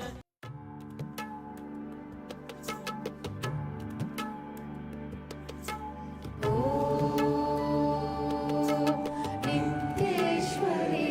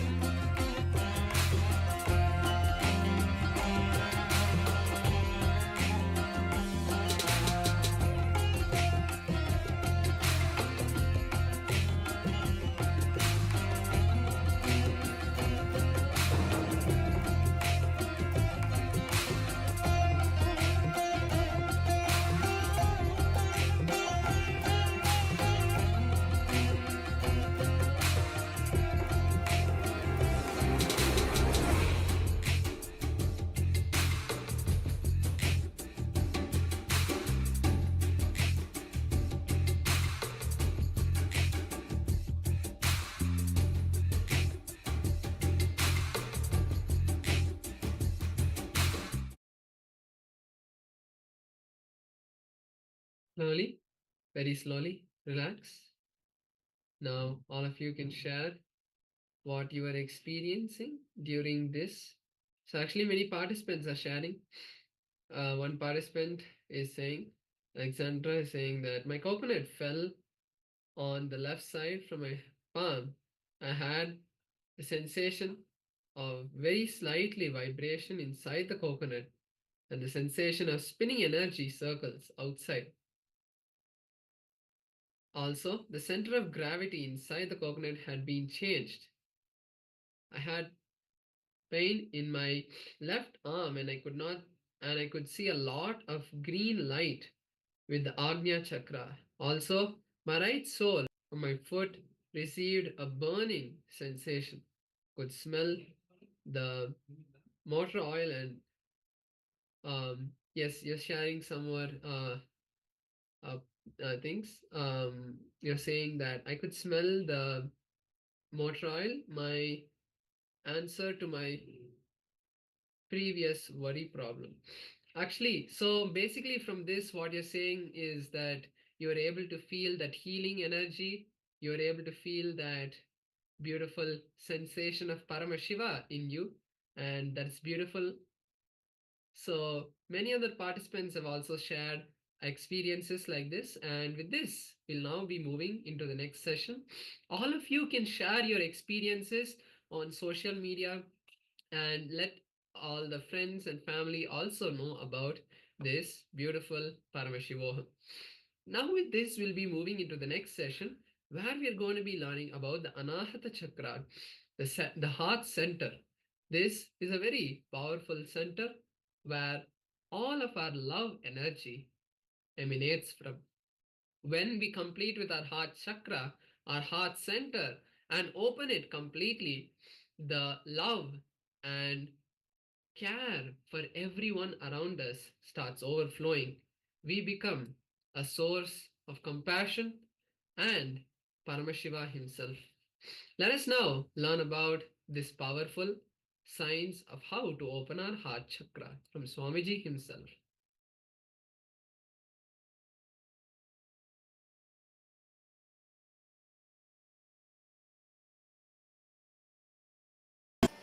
You feel you are something special. You are attended. You are cared. You also told the right word. You are cared. Care is what we call love. If somebody gives his attention to you, you say he loves you. If you give your attention to somebody, you say you love him. That's all.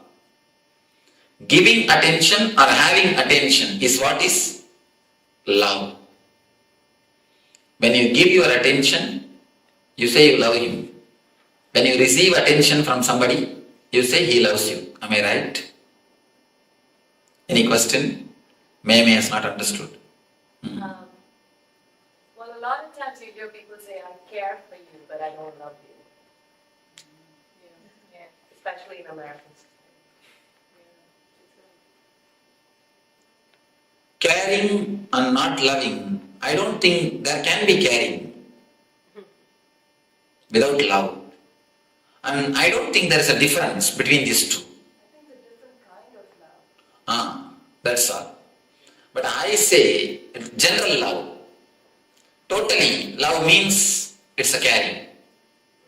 The expectations also matter. The expectations, with or without expectations.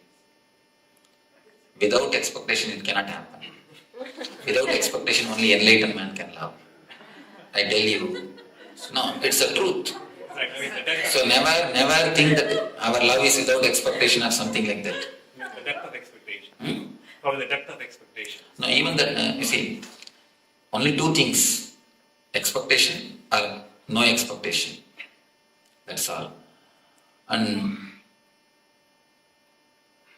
when a person becomes a love, when his whole being becomes love, only then he can give loving, he can give love without any expectation. Otherwise it is not possible. So, let us not bother about expectation or not. That is the basic thing, with expectation only. Whether we give or receive, that is the love. Let us understand basically what is love. Then step by step we will go. Yes, something.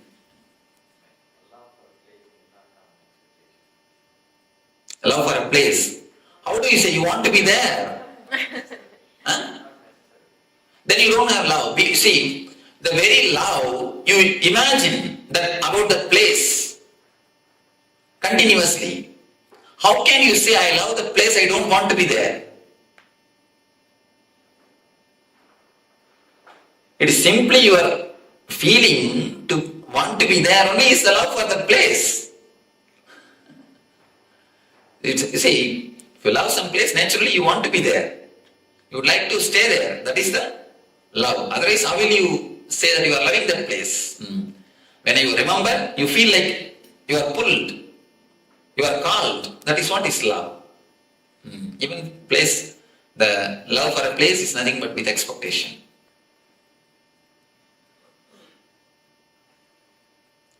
So you understand first, I think Jayashree can take the notes later on.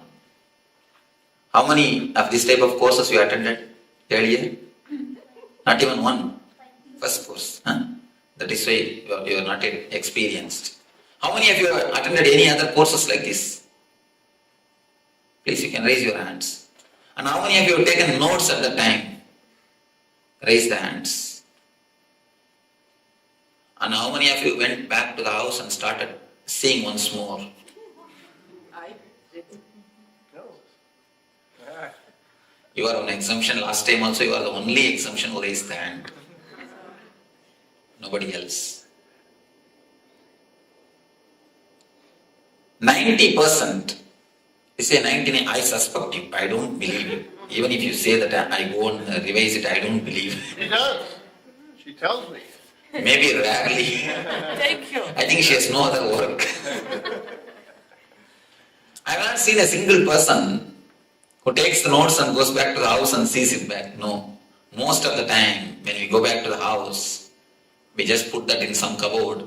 When you shift your house, you just come upon that notebook and say, oh, that Swami from Bangalore came. Yes, that course notebook. With respect, put it in the dustbin. So, don't go for notes. Understand. If you take notes, instead of understanding now, you will postpone the understanding. You will think, I'll go and study in the house. So instead of that, at least understand, you will have notes in your heart. And once you understand, you don't need to remember it. The idea will remember you. People ask me, Swamiji, should we practice all these teachings in the house? I tell them, no. Don't practice. If you have to remember and practice, then what you have understood?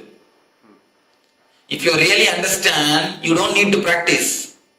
You don't need to remember them. The teachings will remember you. They will just come up whenever it is necessary. I always tell people, try to forget everything. If it is really worth in your life, you will not be able to forget. Do you forget your name? No. You don't forget your basic details or basic things about your life. Same way, if it is a basic need, if understanding is a basic thing, you will not be able to forget. If you don't understand, only then you need to remember. Once this becomes an understanding, you don't need to remember it. The understanding will remember you. I again and again tell the people, if you really understood, if you really grasp what I say, if you really interact, that is more than enough. Whenever you take something, swallow something without understanding, only then you need to again and again remember. You understand what I say now? Just, if you understand, that is more than enough. You don't need to remember the teachings. Teachings will remember you.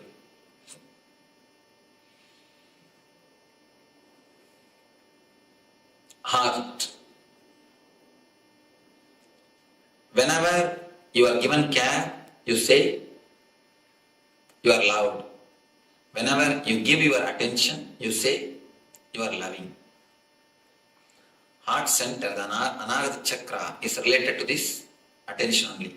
Whenever I say there is a heart center, there is an Anagata Chakra, people immediately ask me, Swamiji, I underwent bypass surgery, will it be there as it is?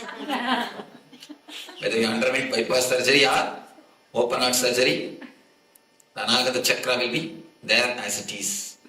Don't bother about it. It will be there as it is. It is not physical, it is more metaphysical. It is more spiritual. The key for the Anagata Chakra is whenever you give your attention, the energy center opens. Whenever you ask for the attention of the others, this gets locked. We may say, when are we asking? All your fight in the house is nothing but the asking of attention from others. Everything. Let us look a little deep into the mechanisms of Anagata Chakra.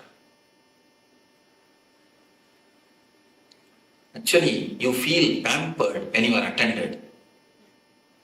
You feel you are recognized when you are attended. Have you seen the kids? They will be playing in the house. They will throw something here, there.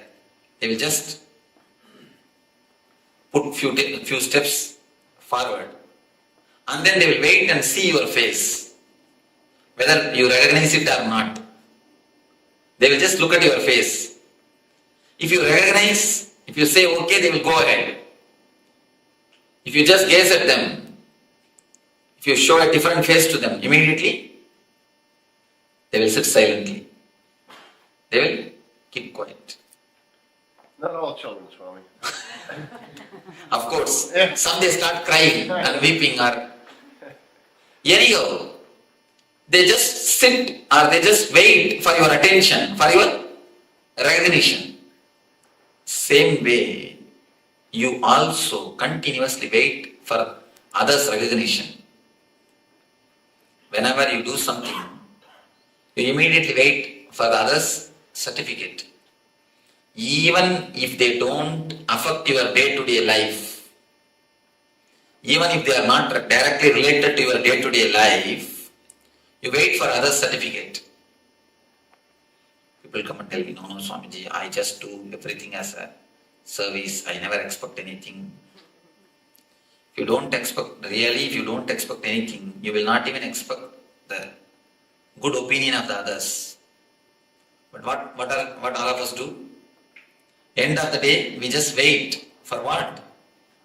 Certificate. Good wife, good husband, good son. If you are not given certificate, sometimes you demand also. Most of the time, we demand. Understand a little deeply. Every action, if you scan your life, every step you can see, you are expecting certificate. You are expecting certificate from somebody. From the very young age, you are conditioned to live with good certificates. You are conditioned to aspire for good certificates.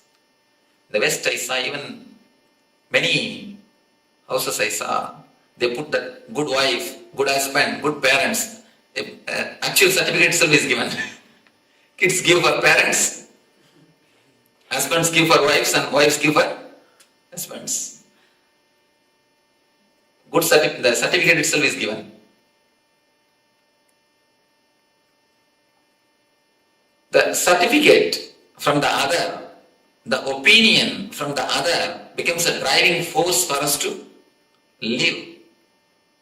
Most of the time, if somebody doesn't give you certificate or recognition, if nobody recognizes you, you feel lonely.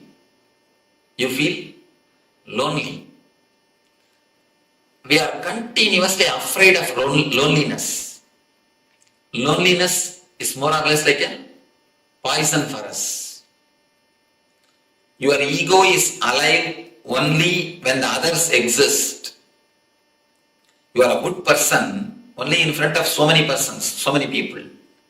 If nobody is there, if nobody recognizes you, if you are alone, your ego feels hurt because it is not getting pampered.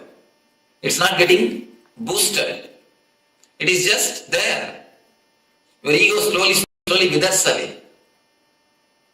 If you stay alone in your room, there is nobody to praise you. You cannot feel you are a good person. Only with so many others, you can feel you are a good person. Alone, can you feel you are a good person? No, there is no comparison. Your ego doesn't have a base to say you are a good person. Your ego does not have any support. Only in the relationship ego flourishes. Whether good or bad, it flourishes only in the relationship. In aloneness, ego never flourishes. That is why aloneness is very killing. We are always afraid of aloneness. Aloneness means we feel frightened. We continuously work only for certificates, only for the other signature. Our life is nothing but a long signature campaign. We have a big notebook. In that we have written, good husband, please sign. Good wife, please sign. Good son, please sign. Our life is nothing but a long signature campaign. You just expect signature from everyone. Playing with the playing cards, they will build big castles with the just playing cards. With playing cards, they will build castles. Have you seen? But kids are intelligent. They build their castles with their own cards. What do you do? We build our personality with other certificates. Just as the kids build their castles with playing cards, we build our personalities with others' certificates. If somebody says you are obedient, we collect that idea. From the young age, we collected all the ideas of the society. Whatever others have said about us. If somebody says you are a good person, we collect that idea. If somebody says you are a very intelligent, we collect that idea. If somebody says you are smart, we collect. If somebody says you are dark, we collect. If somebody says you are beautiful, we get that idea. If somebody says you are not beautiful, we collect every idea. And totality of that idea, the plus minus, everything we put together, we come to an opinion about ourselves from the other's ideas. If we receive 10 opinions from 10 persons, we put together everything and create an idea about ourselves from these 10 opinions. Be very clear, because you do not know about yourself, you are not centered on you, you understand about you from others' opinion. There is a small research done by Chicago University, beautiful research. One day morning, early morning, young man is going to his office. When he came out of his house, the man who was standing just in front of his house asked him, "You look so tired. Why are you going to the office? Why don't you rest?" He said, No, I'm quite okay. I'm all right. He went to the bus stop. In bus stop, there was one more person. One of his friends asked, "You look so tired. Why don't you go and rest? Why should you want to go to office? Why do you want to go to office?" This man said, No, I'm all right.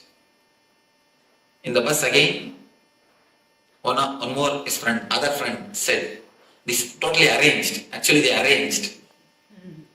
One more person asked, "Hey, your face shows you are tired. Why don't you go and rest? Why do you go for a job?" Again he said, No, I'm all right. He went to the office. In the office, ground floor itself, somebody said, receptionist. She said, "Why don't you have a leave and rest? Why don't you get your leave and rest? You look so tired." As soon as he went inside the office, boss called and told, "You could have You could have had your leave. You feel so sick. By seeing you, I can understand. You are tired. Are you sick? Why don't you go and rest? The man really started thinking. And not only he started thinking, he applied for leave and went to the house, went and is rested. That day evening, he had a temperature. Not only temperature, really is sick. When many people continuously tell you something, you immediately start believing. Not once or twice, 15 times they did this experiment. All the 15 times, all the 15% fell sick. All the 15% fell sick. They just arrange some 10 people here there casually to tell. It seems you are not feeling well. The test proves how much others' opinions play on our mind. How much you live based on others' opinions. It's just like the castle built by other certificates. As the kids build their playing cards castle, you build your personality with the others' opinion, with the other certificates. How long you can have other certificate? Tell me. As long as you dance according to their tune, you will have. They will let their certificate to be with you. How long you can dance according to everyone's tune? Imagine. One side, your husband is playing Kathakali music. You go there and do few Kathakali steps. On the other side, daughter is playing pop music. You jump there and do few steps of pop. And back side, your son is doing Bharatanatyam music. Then you do few Bharatanatyam steps. This side, somebody else is doing rock music. You jump there and do few rock steps. This side to that side to this side, this corner to that corner, here, there. If you continuously run around, what will be your dance? It will be nothing but mess. That is what now we are doing. Everybody has got their own tune. How long you can run, you can dance for everybody's tune. If you know 6-7 type of dances, at least you may manage. Even then I don't think you will be able to manage. Because you need to change the tune. How long you can manage? If you dance according to everybody's tune, then they will let their certificate to be with you. If you don't dance according to everyone's tune, what will happen? They will take away their certificate.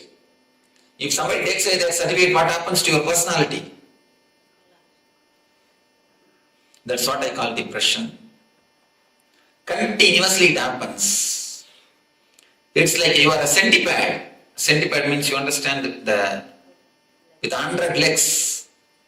You have 100 legs. Only if all the 100 persons say something good about you, if all the 100 say some nice things about you, you feel comfortable. You can walk. If someone takes away their leg, what will happen to you? You just tumble down, collapse. I tell you, this is a homework which you need to do. Make a list of the people who can depress you. Now really, now this will give you the new understanding in your life. See, most of the time, we do not even know our problem. That is the problem. Once you know your problem, 90% of things gets dissolved. Once the problem is brought to the consciousness, you will see that it disappears. Find out who all can depress you,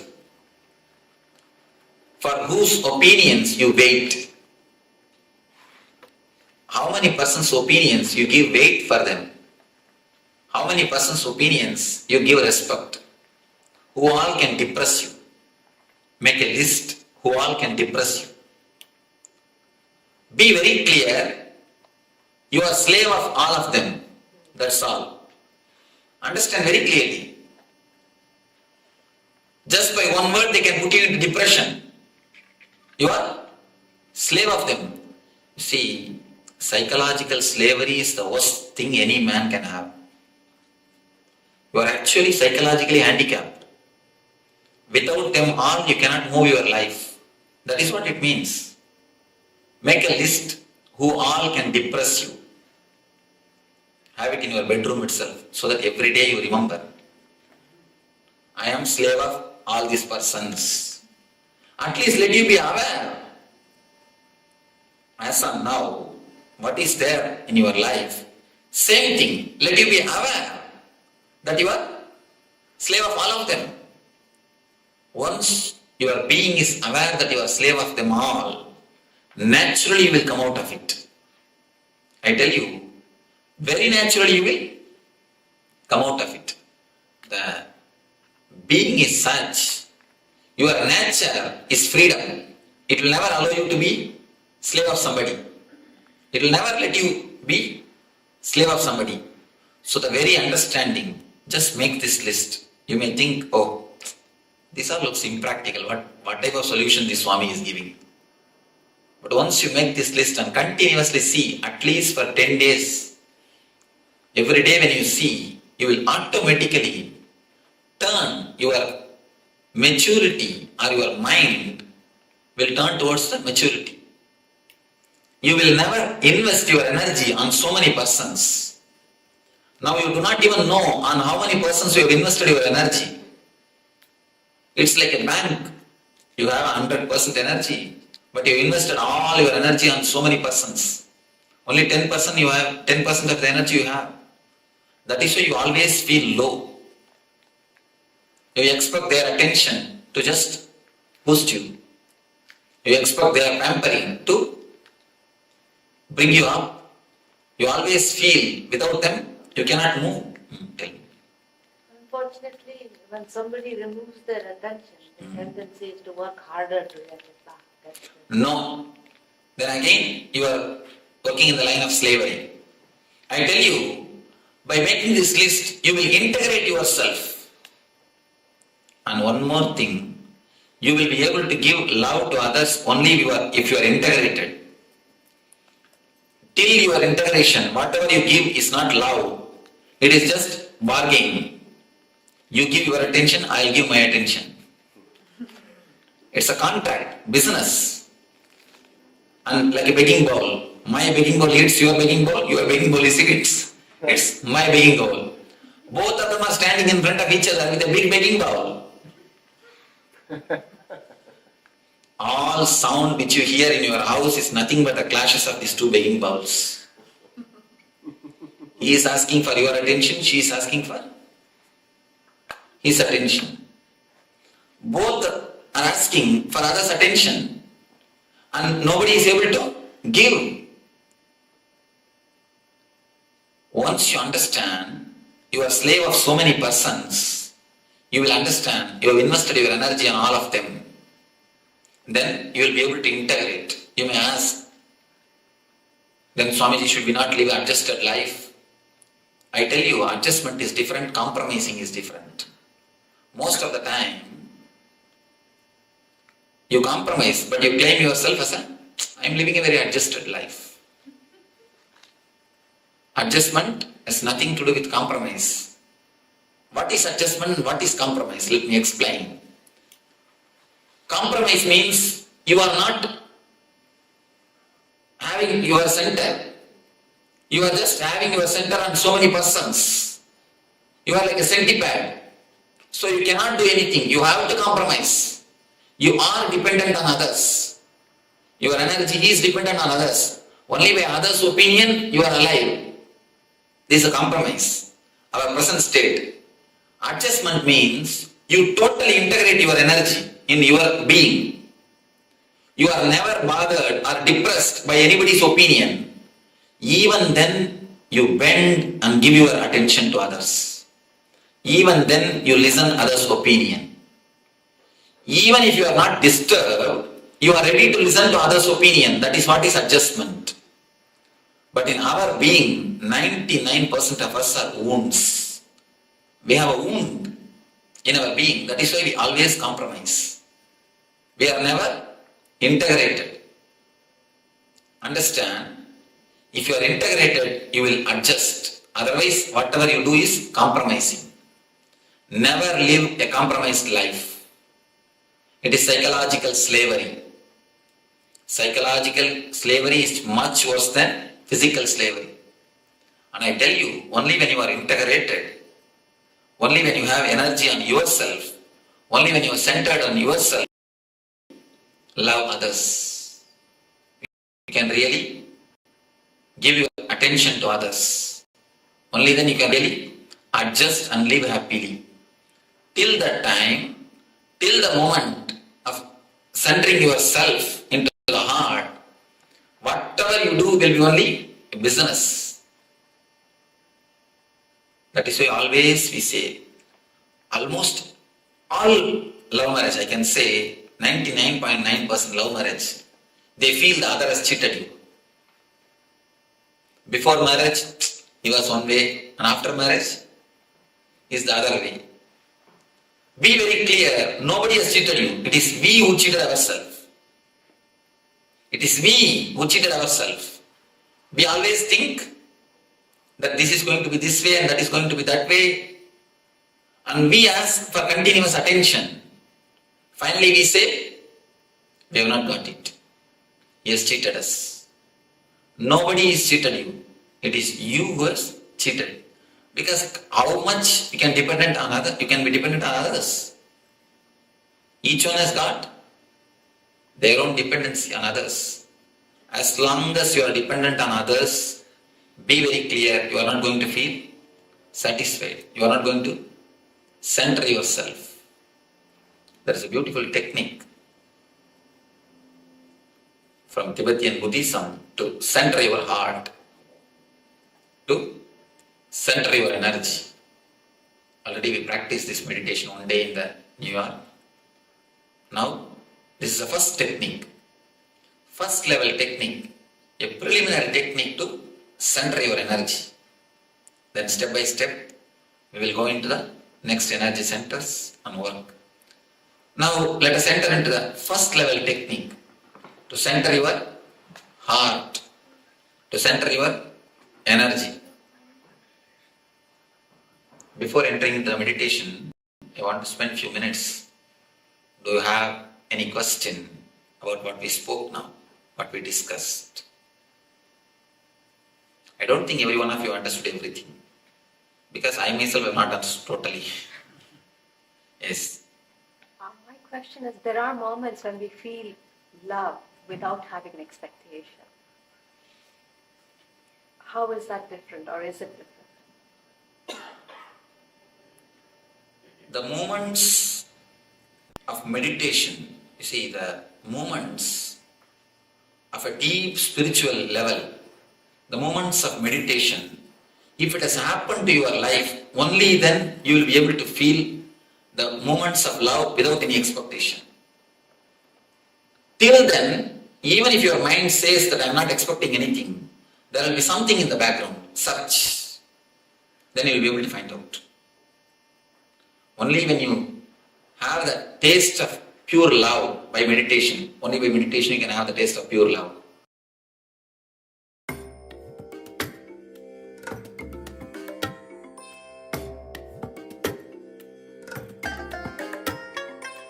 I bless you all.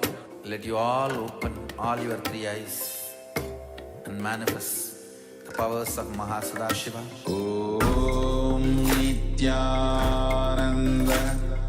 Paramashivoham. Om Nityananda Paramashivoham. Om Nityananda Paramashivoham. Om Nityananda.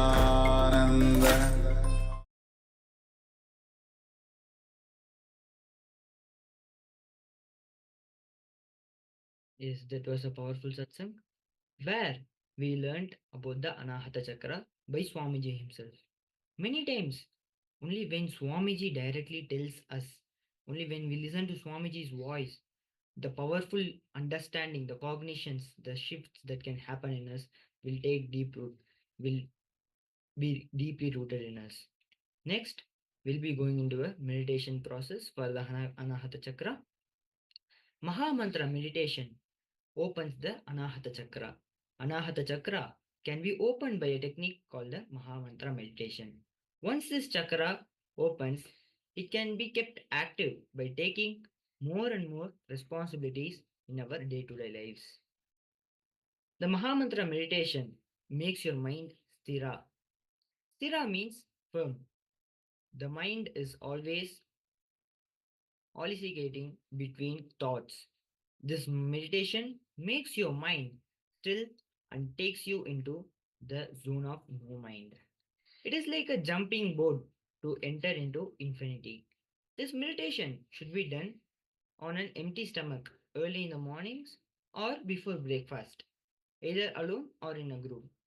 Total duration for how long this meditation should be practiced is 21 minutes. Total involvement and awareness of the humming. You should be totally involved and aware how deep and how low you are humming during the meditation. We should become the humming during the meditation process.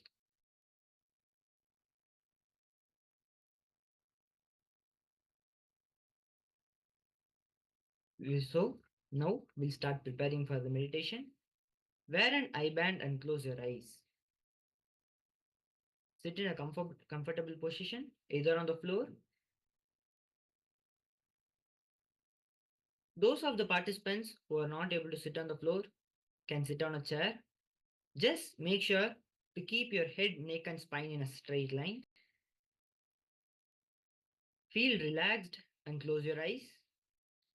Even after we close our eyes, we see forms and images behind the closed eyelids.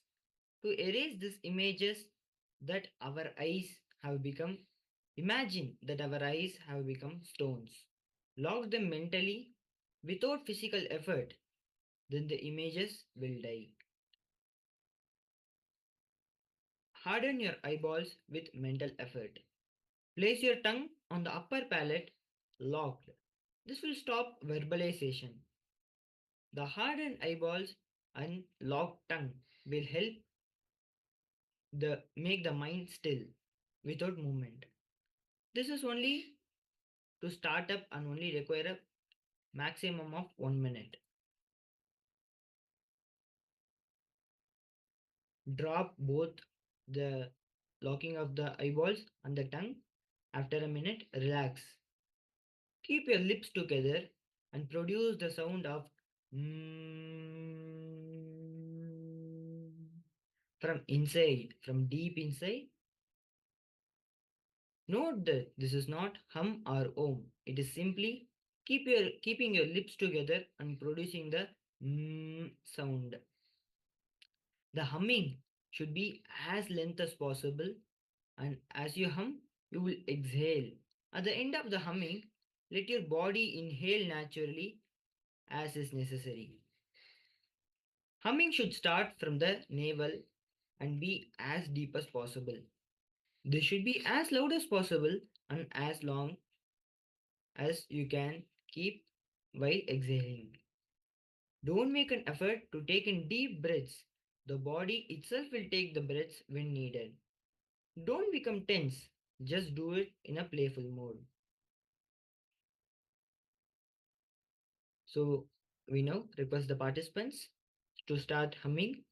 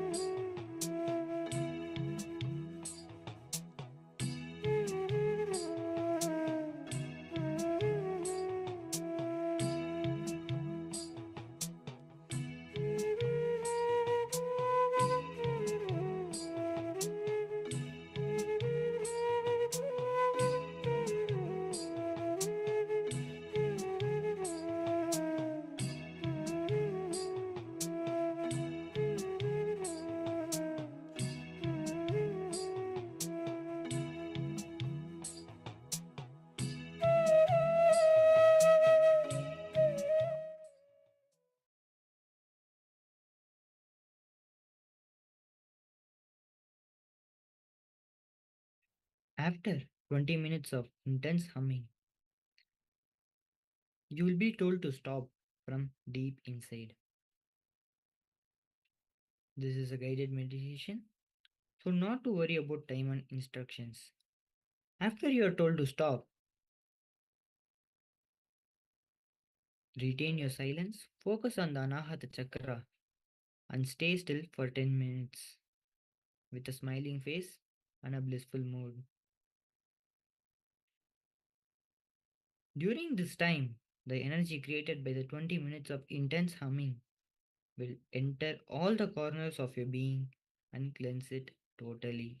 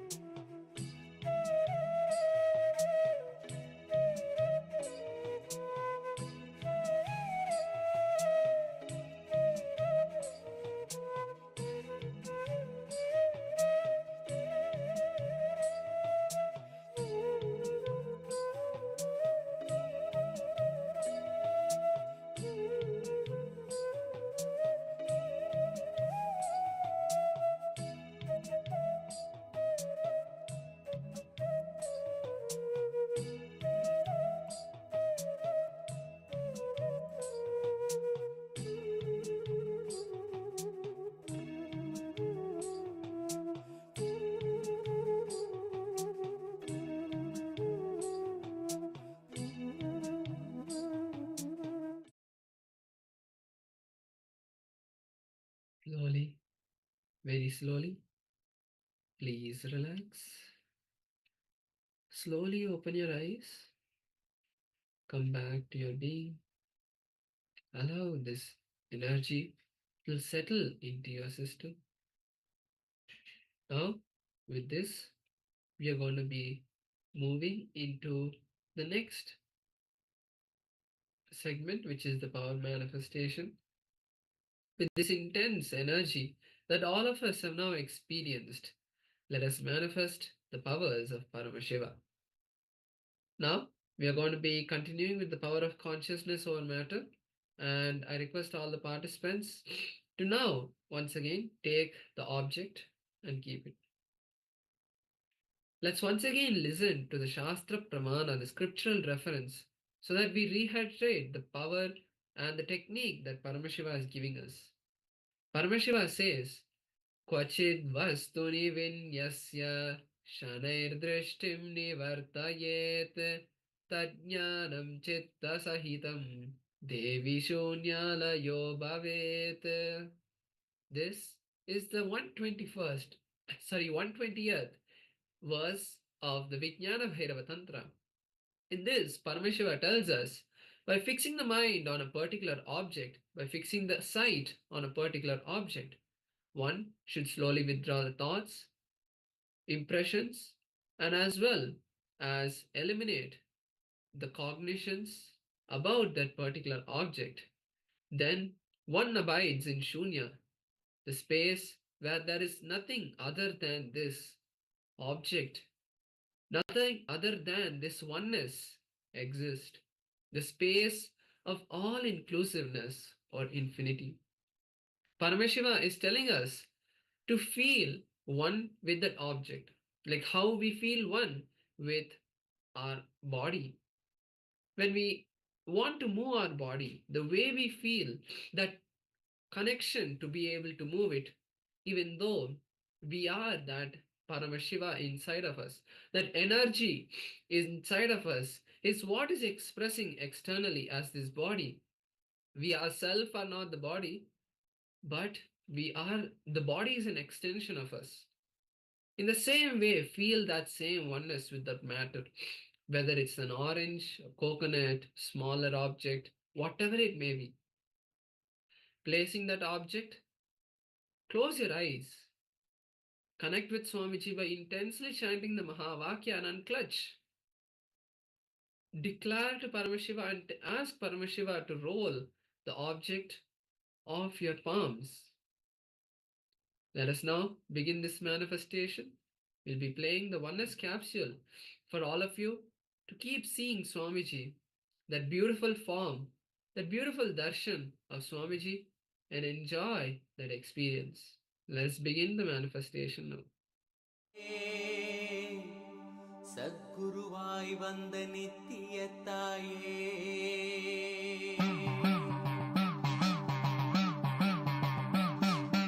வேதங்கள் வணங்கிடும் ஆதியும் நீயே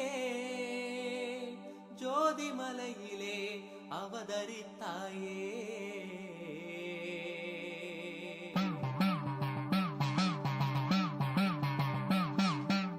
அவனியை பேணும் ஞானமும் நீயே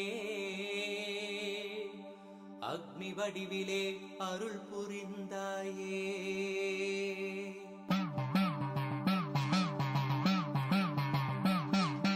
பூதங்கள் ஐந்தையும் ஈன்றவள் நீயே அழல் உருவாகவே ஈன்றெழுந்தாயே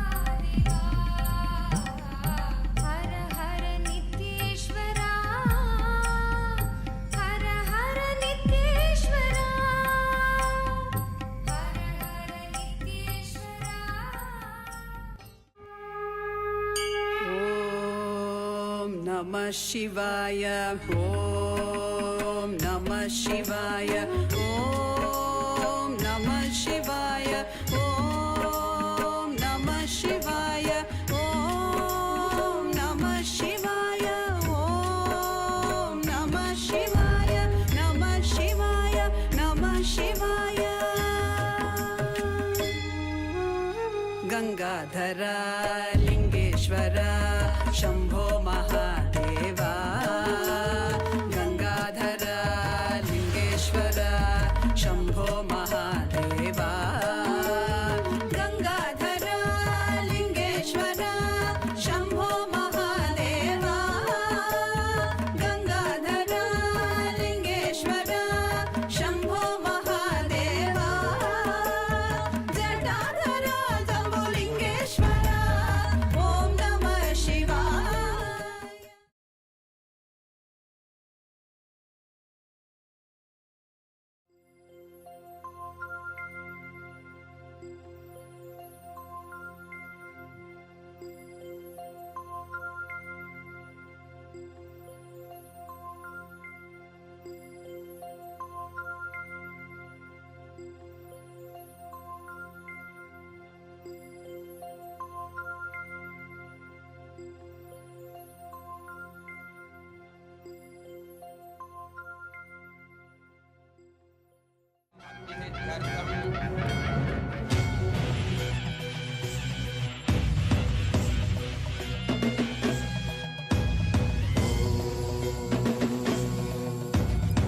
राजाधिराजाय प्रषड्यशाकिने नमो वयं वै श्रवणाय कुर्महे रामे कामान् कामकामाय मह्यं कामेश्वरो वै श्रवणो ददातु कुबेराय वैश्रवणाय महाराजाय नमः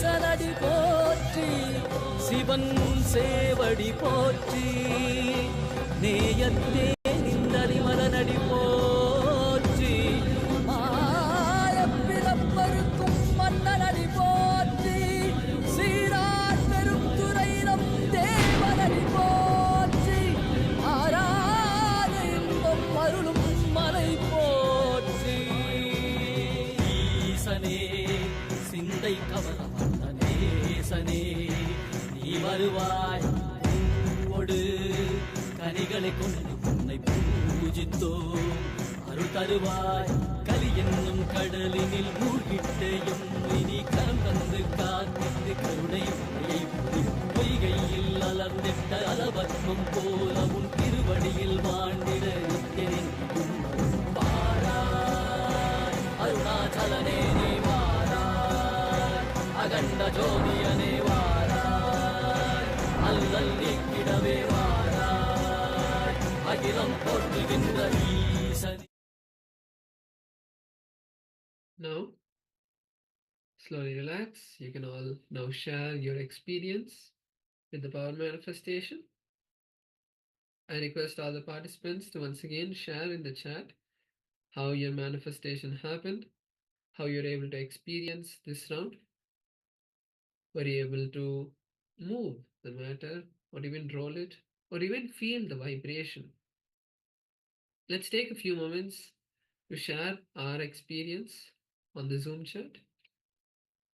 And I also want to take this time to request all the participants that darshan is going to be starting very soon, and all of us must be ready to receive Swamiji in today's powerful darshan. Today we are going to be initiated into a new set of initiations where Swamiji himself will be coming in the darshan and blessing us.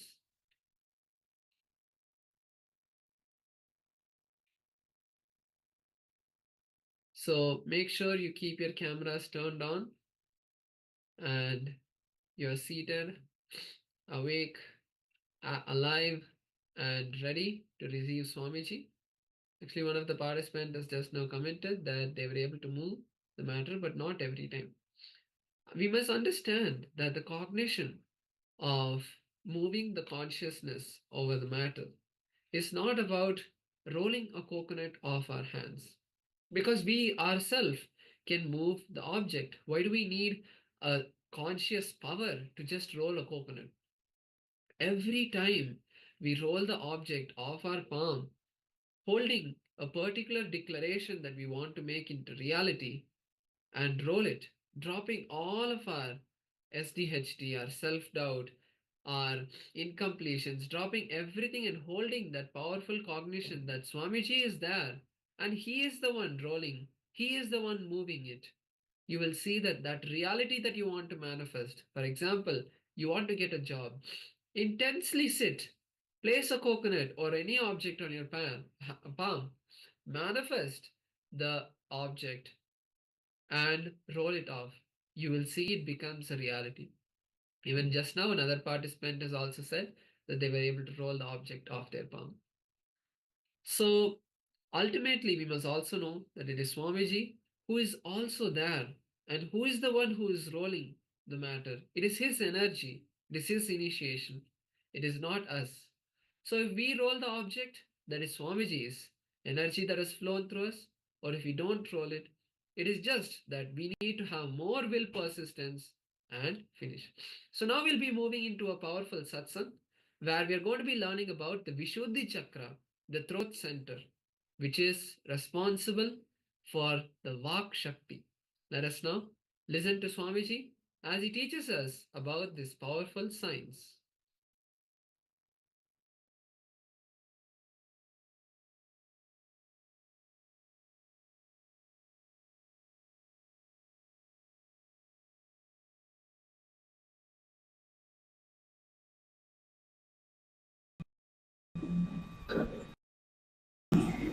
Chakra is centered in thought. Vishuddhi. This chakra block is a comparison jealousy.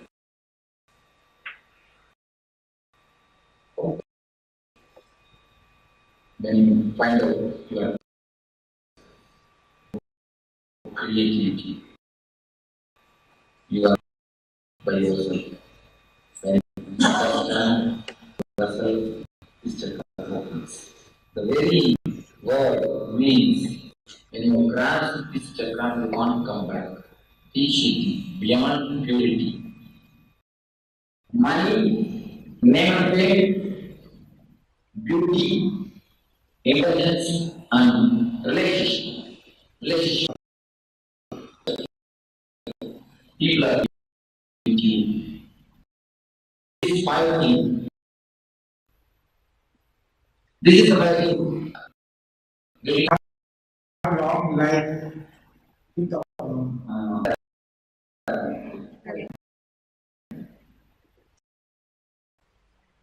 Any other things to be told on this subject? It's a very outward. Now, anything else you consider on this subject? Now let us have a deep look at things. You are just yes, I mean you.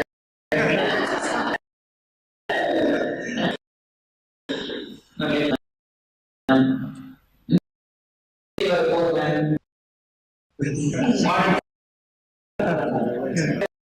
Continuously only telling that I am poor, I am rich. Telling that I am rich also will create some more worries that I am not interested. Anyway, what is this? You are the rich man or poor man?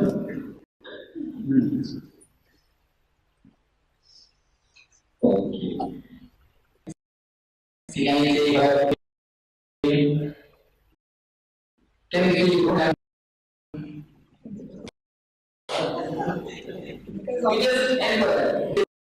You are beautiful.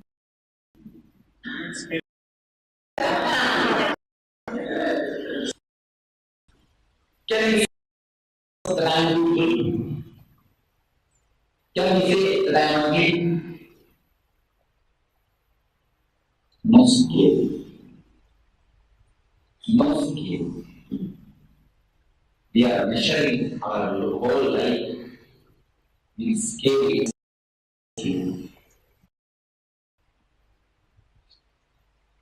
Just with some data, some imagination, you are trying to build your life on data.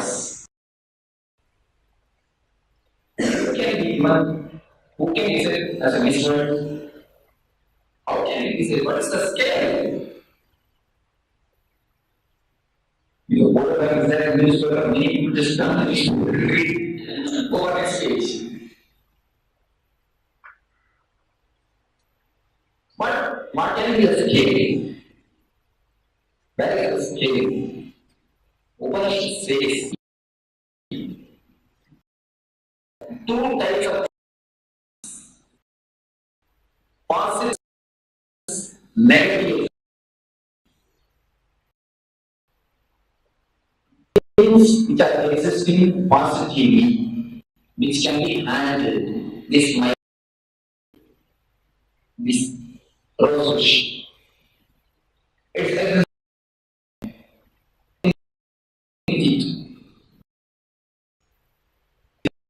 existing negative.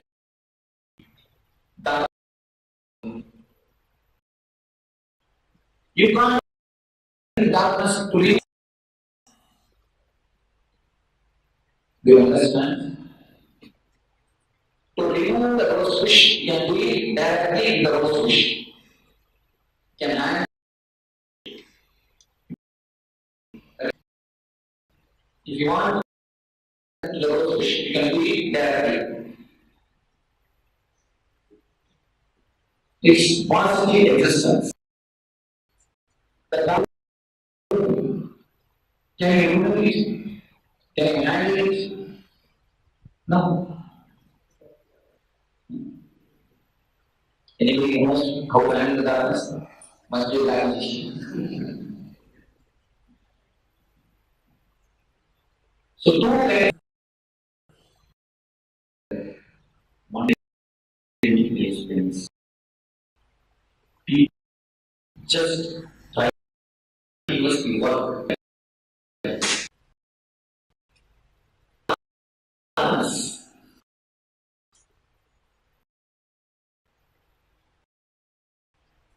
You can't do anything directly with darkness.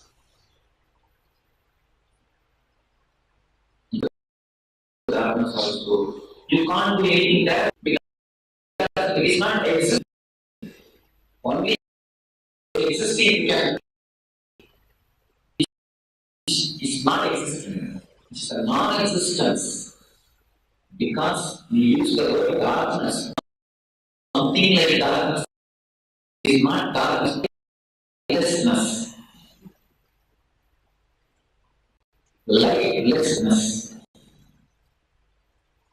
As she said, joylessness is jealousy.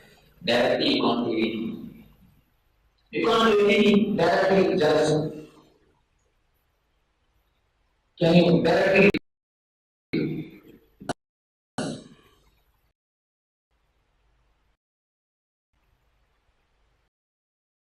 Then you wonder how long to run.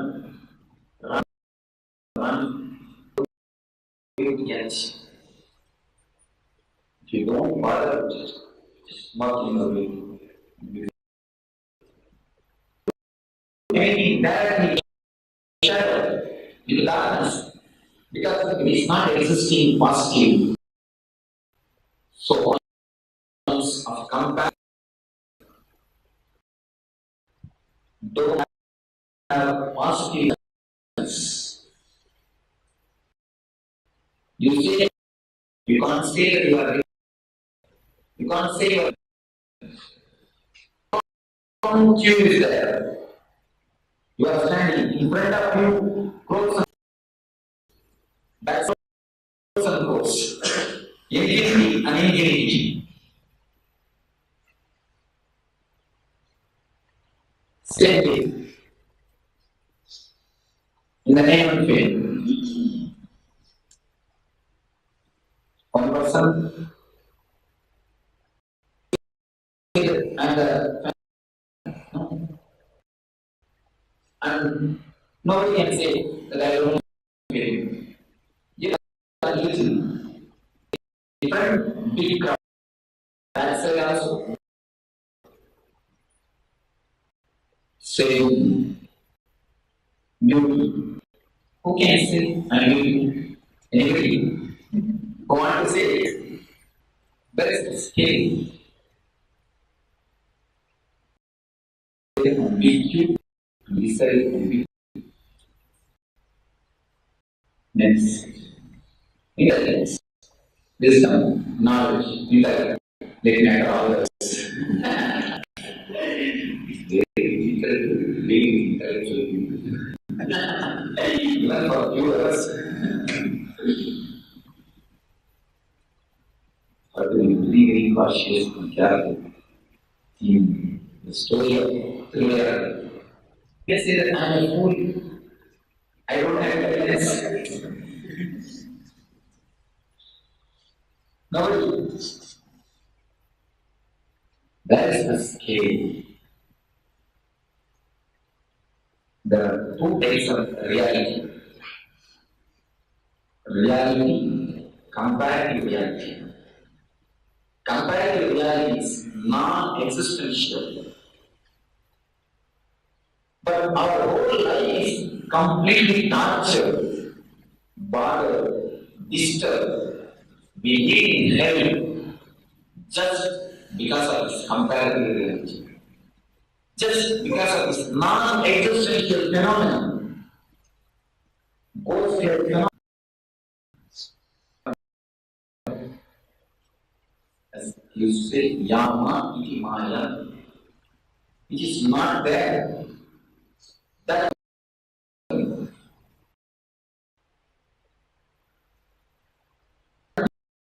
must be compare. Anything compare. Says when somebody is sent to this world, whatever quantity he takes is also sent to the world. Anybody James?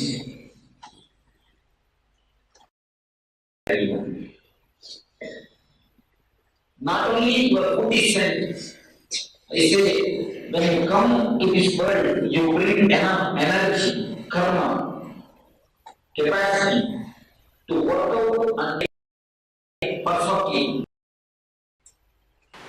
But as soon as you come here, your life, others' life, by comparison. You have been sent with the death of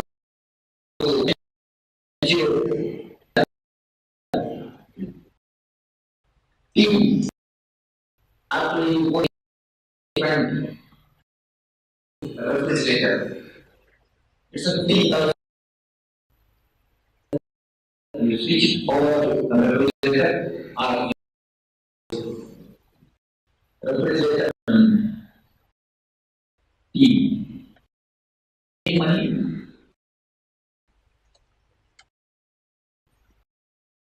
Then suffering is real.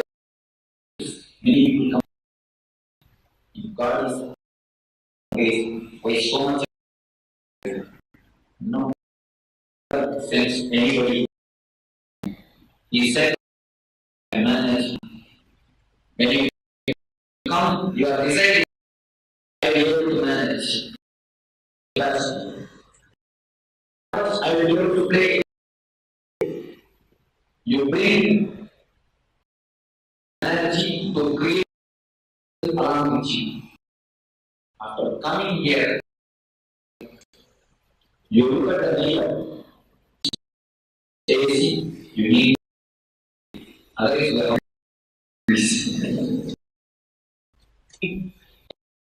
everything is there. Nothing.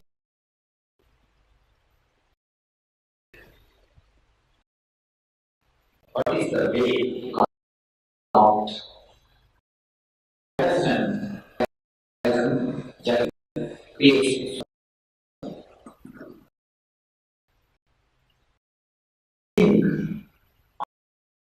almost all your problem is continuously you are with the thing which is not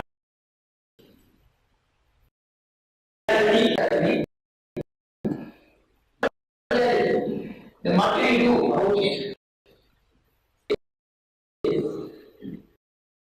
Krishna, you yourself say you are not.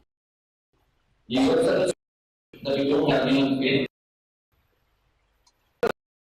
They will say that I am a man. See,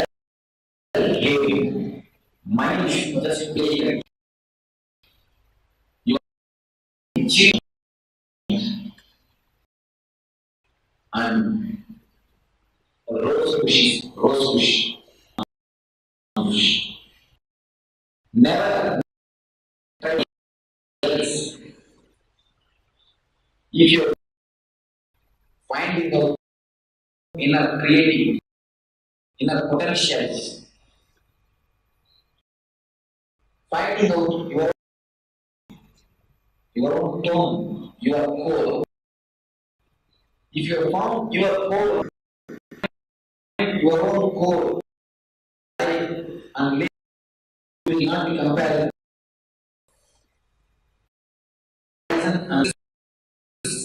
Because who you are, your life. That is why you are just continuously comparing the others. If you know something as your life, you will not start comparing with others, right?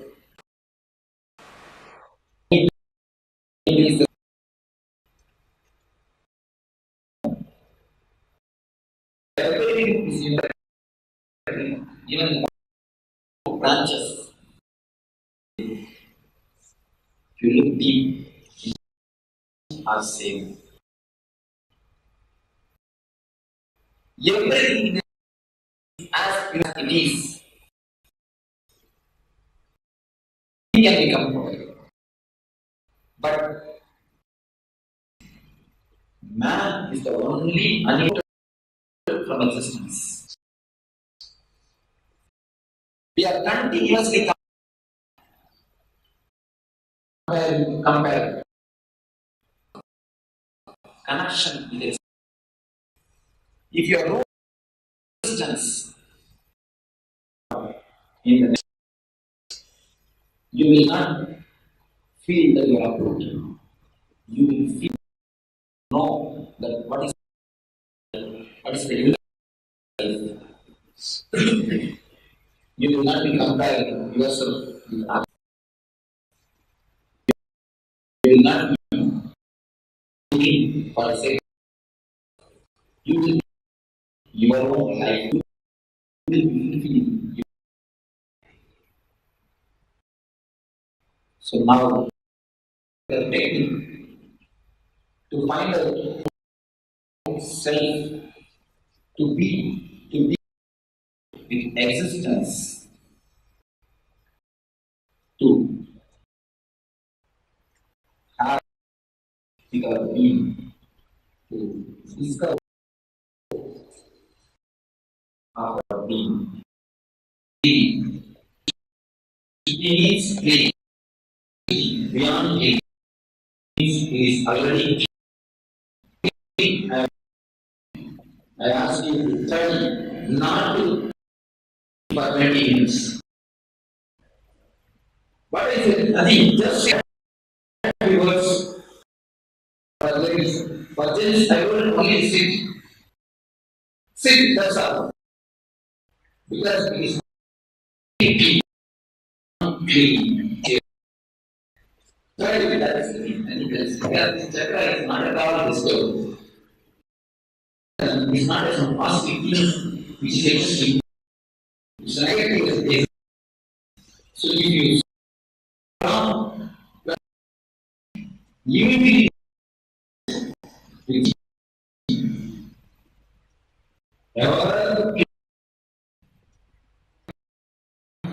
Akarma, Vikarma, doing. Akarma means not doing. Vikarma means beyond doing and not doing. Ashuddhi,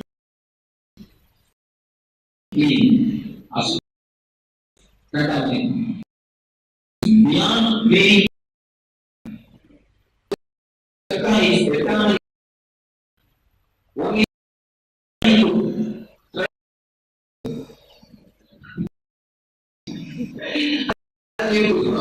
keep quietness for 20 minutes, 30 minutes. This is the simplest. That is why so much complicated. It's very simple.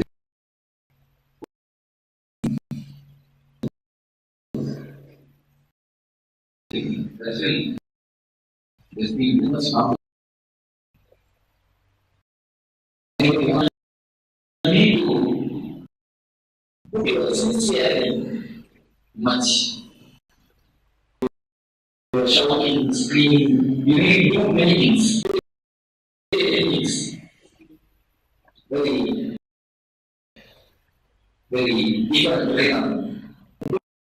Don't think much real things. You need to. Yesterday you are prepared to put your sincerity. You are putting your sincerity. Thinking. Yes, you don't have to take seriously, but your effort. This is singing. Singing means finding the purpose in you. Singing